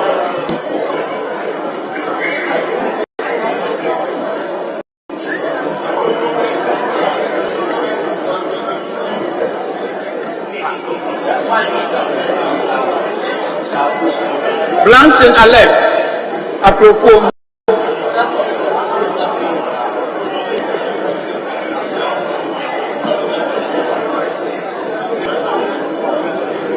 Wache Yadon Abutia.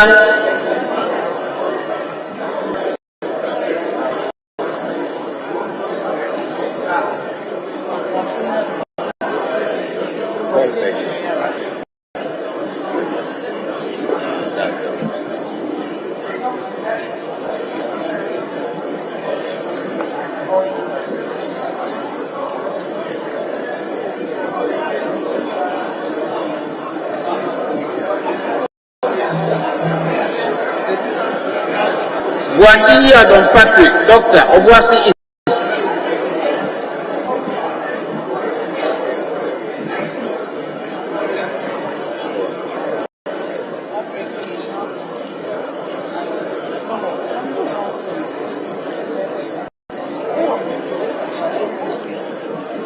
Buama Patrick Yao, Okaigwe Central.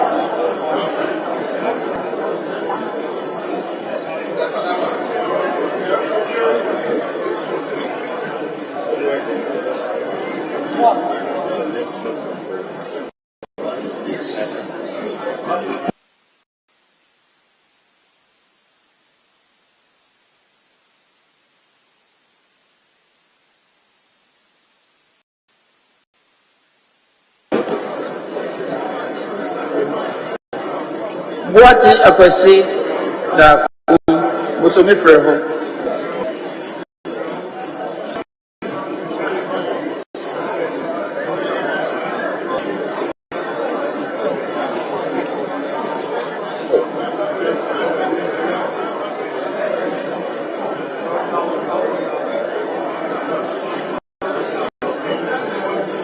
Buati Amakoma Juabe.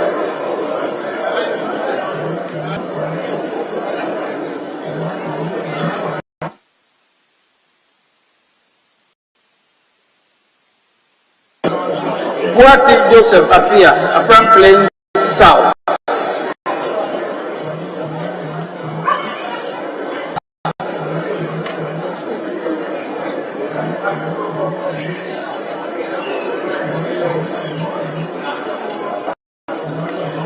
Bobie Ivan Sokoku, Esunafun North.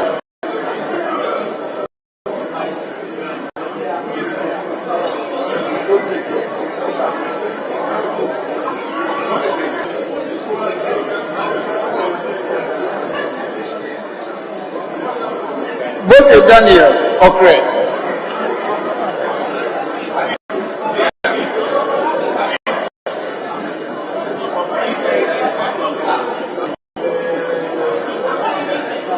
Brahma Mohammed Bawa Ejura Sechedumas.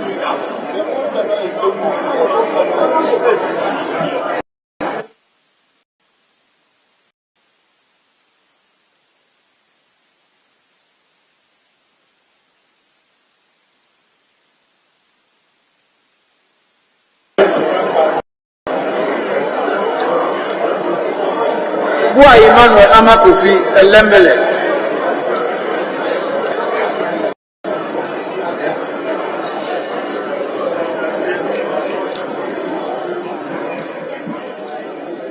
Bukari Joseph Dikpe Sabuba.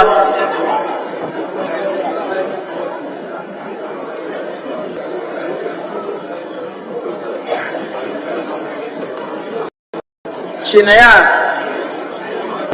Isahaku Sisala East.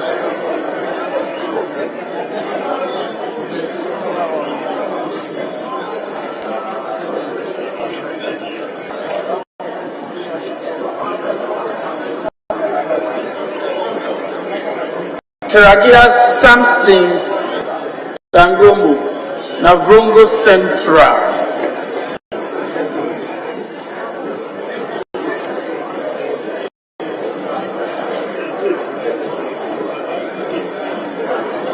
Chiwati Andrew Dari, Solatimaka.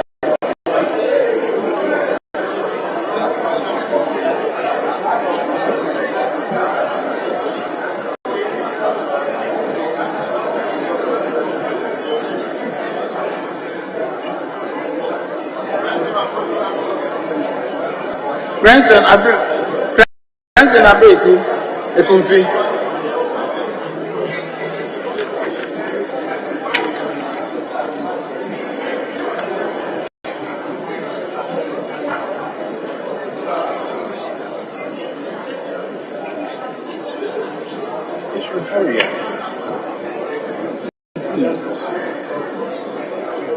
Could you come for do you, Adam?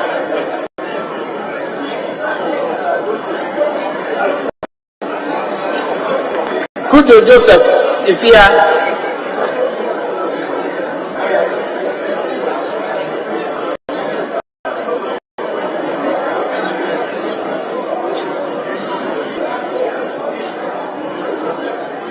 Kujo Robert Wisdom, Christian Honey Valley.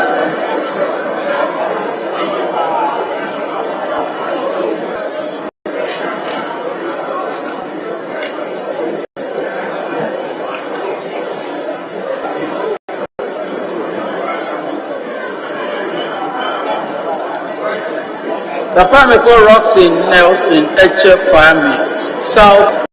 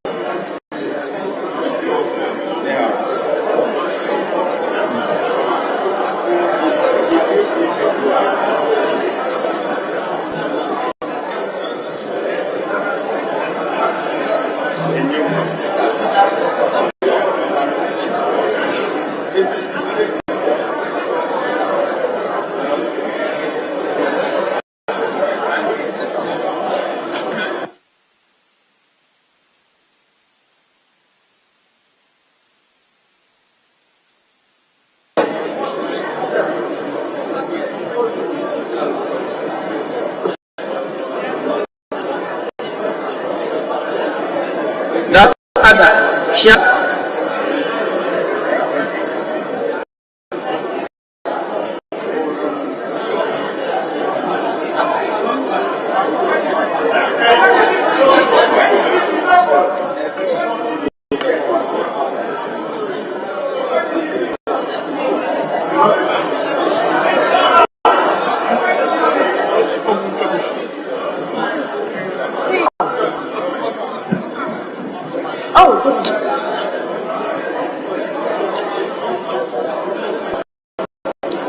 Kapila tried to say you, Jirapa.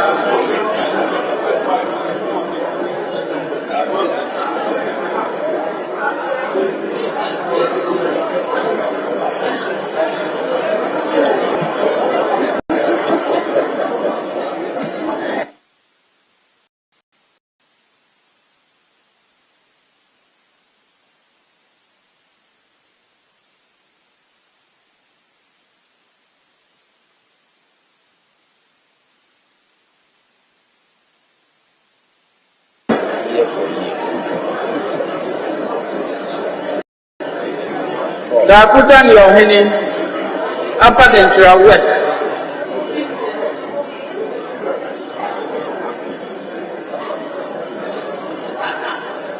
Dakumesa kwa North, Takradi.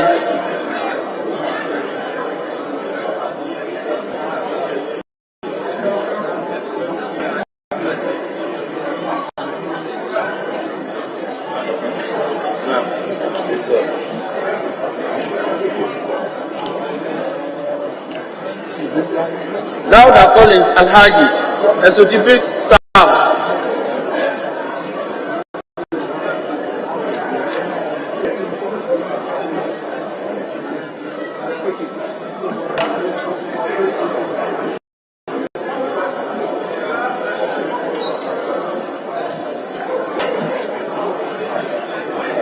Dawoni Abukari, Willensi.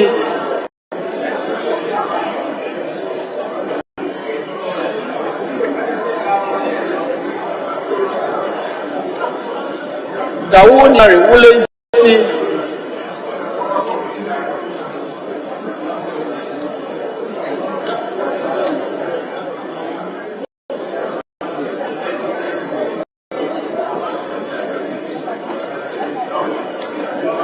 Derry Andrews, Nandom.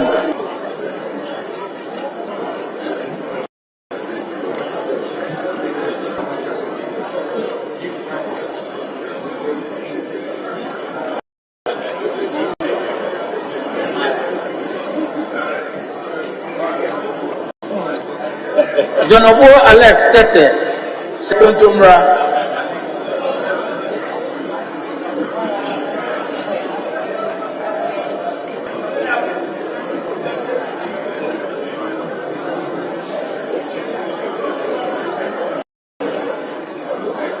Donko Elvis Morris, Abra Sebu Pamankesi.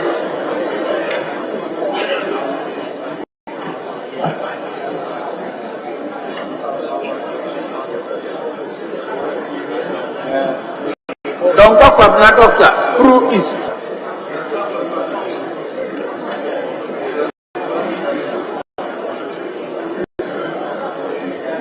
Duka Tapa Nswayem.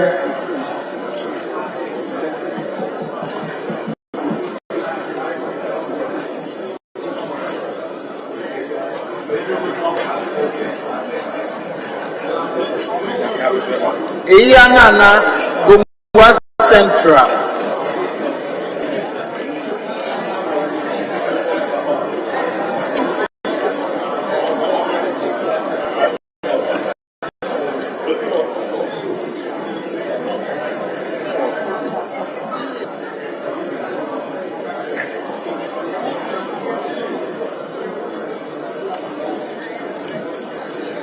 Fort John in team, Reverend. Asin South.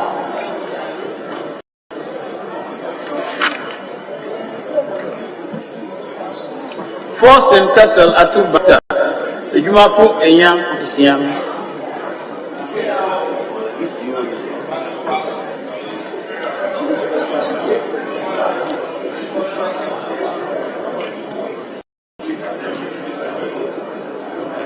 Gata Kwame Jujoli. Keta.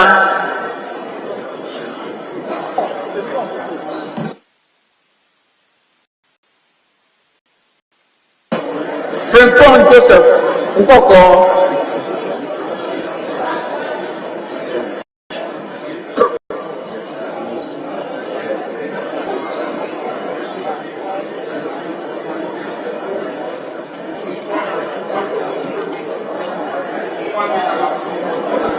George Samuel Nati, Nimo Pranpran.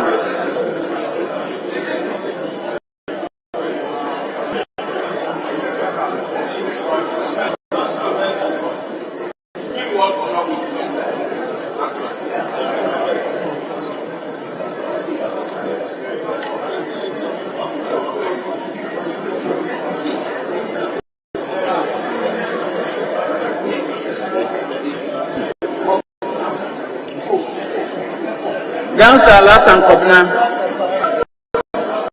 Esikuma Odobim Brakpa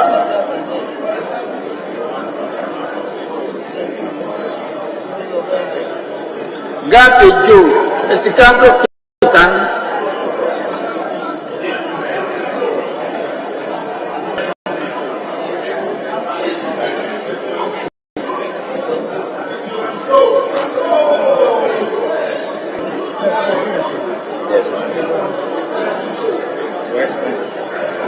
Gedisu Karachi East.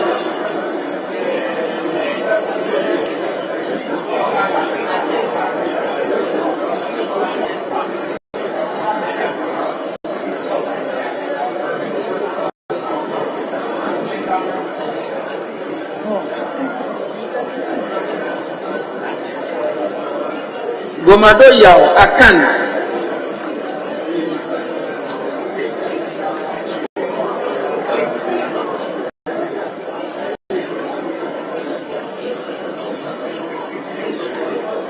Gomashi Abla Jifa K2 South. Jemfi Emmanuel Akwesi Odotobri.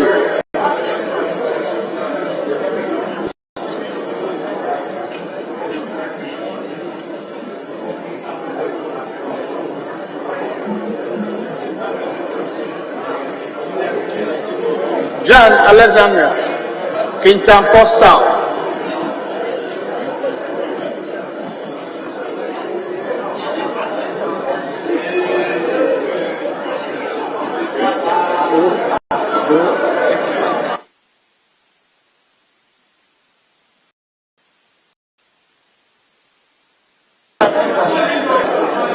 John Mensa Richard, Gomwa West.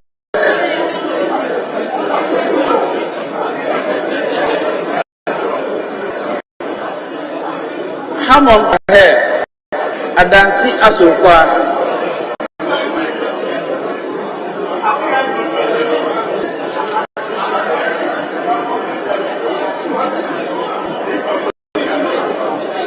Asin Norte, Tema Central.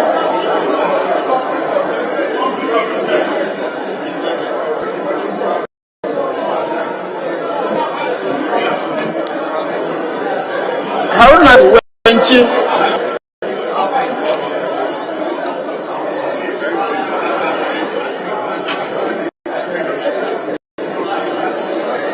Hayford Ophelia Mensa, Zanziman.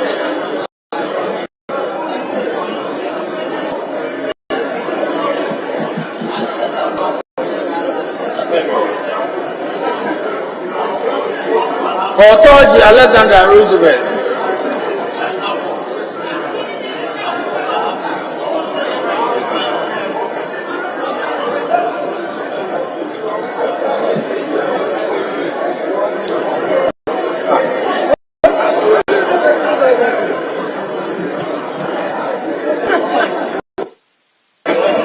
Speaking into the mic.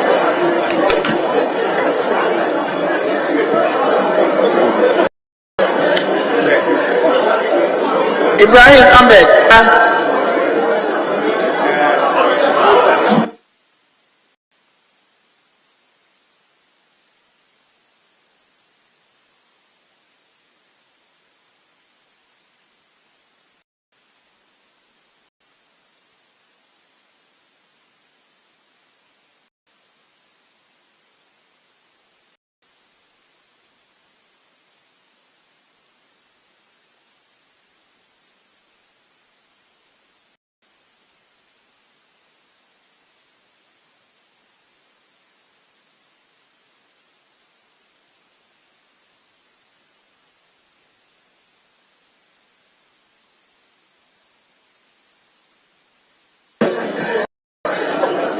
Ibrahim Mutala Muhammad.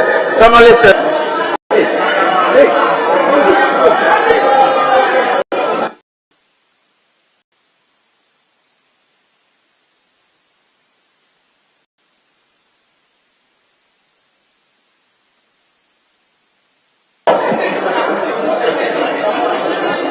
Ibrahima Zuera Muhammad.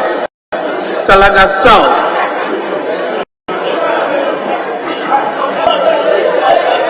Idrisi Tolong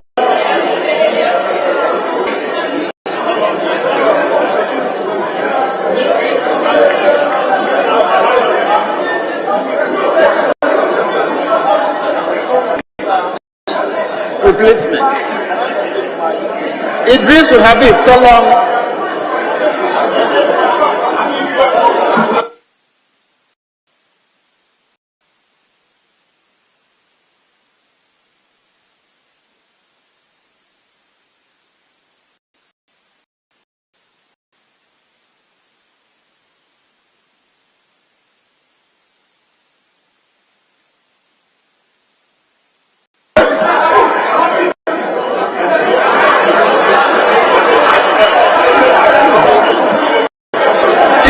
Haruna Tamale Sound.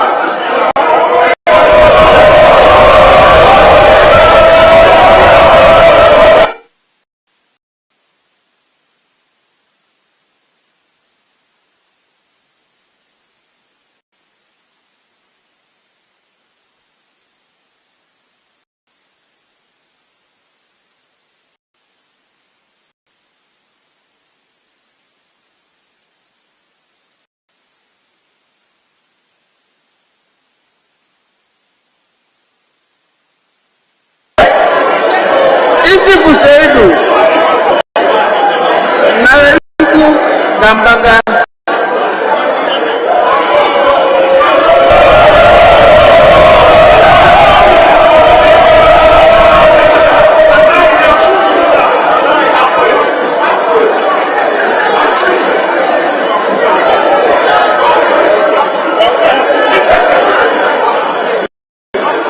Jabal John Ben Zabzugu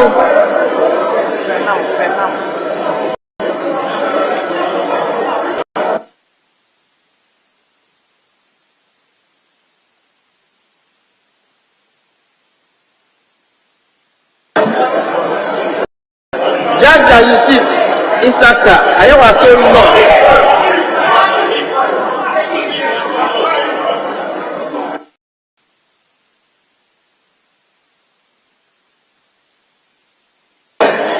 Jaja Yusuf Isaac, I was so low.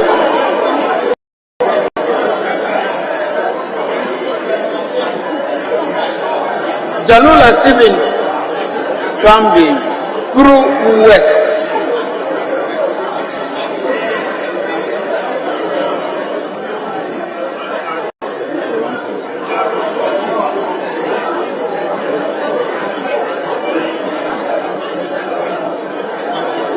Just so Crawford said to doctor, why is it?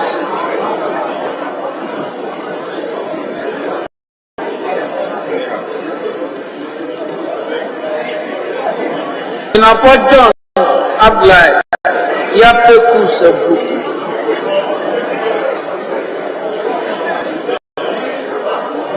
Singapore Samuel Ablai, Damango.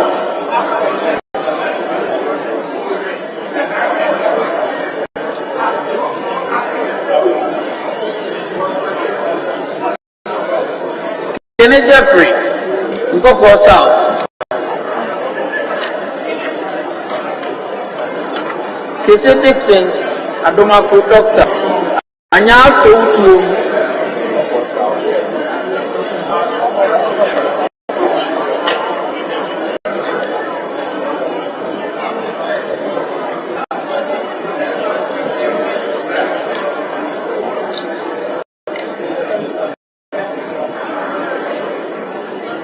Konadu the Menshia North.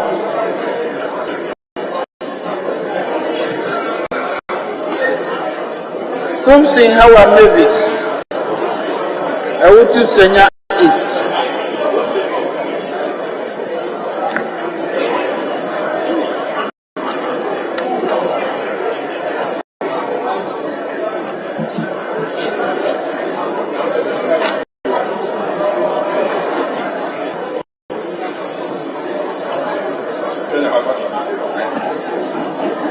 Bosa Martin Kwaku Ejemensa, Techiman South.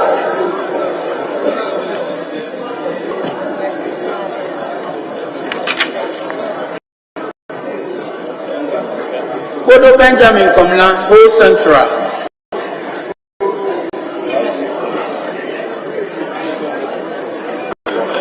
Kum Ebenezer Kojo, Ahanta West.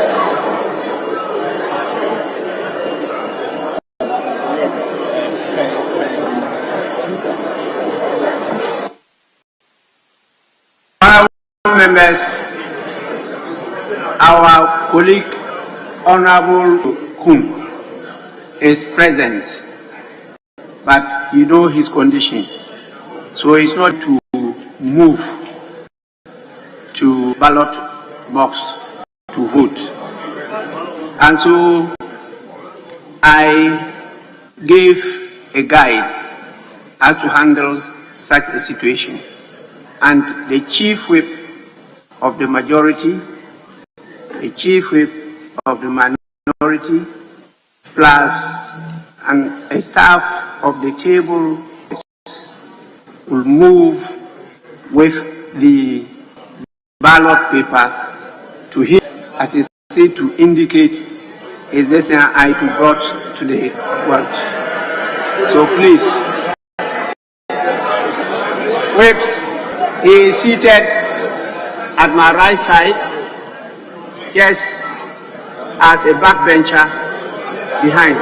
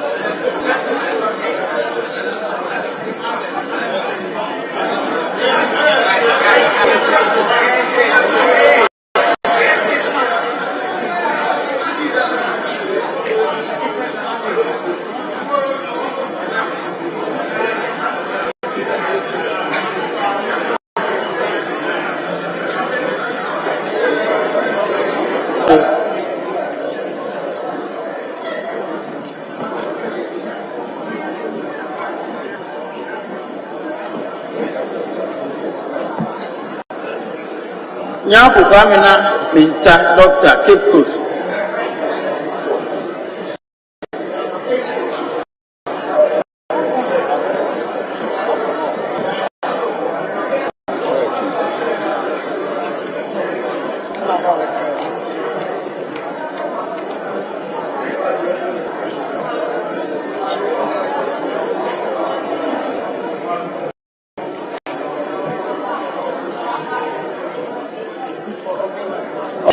George Pabina Manso Kwanta.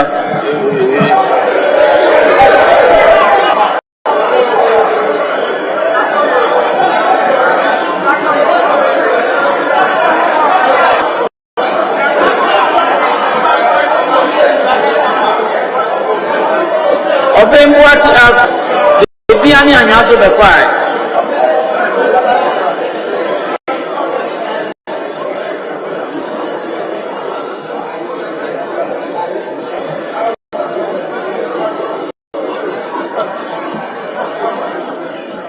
Okululinda obiniwa apele shy osudoku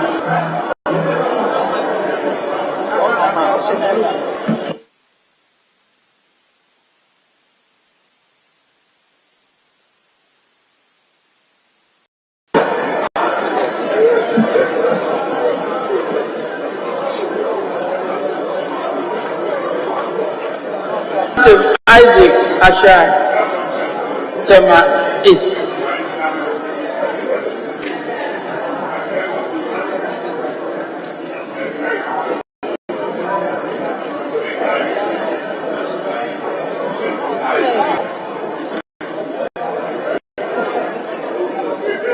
Ofosua Jare Elizabeth, Techiman North.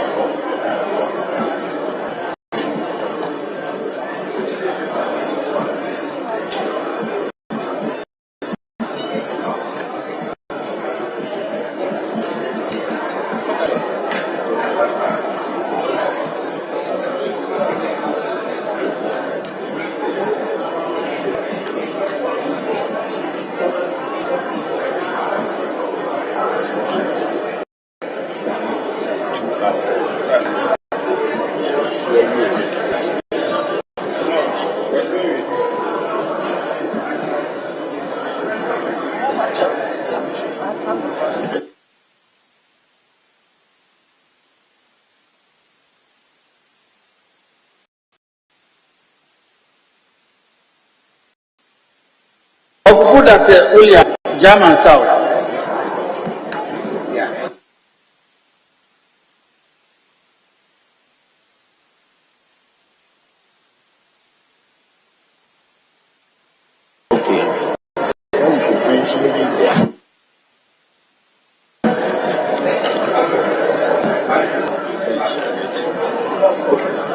Ochokwami Kofi, Fantiapa South.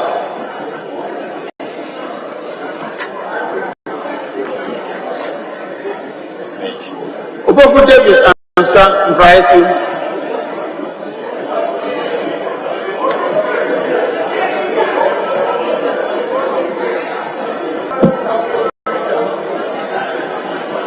Oboku Eric Esunafu North. Esunafu South.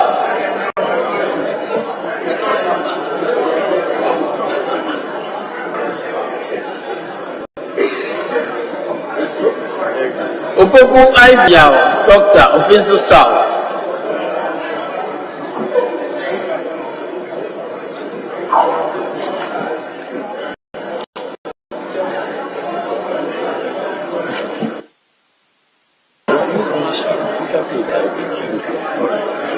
Upon Kuma Kojo, of Wasia Yurebi.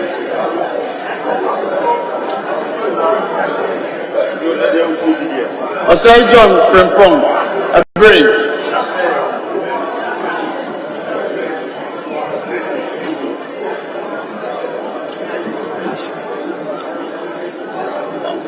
Osai Kennedy Nyaku, a chim so blue.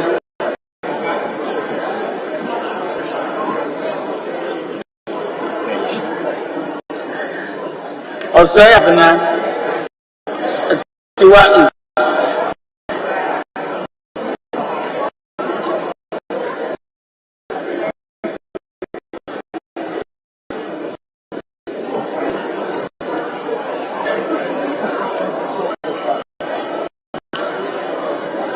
Osewusu Joseph.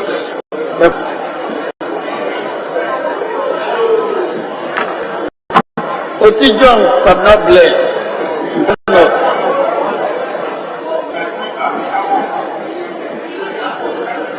Otutai Christian.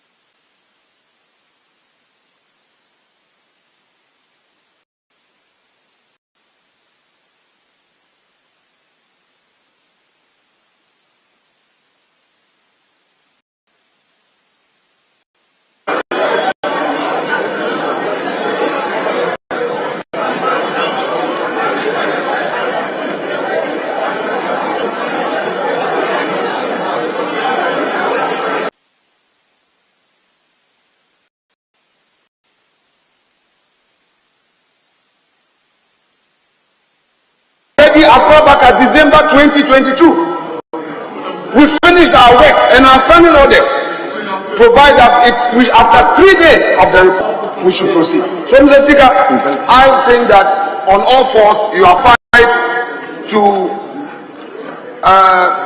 hold that we proceed with the vote without more. I thank you, sir. Mr. Speaker, for the avoidance of doubt, I'm sorry. Wait. Mr. Speaker, for the avoidance of doubt, the Honorable First Deputy Speaker, who presided in your absence, and he did indicate that you had instructed him to sit in for you. He is right here, and I call him as my principal witness. I thank you, sir. Yeah.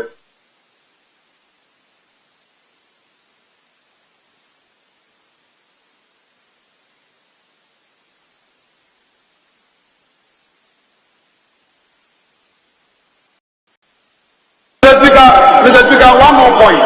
Mr. Speaker, one more point. Mr. Speaker, if the voting will take a long time, we are the masters of our own rules. We can go by consensus. So which you do? We can go by consensus, Mr. Speaker. Mr. Speaker, let's go by consensus to make the work easier. We can go by consensus. Yes. By consensus. Amen. Yes. We can amend the vote. We were not against the charges. You didn't even call for votes.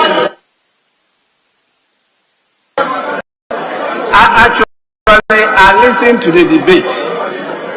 That debate doesn't give the impression that the House wants to vote by consensus.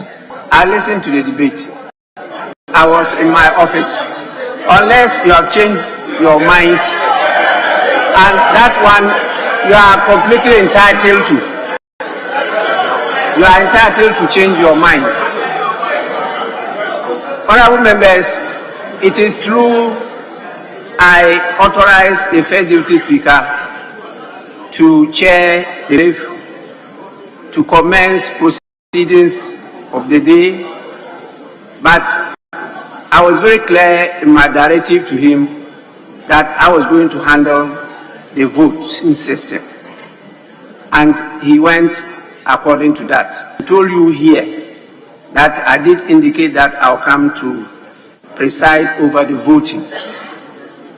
So I am not amending that. I am not amending that. It's only the information that came from some of you, particularly leaders. Are you a leader?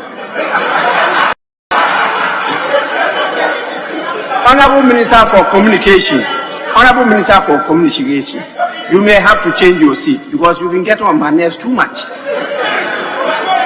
Please. Enough is enough. Please.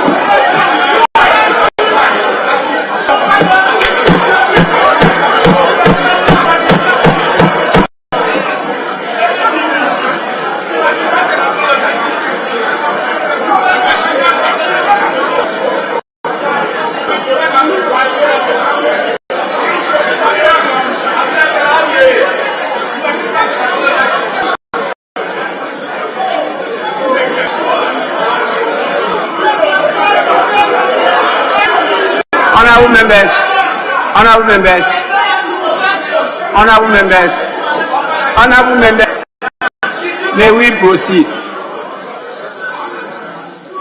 May we proceed?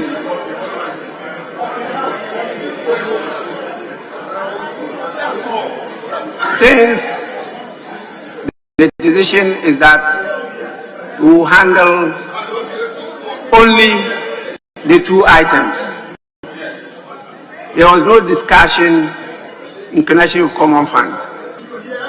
When I was present, the Common Fund administrator came in to the meeting a number of times and indicated that she was here for the Committee of the Whole to handle her Common Fund.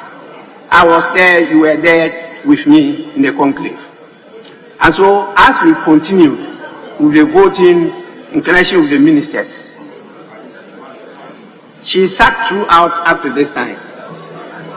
Then a note came from the minority side, drawing my attention to her presence and the fact that that was to be considered today.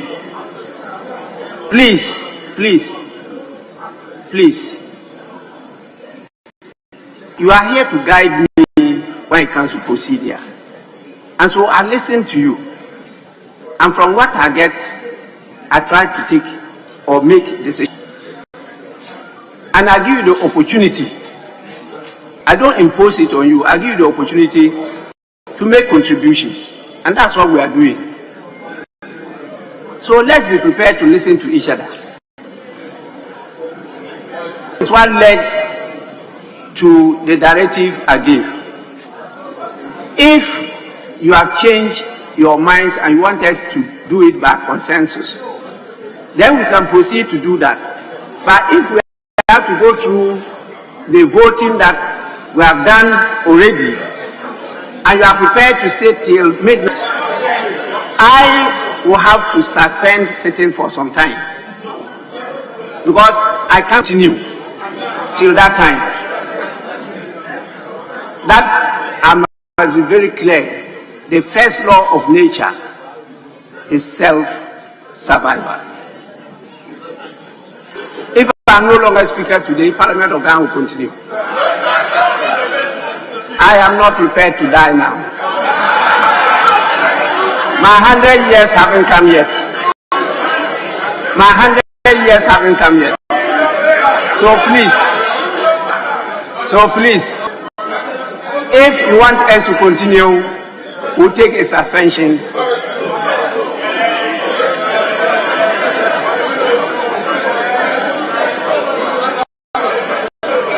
Yes, Minority Leader.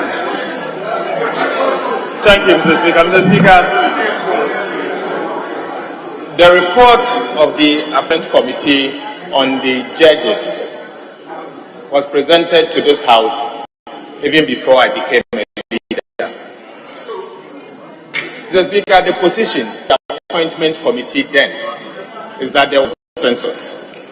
Mr. Speaker, you heard the debate of the Appointment Committee this afternoon. Clearly, members of Appointment Committee expressed their reservations about some of the nominees. Mr. Speaker, as a caucus, our position has not changed. And that is why there is no consensus as elaborated by the Honorable Muntaga when he spoke. Mr. Speaker, so on that basis, we are in your hands. We need to o'clock. Mr. Speaker, looking at the time now, it's quarter to 8.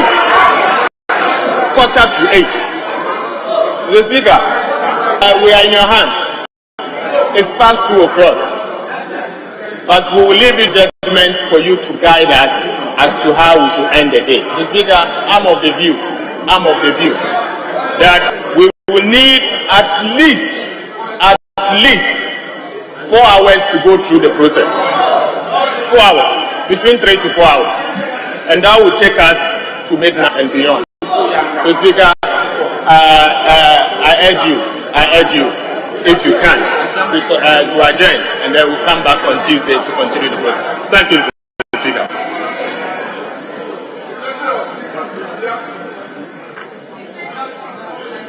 Yes, Majority Leader. Speaker, first, to reiterate the point that I made, that the decision that we came to in your holding room in conclave was that we'll do these two decision making today. Mr. Speaker, it is a reason why when you came and you said we should do one after the other, when I proposed that we should put the two together, you said no, we should do one before the other. For which reason you went forth to advertise the ballot for the judges. You showed everybody. Mr. Speaker, that's where we are. Now we have been told that we have a note from leadership. My side of this house was not part of it. I saw something being written on the back of one other paper, and it was not you. The Speaker, didn't come from us. It was not part of the agreement. I saw that they were writing it here, and they transmitted it through the Mr. Joshua to you. The Speaker, that cannot be tenable. When we agree together. And if we have to sit down, Mr. Speaker, draw again, fair and fine. But it cannot be that something is smuggled to you and it's made to appear as if it's coming from this one. Certainly not from majority leader. Majority leader, I was expecting you to go this tangent. As I presided today, you equally sent such messages through people to me. You did send notes to me through the same sources, using the same other paper, yellow. Why are you referring to one and trying as if it's not fair? Don't do that. Please, what you said from the very beginning is right. What I stated this morning, which you have referred to, you are right. But none of us anticipated that there will be so much intervening circumstances for us to delay up to this time. We didn't anticipate that. And you are aware of some of the reasons why we delayed. That is why I'm referring to the notes that were sent through me. We don't have to go to extent because we need to confide in each other. So we're going to go to that tangent. Please, I handle both of you impartially. I listen to both. You pass notes to me, and I take them into consideration in taking my decisions. I don't want us to try to undermine each other's integrity. That is not correct. Let's do our work as a family. We need each other to be able to transact this business. This is not the end of our sitting. We will continue, and there are more important matters before us, and we need to work together to get those things approved. Please. Yes, you can continue. The Speaker, I'll just say that first you have said that leadership had communicated to you in respect of dealing with the common fund. I just wanted to send an indication that that communication did not come from my side. I stated that it didn't come from your side. Having said so, Mr. Speaker, I would want to remind of the initial discussion that we had. I know, as you have indicated, you must be exhausted at this time to go and refuel and come back. Mr. Speaker, so you're calling for a suspension of the House. If we have to do that to clear this one, that is the decision assesses, so be it. But that one should be put in abeyance again. Mr. Speaker, that would be a difficult decision for us. And I'm pleading with you, if you have to adjourn, suspend sitting for maybe 30 minutes for people to refuel. That could be. In any event, if it is only the decision making of voting, the Speaker, as you indicated to us yesterday, that The ruling from the Supreme Court has settled it all for us. That where there was doubt, now the Supreme Court has come with its own rule, which is to effect deputy speakers when presiding can vote. Mr. Speaker, you drew attention to us of this matter to us yesterday. So if it becomes one of the deputy speakers could be in the chair once we go to this well, and then we do the vote, the setting up will be done, and we will do the voting. On the other hand, if you want to suspend and be in the chair yourself, Mr. Speaker, we can suspend for a short while and come back and do what is required of us. Mr. Speaker, thank you. Yes, Minority Chief. Mr. Speaker, you were, first of all, you were very right when you said there was an understanding that the Common Fund Administrator would present a report to plenary, Committee of the Mr. Speaker. Yesterday, my colleague, the Majority Chief Whip, invited us to meet with the Common Fund Administrator to prepare her to be in the House today at the Committee of the Whole to consider the First Speaker. Indeed, we saw the Common Fund Administrator here since this morning. There was no need for us to even discuss that further at conclave today. That's why you saw her there. So when my colleagues are saying that there was understanding to take the Common Fund formula, that is not true. We met in the Chief Office, and then we said that the Common Fund Administrator will be here. So you were right when you got that information. Mr. Speaker, I listened to the Majority Leader saying that you could leave the chair for one of the deputies. Mr. Speaker, the fact is that, okay, Speaker can take a rest. What about us, the members of Parliament? Can we find another person to come and replace us? Mr. Speaker, there's nothing wrong if we adjourn and come back on Tuesday. We have, in fact, at the conclave, Honorable Bua reminded us that whilst we tabled 2 motions on both the ministerial appointment and the judges, I remember him saying that, do you even know when we will complete the first item, let alone be thinking of the second, and how do you call it, the tax bills? And we said, let's start and see where it takes us. Mr. Speaker, it's almost 8 o'clock or 8 o'clock. The point we are making is that we have far gone beyond acceptable times that we can start at the big. We are ready to vote, Mr. Speaker. But, Mr. Speaker, I am of the view, Mr. Speaker, that we can come back on Tuesday and consider these issues. So, Mr. Speaker, I can see that for some reason the Common Fund Administrator just left the chamber. For that reason, Mr. Speaker, I'm pleading with you, let's take an adjournment. Today is Friday, and come back on Tuesday. Mr. Speaker, we are in your hands, and it's about human rights and our health. So, Mr. Speaker, if you decide to adjourn us, you haven't breached any, you are rather just saving our health so that we can come back on another day and continue the work of this country, Mr. Speaker. That is my point. Honorable Minister for Local Government, Decentralization and Rural Development. Is that the name of your ministry? Right, so, Honorable Speaker. Yes. Honorable Speaker.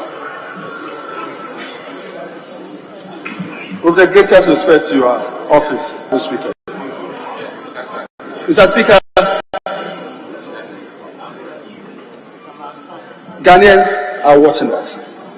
And I'm told that people even outside Ghana on Facebook watch us. Mr. Speaker, during voting in this country,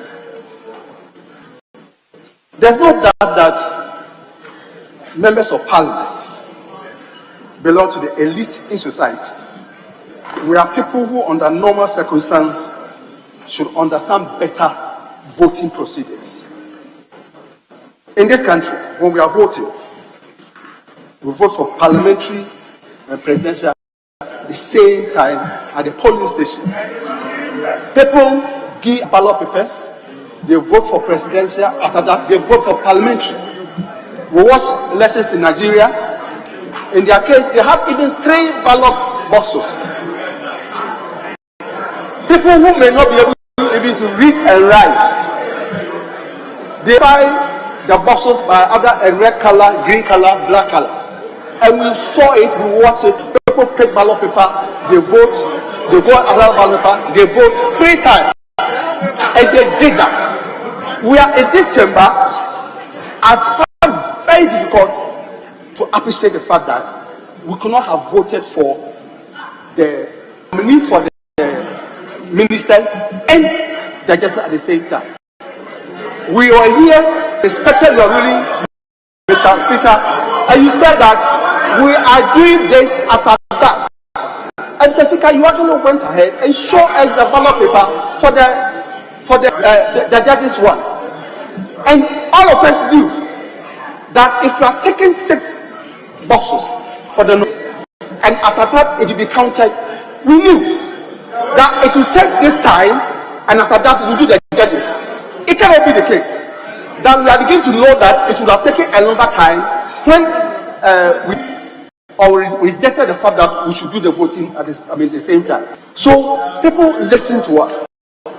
We go through this process. Then after that, arguments come back again.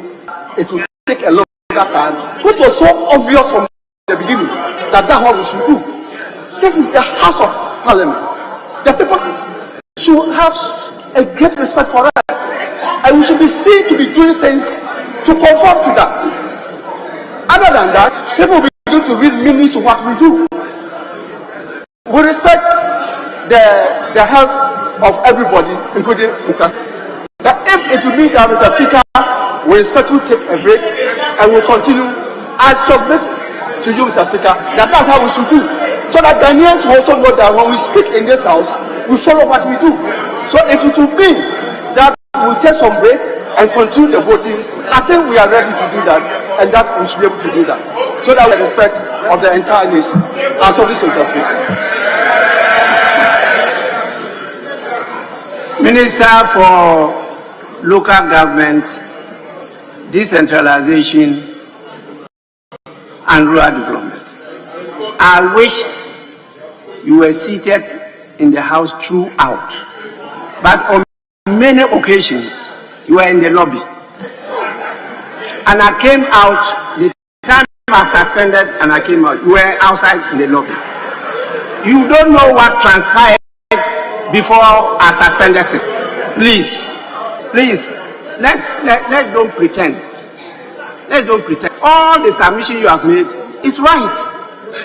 But there were things that happened which made me suspend.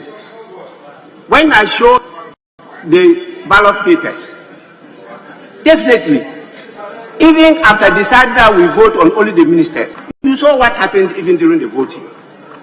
In spite of all the explanations and the rest, even some of you, when you came to vote, you didn't even know where to pass to vote as members of Parliament. Even that is an indictment.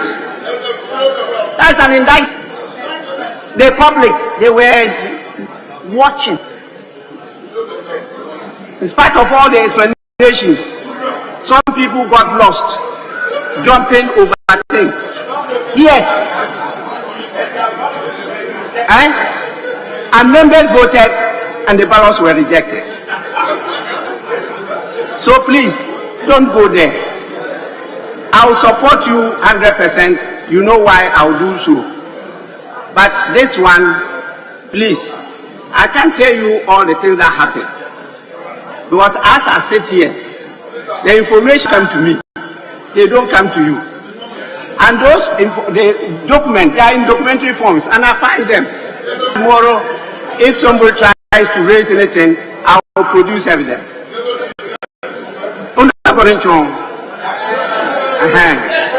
So please, after listening to you, at least, please, if my deputies are prepared to go on, I'm prepared to yield to one of them to continue. But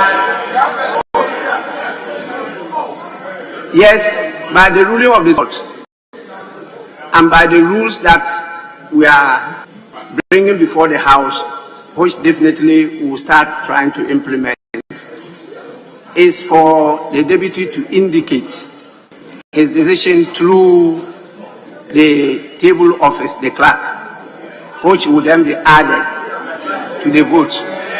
The deputy is not expected, if it is a voice vote, to also shout, and the deputy is not expected, if it is any other vote, to sit here and start indicating, raising the hand. No, it will be through the clerk, and it will be added. That is the practice. But I will also want to plead with members that because we want to work as a family, once in a while, there must be compromises.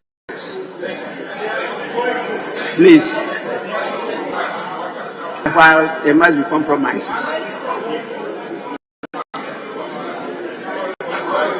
I don't want to suspend again. I've changed my mind. I'm not going to suspend sitting. I'm not going to tell leadership to discuss this further.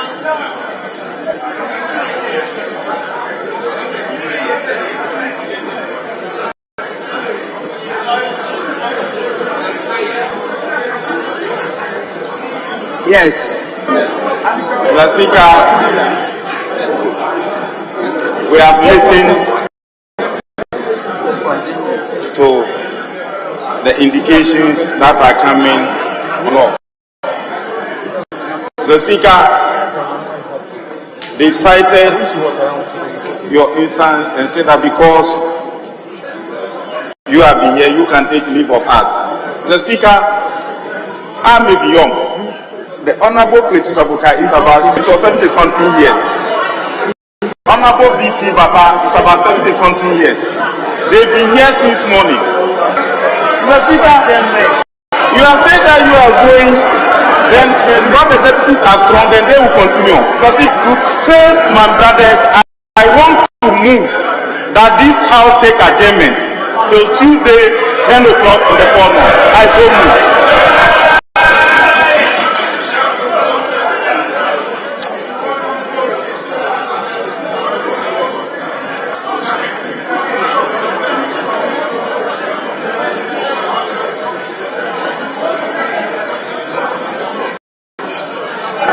Mr. Speaker. Mr. Speaker.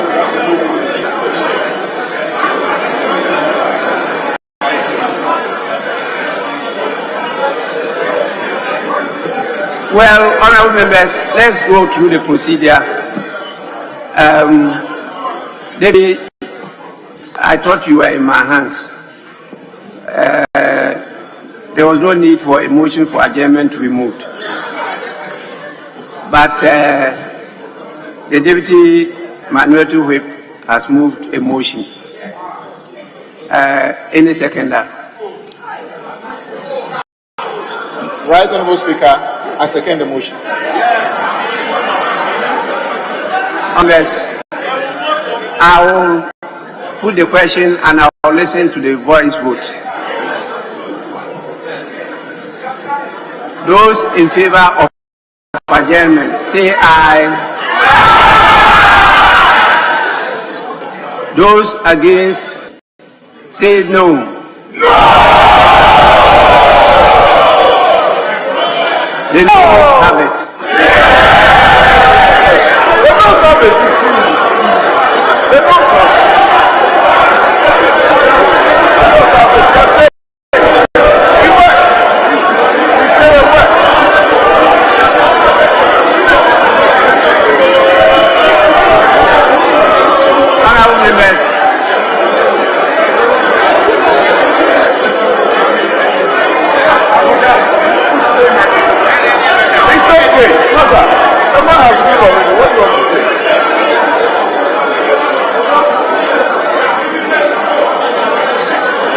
Yes. Mr. Speaker, I saw our colleagues who are ministers but not members of parliament shouting, no, Mr. Speaker. My position is that the no from the opposite side cannot be validated because colleagues who are ministers did say no.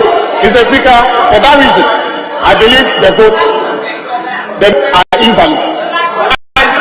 The ayes have it because there are no ministers on our side.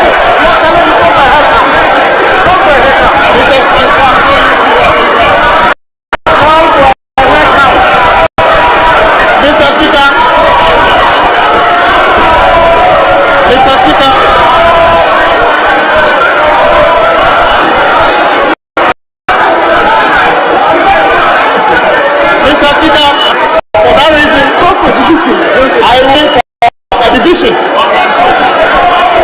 Mr. Speaker, I will be calling for a division. 114.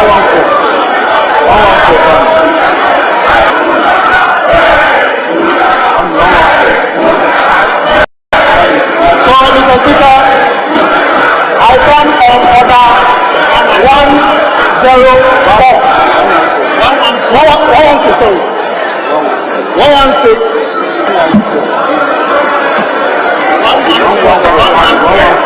So I said 1130.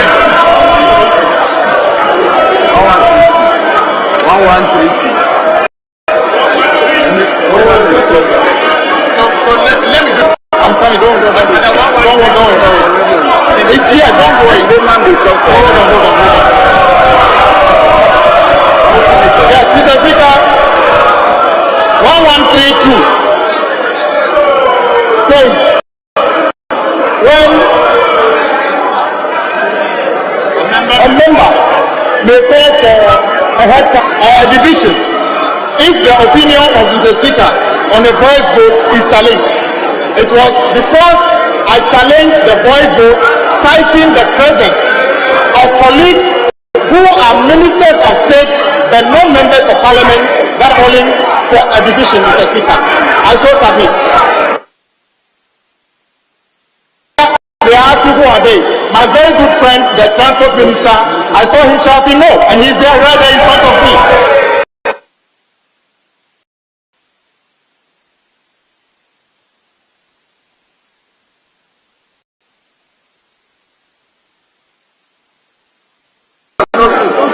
Thank you very much, Mr. Speaker.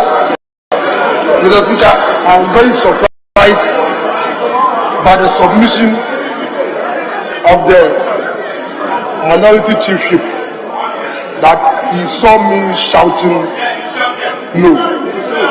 Mr. Speaker, he's just making a statement without any proof. On what basis is he coming out by that submission that he saw me shouting? You should prove it. Mr. Speaker, let me put it on record. That ever shouted no. And that is my position. Thank you very much, Mr. Speaker.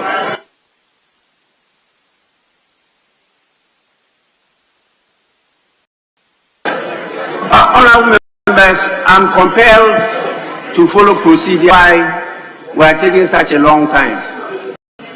If not, I know what to do, but I'm just following procedure so that, yes, Majority Leader. Mr. Speaker, you started by saying that you thought that where we are, the house is in your hands, and that no motion was required.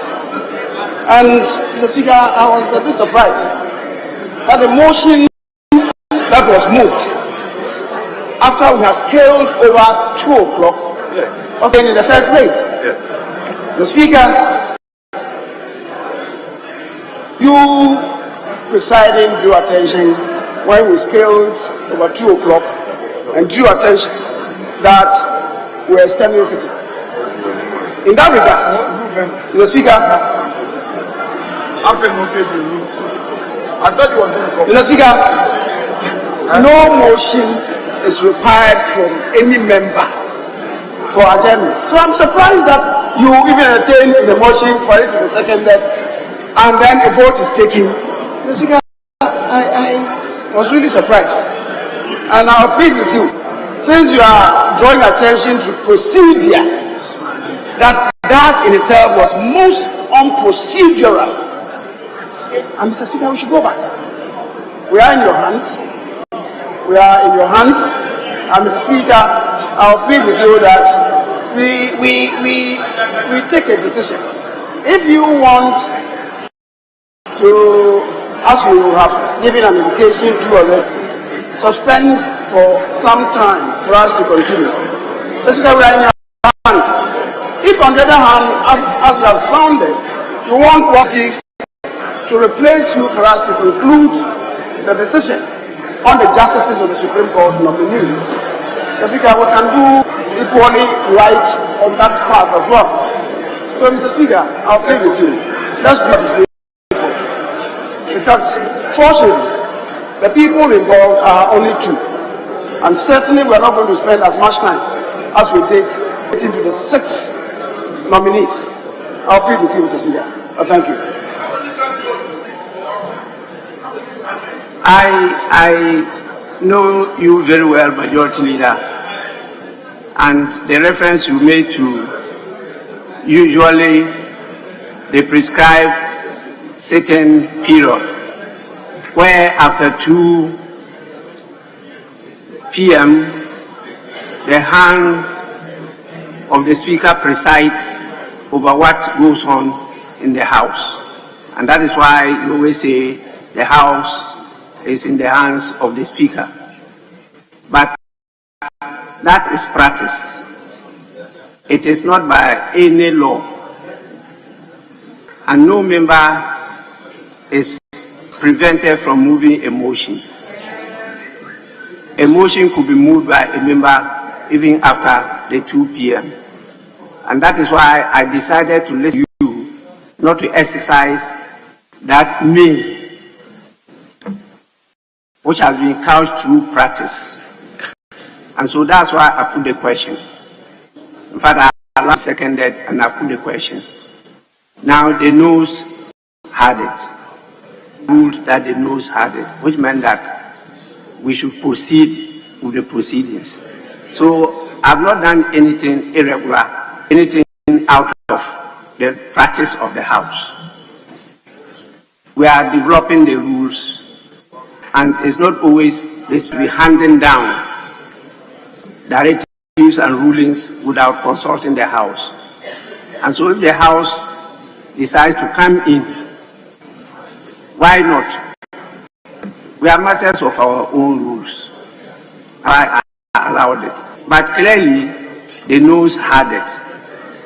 But if somebody is challenging the voice vote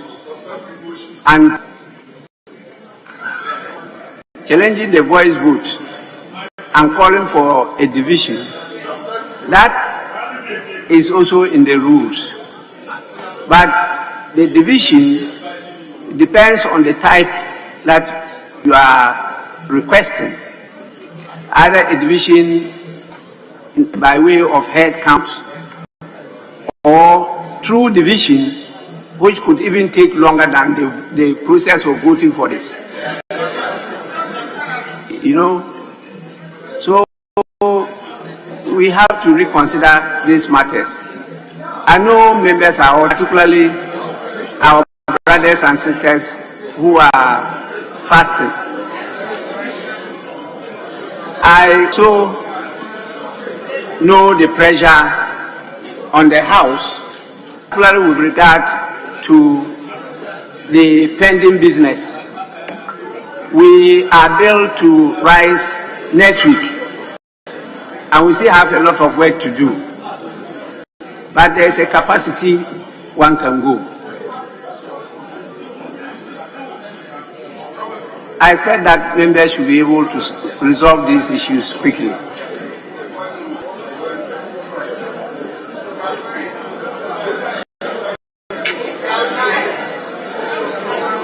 I keep on giving you leads and advantage of it. Yes, Honorable Mutala. Mr. Speaker, we are in your hands. We are human beings. and we must be capable to deliver for the good of this country. Every single one of us is exhausted, including your good self, Mr. Speaker. Now, if we put to sit here, we may find some of our colleagues falling. I have seen some of them dozing off. So I just want to plead that once we have exceeded the 2 p.m. time, and we are in the month of Ramadan, so have just broken our fast, we cannot even contain it, except that our colleagues are saying the quality of our discussion and business here doesn't matter. If they think that the quality of what we do here matters, I think it will be appropriate that they allow us to adjourn Tuesday so that we can come with new energy and new vigor. But at this material moment, I can see that my good friend Honorable Afia Schwar is as exhausted as myself. So, right, Honorable Speaker, I think that if they put season in that so that we adjourn and come on Tuesday, it will help.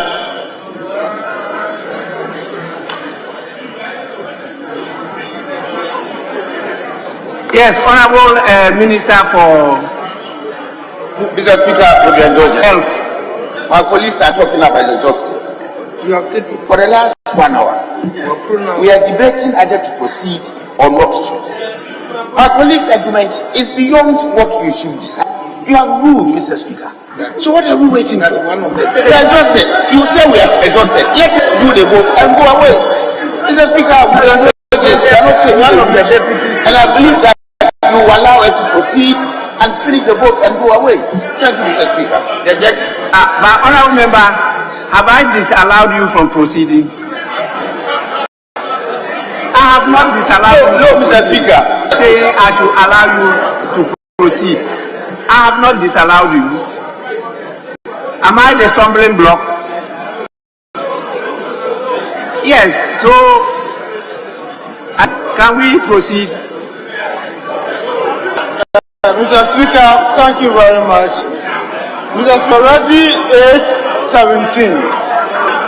Mr. Speaker, there is a remit for endurance. Came here exactly, some of us, 8 up to 9 o'clock. We sat here, if we have no refreshers, no water, nothing. We are human beings, Mr. Speaker. And our police want us to collapse, take us to the hospital and say, Achabo has collapsed and he did not exercise his right to vote. Mr. Speaker, Tuesday we can come back and continue our business. Mr. Speaker, we are pleading with you. We can't continue doing business at this hour. Please, Mr. Speaker, we are in your hands. Your health is important like all of us. Look at your age.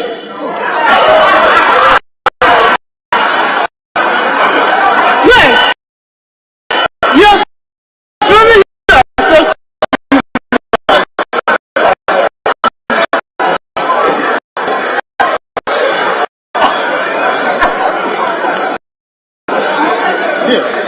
Mr. Speaker, Honorable Richard Achampong. Mr. Speaker is a young man. Yes, all my Mr. Speaker, I'm not done. Okay, please allow me. Mr. Speaker, as young as you are, I am in my 50s and you are 80s, Mr. Speaker. So, Mr. Speaker, please, we are pleading with you. We are in your hands. Let us go home and have a rest.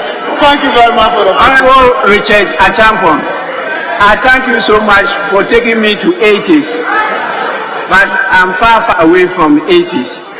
Not even up to 70. I'm not yet close to 70. Not yet close to 70 years. And that I'm saying I'm a young man. I'm sure you may be above my age. Yes, Honorable Sandare, I'm going to proceed. Yeah, thank you. Yes. Thank you very much.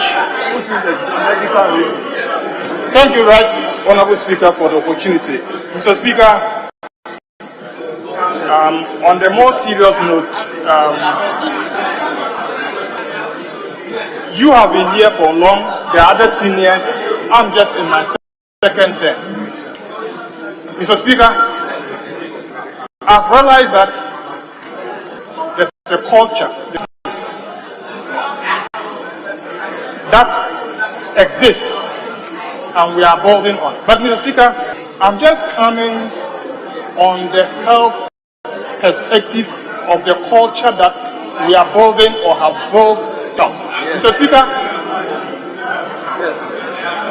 the practice where we get to a point and within you, you feel that you are exhausted, you are tired, yet we have to continue because we have to finish certain job. It's not good for health. Mr. Speaker, by nature, when you are tired and you cannot reason very well, your decisions that you are taking are not good. They are faulty. Mr. Speaker, what we do here, we might not feel the consequences today or tomorrow. But Mr. Speaker, trust me, many of us are building dangerous health hazards that affects our health, leading to hypertension, leading to diabetes, and those of us who already have some health. Mr. Speaker, let those who have ears listen to me, and those who want to live long listen to me, because what I'm saying is that the practice is not good for our health. And Mr. Speaker, I'm not challenging your ruling, but I'm saying that we should that practice because it is not good for the health of all of you. I thank you, Mr. Speaker.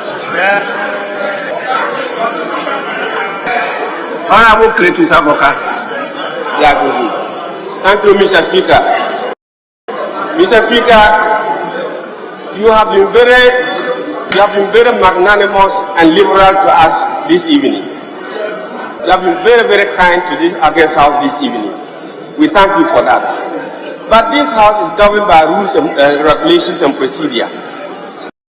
Understanding on the 40 rules 2 and 3, which you have been referring to without even mentioning, because we think that we all know. The House is supposed to sit at 10 o'clock and close at 2 o'clock. Before that time, if there's need for that to adjourn, then we'll call for a motion for that to that effect. But after 2 o'clock, the discretion is entirely yours. The discretion, Mr. Speaker, is entirely yours.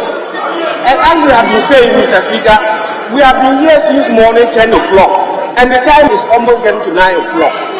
And we have our Muslim brothers who have been fasting the whole day. We must have a human face. What on earth is the urgency of staying here up to 12 midnight to approve of 2 nominees to the Supreme Court? What is urgent? What is urgent against the health of many people, against the religious privileges of many people here? What is urgent? Approving Supreme Court judges this night. Mr. Speaker, I want to plead with you that under Order 40 Rules 2 and 3, you have the discretion to adjourn the House. I am respectfully inviting you to take that, to invoke that discretion and adjourn until Tuesday at 10 o'clock in the forenoon. Thanks, Speaker.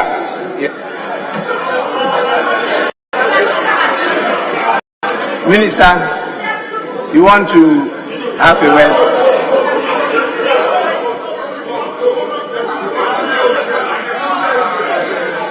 Yes. Right Honourable Speaker, I thank you for the opportunity to also add my voice to the discussion ongoing here. Right Honourable Speaker, if your decision is we stay and cast the vote, please just be blunt and tell us, because the way everybody is getting up, people are getting up, talking, oh, let's do it, don't do it. The decision is yours. You are the master of the place. Please tell us what to do. We've been here since morning. Some of us are feeling, and we are disappointed in a lot of things. So the ball is in your court. Tell us what to do. We are for you.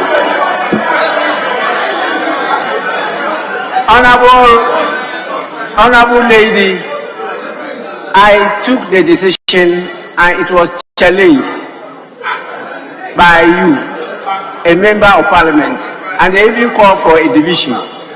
That's I decided to give you the opportunity to see what actually you are tired. All what you have exhibited shows that you are not tired. You want to continue. You are still debating vigorously. It doesn't show that you are tired. And at any one time, about 3, 5, 4 of you will be on your feet. You want to talk. It doesn't show that you are tired. That is my difficulty. Yes, Honorable Collins, louder. Thank you very much, Mr. Speaker. Mr. Speaker, indeed we are tired. Mr. Speaker, in this parliament, we have sat through to midnight considering and approving issues that have been brought to this house. We have adorned before. Mr. Speaker, we do that when there's an agency. The approval of judges is not an urgent matter. Mr. Speaker, where a situation arises where the state is likely to lose revenue, an instrument is not passed, we are compelled to say to pass so that the state doesn't lose revenue and therefore can have boreholes in our communities. Mr. Speaker, added to this is the fact that this house is not rising today. We still have next week from Monday up to Friday. We can take back on Monday by your orders. This house has sat on Mondays before. We can add on Monday, Wednesday, Thursday, Friday, available for this approval of judges. Right. Mr. Speaker, we are tired. Look at us, myself and Cletus. And of course yourself. Mr. Speaker, consider the health consequences. Mr. Speaker, adjourn this house and ask us to come on Monday to approve the judges. I don't think that approving the judges on Monday will cause any or give any negative effect to the majority. Government will not lose anything if the judges are not approved today, but on Monday. Mr. Speaker, I humbly invite you. You indicated that you will yield to any of your deputies. Suggest that you are tired yourself. You don't want to continue, and therefore one of your deputies should sit in for you. We are your age. We are your age. The deputies are young. Mr. Speaker, don't consider yourself alone. Look at the others who are also aged as you are, and adjourn this house till tomorrow, till Monday. The Speaker can ask us to come on Monday. It is his discretion. Speaker can ask us to come on Monday and we will oblige. So, Mr. Speaker, you are humbly invited to adjourn this house the next week. Thank you very much. Honorable ABA Hussein. Thank you very much, Mr. Speaker. Mr. Speaker, in circumstances such as this, wisdom and age is very important in a critical decision. Our elders say that when the elder is in the house, the grain will not be soaked by the rain.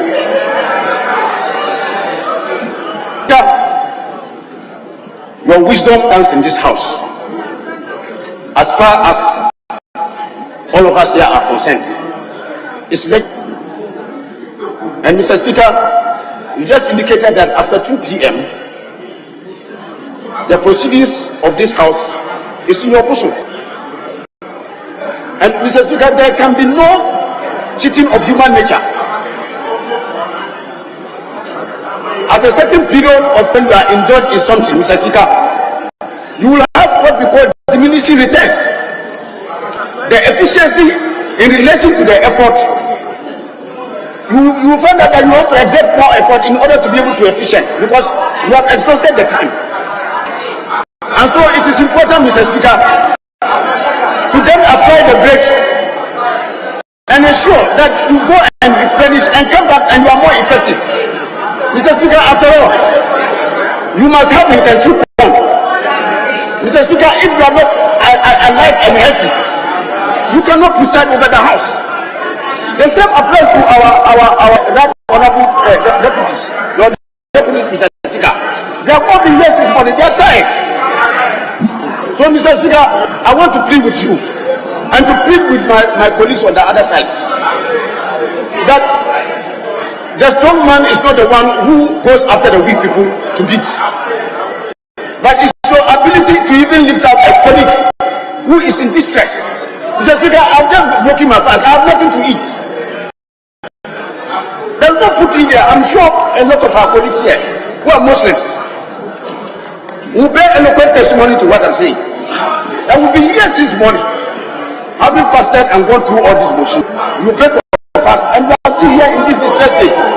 So, Mr. Speaker, I'm making a compassionate appeal to you that rules are made, and rules are made for man, and not man made for rules.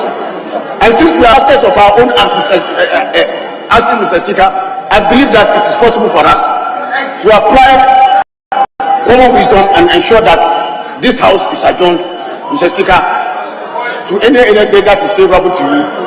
On that score, thank you very much, Mr. Speaker. Honorable members, I think we should. Honorable Mama Yaga.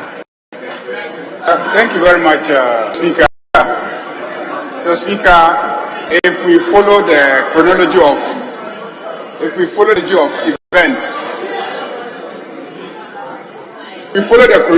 events, so, Speaker, there was a voice vote, and you ruled on the voice vote. Then a member called for division, and you gave indications what type of, because there are 2 different types of divisions. Mr. Speaker, the danger is that a division of a particular type may actually cost us the time of actually conducting the vote. The division of a certain type may cost us the time of conducting the vote. And yet, Mr. Speaker, there is also a strong plea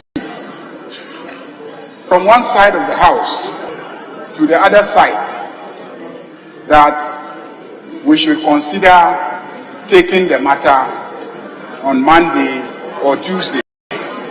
So my recommendation is that the plea to Mika cannot be acted upon until the division, the call for division is withdrawn, dealt with, so that we can go on the tangent of whether or not we should deal with the business or we should continue to appeal to our colleagues on the other side for an adjournment and the matter to be taken at a future date.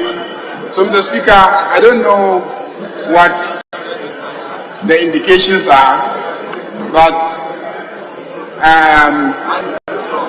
My humble plea is we reconsider our call for division, and then we now discuss the issue of the adjournment. Thank you, Mr. Speaker. Yes, Deputy Majority Leader. Mr. Speaker, it is now 8:30, and Mr. Speaker, if at the time we started this whole debate at 7:30, we had this discussion on whether to stay in or go, we had allowed the opposition to hold, I'm sure we would have gone midway. But Mr. Speaker, just for the avoidance of doubt, the rule under which our colleague came, the order 113, Mr. Speaker, you can only call for a division on a debate. So, Mr. Speaker, the argument he is calling for a division to challenge your decision is not founded in our rules, and I just want to make it clear. Mr. Speaker, for avoidance of doubt, order 113 provides when a question has been put by Mr. Speaker at the conclusion of the debate, the vote shall be taken by voice, aye or no. Mr. Speaker, so I just want to make it clear to my colleague that issues of our adjournment, rule order 40 all through to 50, there's a whole guidance. So, Mr. Speaker, you have taken a decision. There I have not seen, we are not debating, and he cannot call for a debate, a division on that basis to further waste our time. In any event, like Honorable Ayaga said, if we are even, the rule even fortifies you on the application you've made, we are going to spend about 2-3 hours, and that would expose you that your application for division is being mounted on bad faith. It means that you simply do not want us to have the vote. Mr. Speaker, I rest my case.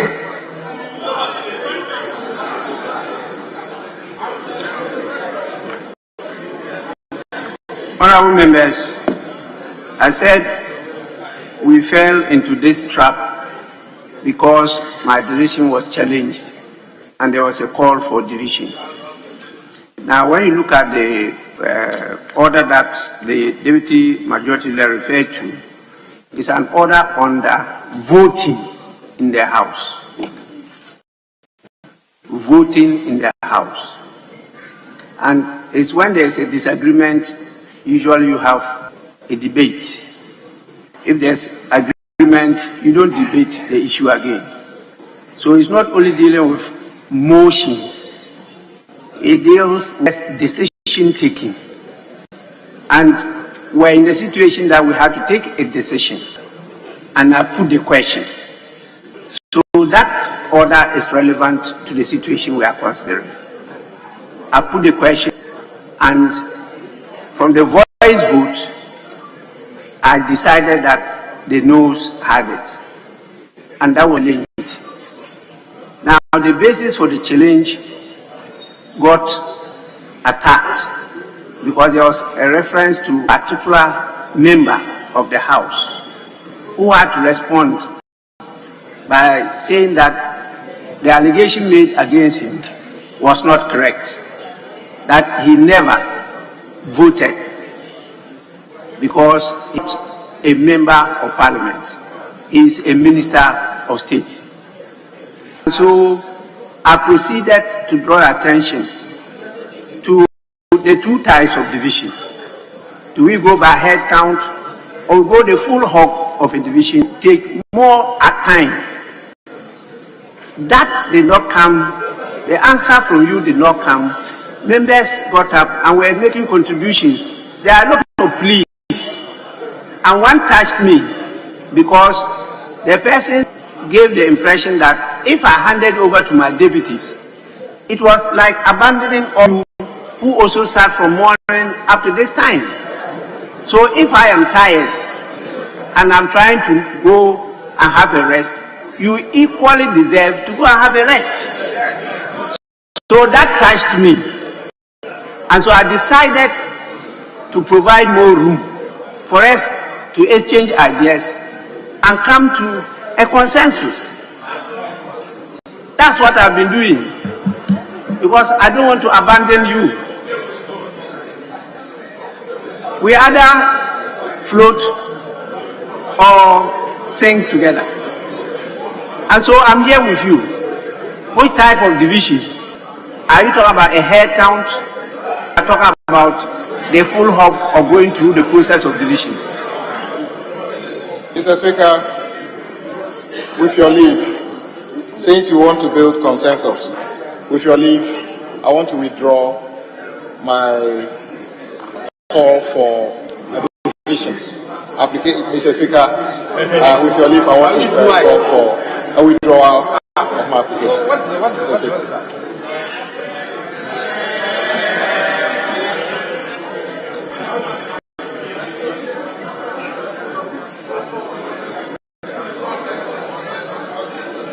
Yes.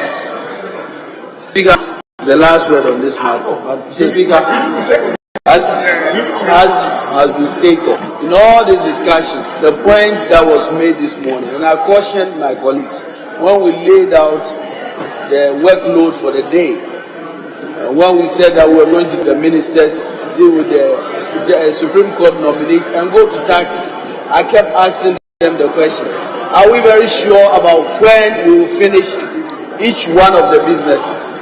And because I said that we can do it, but it is on what time? So, Mr. Speaker, I think we'll come back to the same point. We are in your hands for you to make a decision, because this is where we are, Mr. Speaker. Thank you. Honorable members, if is that you are in my hands, these hands are very comfortable, and so I'll proceed to adjourn the House. Very comfortable hands, so that you can go and have a rest.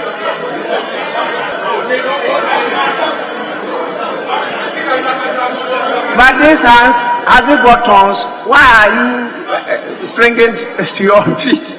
Are they thorns in the hands? Very comfortable hands. I'll adjourn so that we'll go and rest. Yes. Mr. Speaker, with respect, if these are the hands you are showing to us, and I beg to submit that they are certainly not comfortable hands. And Mr. Speaker, with the greatest respect, my colleague, the Honorable Cletus Sabuka, you've been a majority leader in this house before. Under your stewardship, this house works on numerous occasions, past 12 midnight.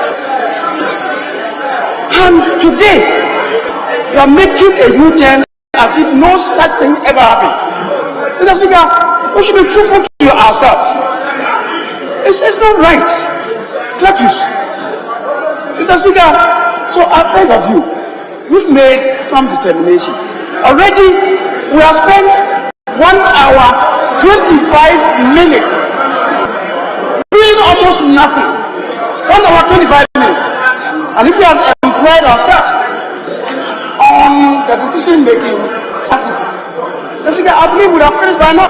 Perhaps just be left with the sorting out and accounting. 1 hour, 25 minutes, doing absolutely nothing, adding no value to how we started.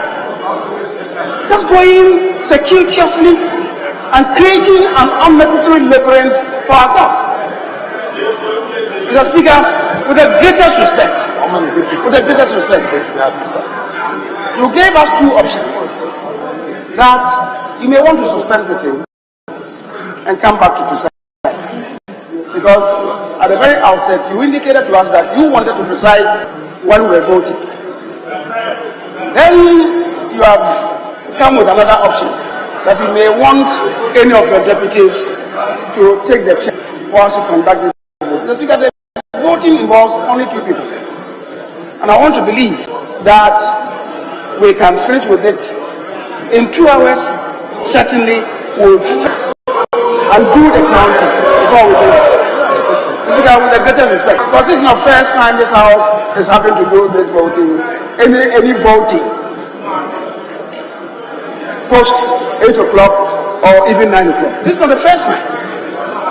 Mr. Speaker, I beg of you, you propose two options, let's adopt one of them and move on. Especially given the fact that my colleague on the other side, the minority chair, has withdrawn the motion that he proposed.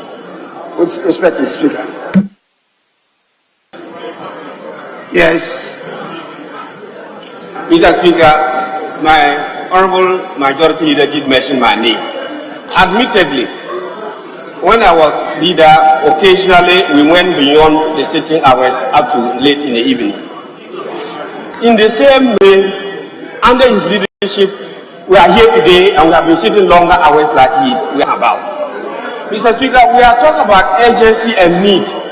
Is there any need or urgency for us to continue to sit here up to midnight because we want to approve two judges to go to the Supreme Court? There's no urgency. If it was a loan agreement that if we did not take it, Ghana government would lose, who is the following morning to approve it? If there was agreement that we didn't pass any statute, any law, then we will lose as a country. Then we can stay for long hours. But given the circumstance we find ourselves today, there is no need for us to continue to be here up to 12 midnight, thereabout. There's no need at all. It's needless. It's just to stress us. And we don't think it's justifiable to stress somebody so that somebody can get it. It's unfair. It's not equitable. And I think that with the greater respect, Mr. Speaker, we have said that under Order 14 Rules 2 and 3, the discretion is entirely yours. Exercise it. And it doesn't lie within the majority leader or even minority leader or this House to arrest your adjournment. We are in your hands. We have decided and are praying that you will be fair and we adjourn the House. Otherwise, we will be misleading the House. Thank you.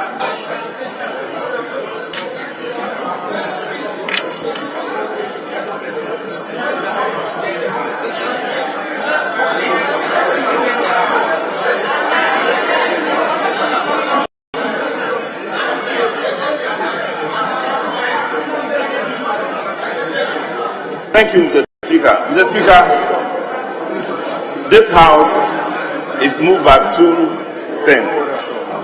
Either because we work in accordance with the law, or we work in accordance with tradition and precedent. The precedent and tradition is that when it is 2 o'clock, you are in charge of the House. Mr. Speaker, decisions are taken in this House to the discomfort of some and to the pleasure of some. Take this decision. It is in your hands. We are tired. We are asking for an adjournment. Look, we can come back on Tuesday and do the same thing. Mr. Speaker, let not this frustrate you. Take that decision. Some happy, some will be pleased with it. That is the normal thing about all decision taking. So, Mr. Speaker, we urge you to take that decision so that we can go and come back on Tuesday. It is normal for people to be unhappy and for others to be happy. So, Mr. Speaker, I urge you to adjourn this House. We come back on Tuesday and do the same worry. We are going. This thing that we are looking for will happen. It's just a matter of time, Mr. Speaker. Thank you. I took the decision and you challenge my decision.